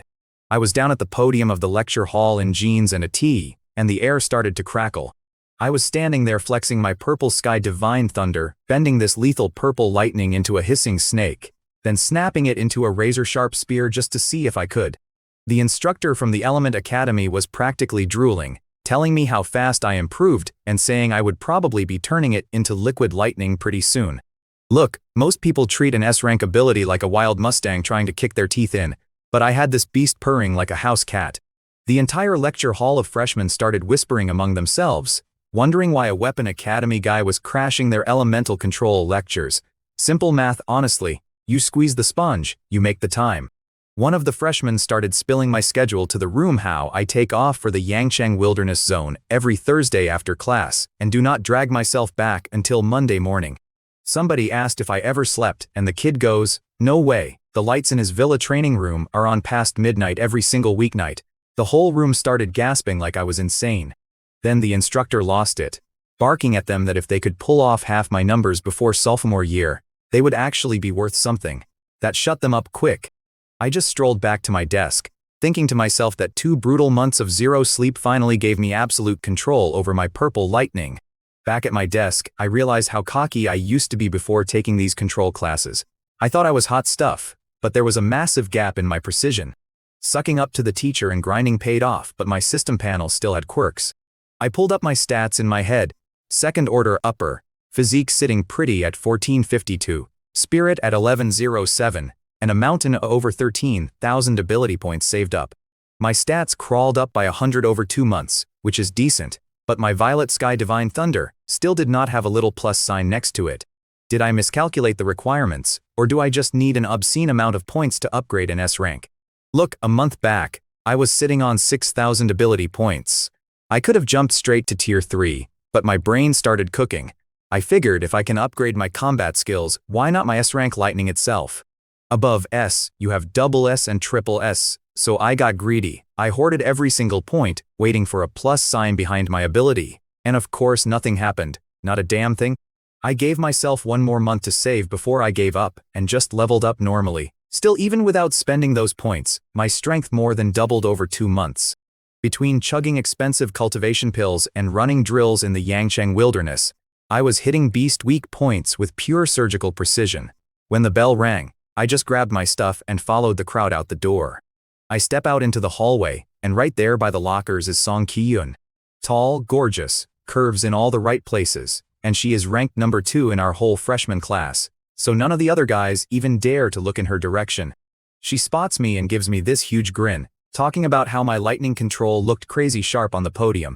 I told her it was just a tiny bit of progress, and she rolled her eyes, telling me my tiny bit was equal to a full month of her busting her butt in training. Then she drops the news. The annual freshman research trip is kicking off in a week, and since I took first place in the tournament, I am basically locked in. Normal colleges send their kids to museums, but our school, along with Qingjing and Jincheng, dumps us right into the wilderness zone. When you throw the 3 best schools into one sandbox, it is never just a field trip, it is an all-out brawl to see whose freshmen are actually tough. Kyuyun looked at me like she knew my exact thought process, saying I would never say no to this, and she was totally right. The wilderness meant monsters, and monsters meant a massive buffet of ability points for me, plus I wanted to see what kind of heavy hitters the other colleges were cooking up. Sure enough, that afternoon the school dropped the official notice. November 10th, lasting a month and a half, voluntary with 20 guaranteed credits and sweet bonuses for top performers. Right after that, the top 50 freshmen from our tournament got summoned for a 3 p.m. meeting in Building 2. It was the first time our whole crew had been in the same room in weeks. Everyone in that hall was a top scorer from their province, so people were busy shaking hands and trading numbers for future networking. Even Li Chengji, the Qinghai prodigy who Kyuyun and I had beat down during the tournament, had wiped that smug look off his face and was playing nice. My buddy Li Wentao was working the room like a politician. Someone pointed out our weaponry college had the biggest squad, then immediately asked Wentao where I was. Wentao told them I was auditing a class over at the elemental college. Ever since the tournament split us into different departments, our schedules were totally out of sync, but nobody was sweating it. Everyone on campus read the student forum, so they all knew I hit the wilderness every single weekend like a total fight addict. There was no way I was sitting this out. Plus, Magic University had won the freshman tour 4 years in a row, so bagging a 5th title was on us. Normally, you would feel crushed under that kind of pressure, but some guy was already joking that with me on the squad, everyone else could basically just kick back and coast. Right on cue, I pushed the doors open and walked inside. The whole room instantly shut up. I could feel every eye on me, taking in how much sharper and heavier my presence had gotten since the tournament. And of course, Kyuyun walked in right behind me. Having the campus goddess trailing after you makes quite the statement, and since everyone already assumed we were dating anyway, nobody was shocked. The second my foot crossed the threshold, Wentao and a bunch of the guys raised their hands, yelling out, "Hey brother Ming, what is good?" The second I sat down, everyone wanted to be my best friend.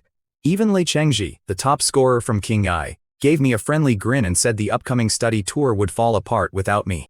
The guy spent weeks pouting after I handed him his rear end in the freshman tournament, but after realizing that making a throat-slit gesture at me was wildly stupid, he actually gave me a real apology. Lei Zhu did the same thing. I am not the type to hold a petty grudge once someone pays the price and owns up to their mess, so I gave them both an easy nod.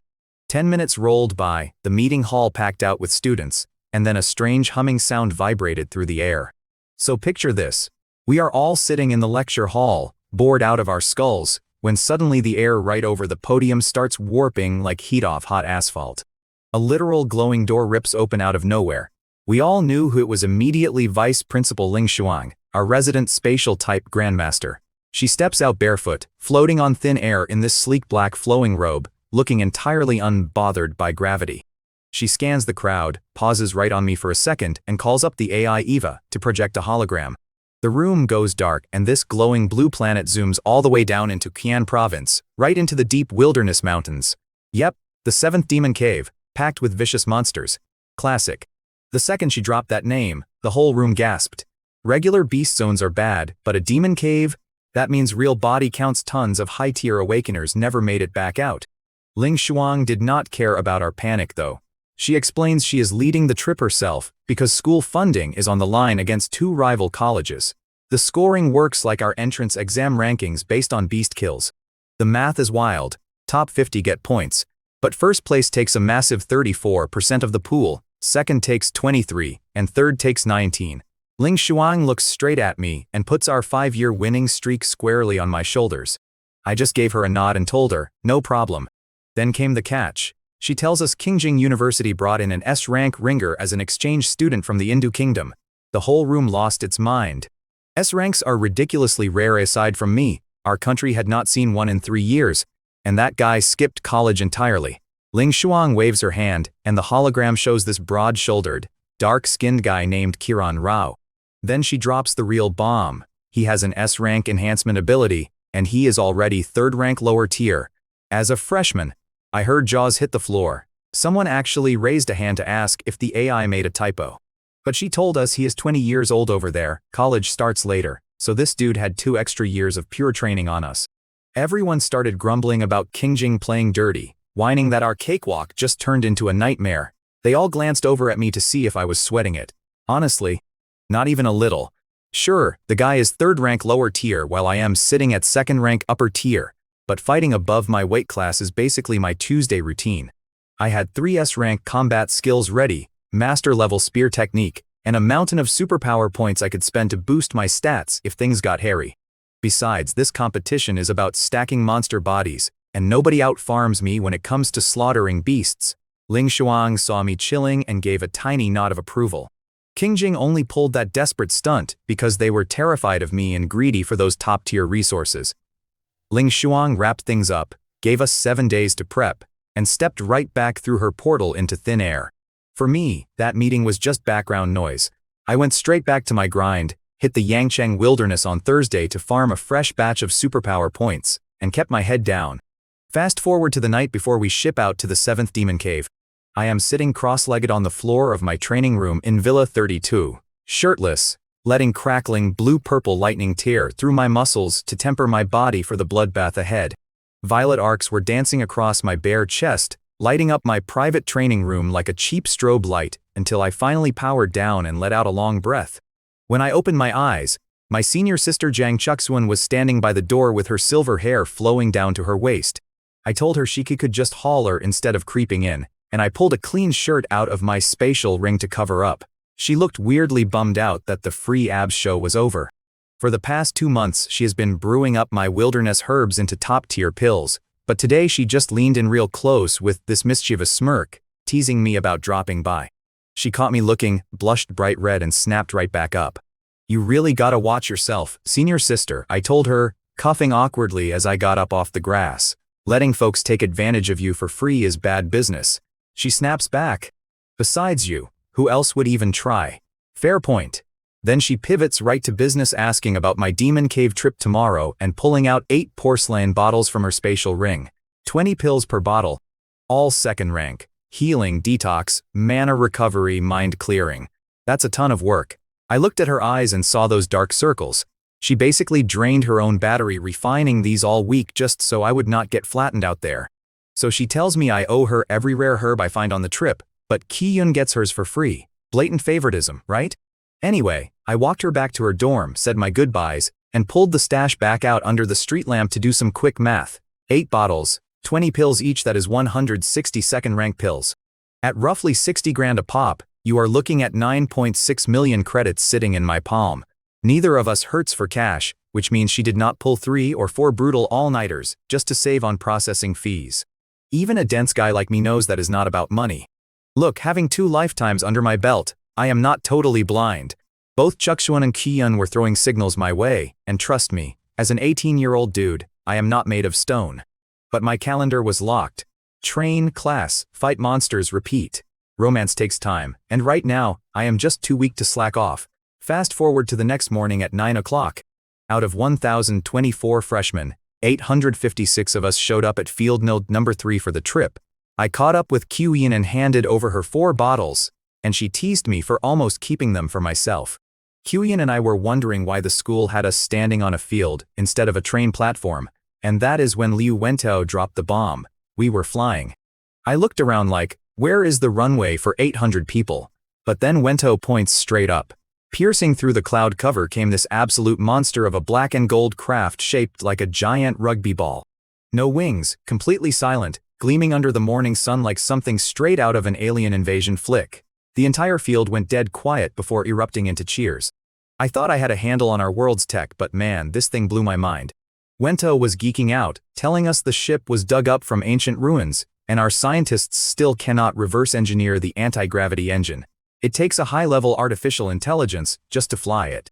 The thing touched down, rattling the dirt beneath our boots, and 8 massive hatches opened with automated stairs.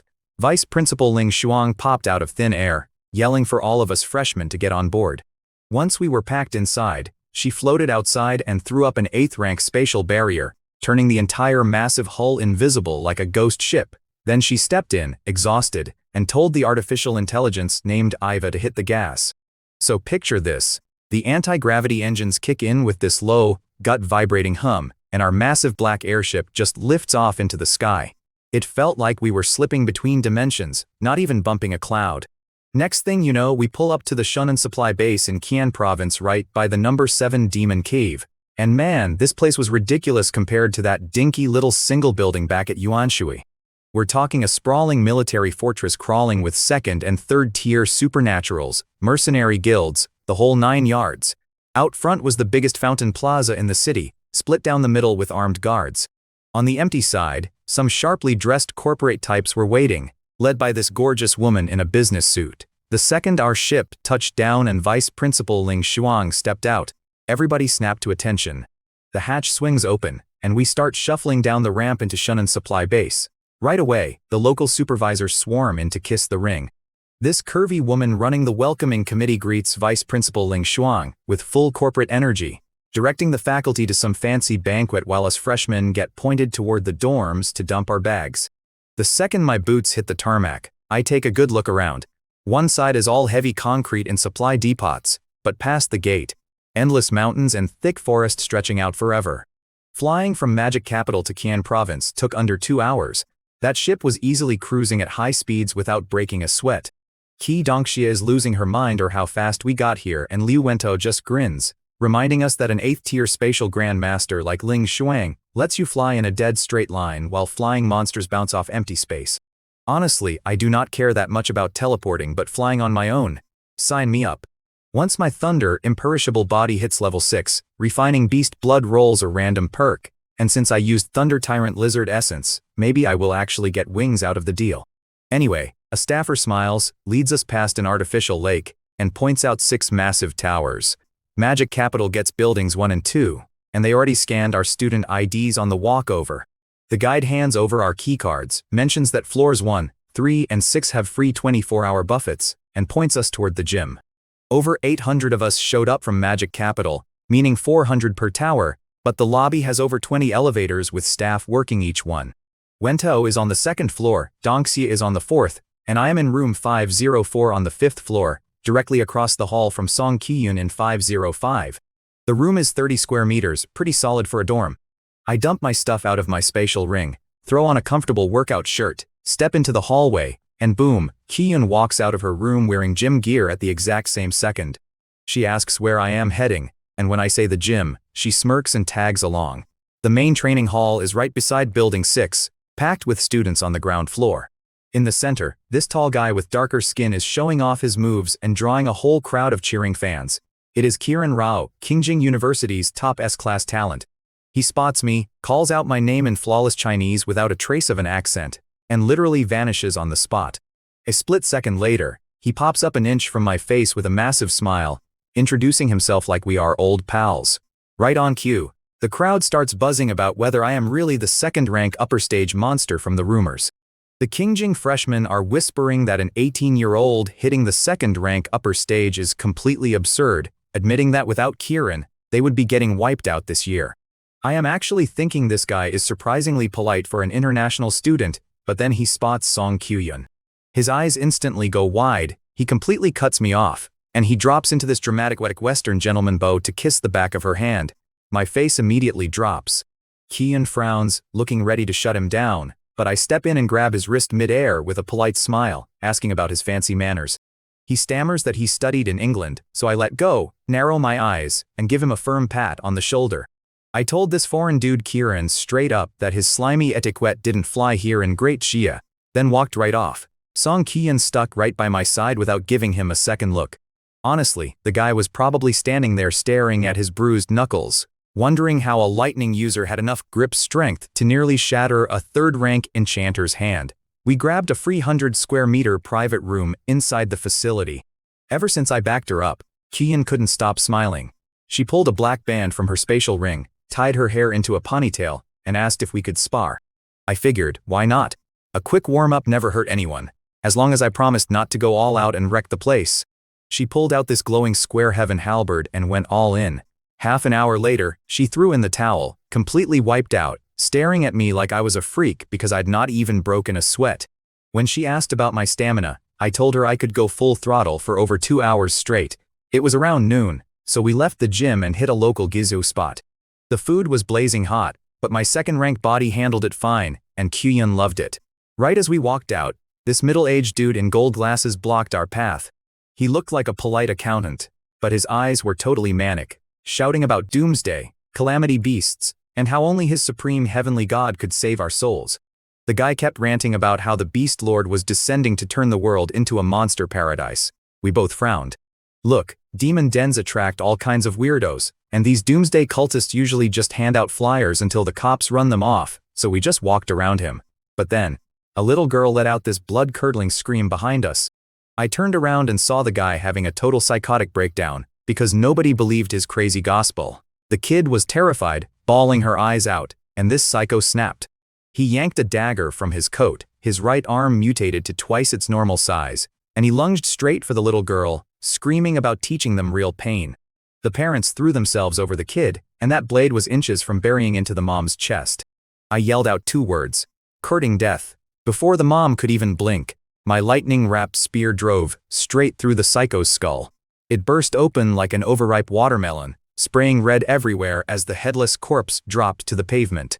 The metallic stink of blood filled the street instantly, but the mom just held her sobbing daughter Yin, whispering that everything was okay. The dad, pale as a ghost, thanked me over and over for saving them. I flicked the blood off my spear tip, snapped it back into my spatial ring, and told him not to sweat it. Kian walked up, frowning at the mess, wondering why cultists here were suddenly turning violent in broad daylight when they usually just handed out flyers. So right after I dropped the guy, 5 uniforms come sprinting down the street shouting for everyone to freeze. They were from the Public Security Bureau, basically local cops, except these guys carry serious juice. Back in normal towns, you get maybe one ability user babysitting 4 regular officers. Here, all 5 were solid second rank, and their big, square-jawed captain was easily brushing peak second rank. The crowd went nuts, blaming cultists, while some shady middle-aged guy gave me a weird look and vanished into the crowd. Then the captain, Zhou Jian, walks up, flashes his badge, and asks real politely for my story. Funny how polite cops get when they realize you are not the guy to mess with. Sure, I said, giving him the quick play-by-play while his partner gathered witness statements. The guy jogged back, whispered in Zhu's ear, and the captain nodded. He looked at me, then at Song Ki-yun, clearly doing the math on our ages. "Your story checks out," he said. "Standard protocol says I drag you downtown for paperwork, but you 2 are top university students on a study trip, right?" I nodded. Turns out the top academies pick a random demon lair every November, and demon lair number 7 drew the straw. Zhao pointed at his chest camera, said the footage proved clean self-defense, and told me I was free to go. Skipping 3 hours of police paperwork was honestly the best win of my entire week. Zhu thanked me for stepping in, and his team hauled the body away while trauma medics checked on the family. That little girl's dad snapped out of his daze, grabbed my hands, and practically tried shoving cash into my pockets. Turns out he deals in rare plants. I hate awkward reward money, so after 5 minutes of dodging his wallet, I gave him my aunt's flower shop contact and told him to support her business instead. On our walk back, Song Kyun stared at me like I had 2 heads. "Dude, you took his head clean off," she gasped. "Most ability users aim for the heart, but I just shrugged. I'm used to it. When I hunt beasts, I aim for the skull so I do not ruin the expensive hide." To be fair, after slaughtering so many ferocious monsters lately, popping heads was basically pure muscle memory. The second my spear left my hand, I knew I messed up. Note to self: aim for the chest when dealing with human beings so people do not think you are a complete maniac. Still, part of me wondered if that Thunder Tyrant Dragon blood essence was messing with my brain, because exploding skulls felt way too satisfying. Kian took it like a champ though, barely even flinching. Just as she was teasing me about it, the street parted for a 20-man column marching past. Pure white and gold battle suits, double wing emblems, and every single one was at least 4th rank. That was the Glory War Legion. The Glory War Legion is basically military royalty around the central southern wilderness, and this 12th squad had a reputation for chewing up monsters for breakfast. Everyone in the crowd was whispering and stepping back in awe. But right as their captain, a tall, stone-faced guy, marched past us, his eyes landed on Song Kyun, and his scary expression completely melted. "Young miss?" he yelled, Ki-yun blinked and yelled back, "Brother Bin?" The guy told his squad to halt, jogged over with a grin, and started teasing her like an older brother. She warned him that if he kept calling her that, she would air out his embarrassing childhood nicknames.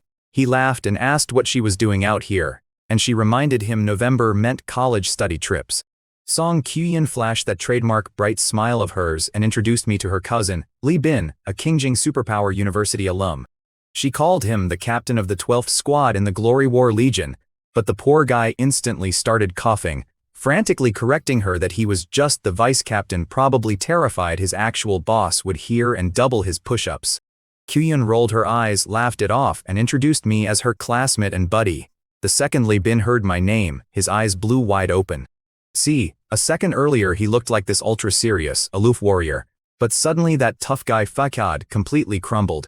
He grabbed my hand, pumping it like I was some rare zoo animal, yelling about how he'd heard all about the university's famous S-rank talent. Ki-yun looked shocked he even knew who I was, but Lee Bin just laughed and told her the top military legions had been scouting me for months, just counting down the days until graduation so they could draft me. Lee Bin was still rambling about how my name drove his squad nuts when he realized it was just Ki-yun and me. He grinned, giving me a huge thumbs up. "Man, my uncle is looking for a son-in-law, and you look like prime real estate." Before he could finish matchmaking, Ki-yun hit him with a look that promised pure murder. The guy choked, mumbled an excuse, wished our school luck, and sprinted off. He reminded me so much of my high school buddy Zhang Hao, two clowns who would be best friends in 5 minutes. Ki-yun let out a massive sigh, muttered that her cousin had zero filter, and we headed straight back to the training hall. While Ki-yun and I were heading back to train, some total psycho in a secluded villa down the road was literally plotting my demise. Picture this: a dude in a gray robe with a blood moon patch, floating a creepy bone in midair, like a budget supervillain. His scout drops to one knee and reports that I'd hit second rank upper tier in under 6 months. Apparently, that ruined his day. The cult leader decides my buddy from India and I, plus 3,000 top students, would make great sacrifices when his destiny cult went public next month. He handed off a blood tracking gadget, ordered his guy to go hunt divine blood in the cave on the quiet, and went right back to brooding in the dark. Back in the gym, Ki-yun and I trained separately until 5 in the afternoon, when an alert called everyone to the main plaza. Nearly 3,000 freshmen from our school, Jinqing and Kingjing, packed the place, but the courtyard was so massive nobody was bumping elbows. Up front with our vice principal Ling Shuang stood the lead instructors from the other schools, radiating sheer power. Kingjing's vice principal Xu Ping took the mic and laid out the stakes. Slay beasts, rack up points, crack the top 1,000 for rewards. Top 3 gotta pick combat techniques from all 3 school libraries, and first place bagged 10,000 credits from Magic Capital. Real money, if I could just outhunt that S-rank foreign gun from Kingjing. The vice principal wrapped up with a blunt warning about cheating. Try to game the system, and once the staff manually verifies it, you get slapped with brutal penalties. Right after the speech, they handed every single one of us a smart wristband to log our kills, monster ranks, and point totals. The catch was that unlike our college entrance exams, this board had 0 live updates. Number 7 Monster Cave was practically the size of a small country, and good luck getting cell service down in those caves. You had to stay alive, haul yourself back to the supply base, and plug that little tracker directly into the main scoring terminal before you had any clue whether you were winning or completely falling behind.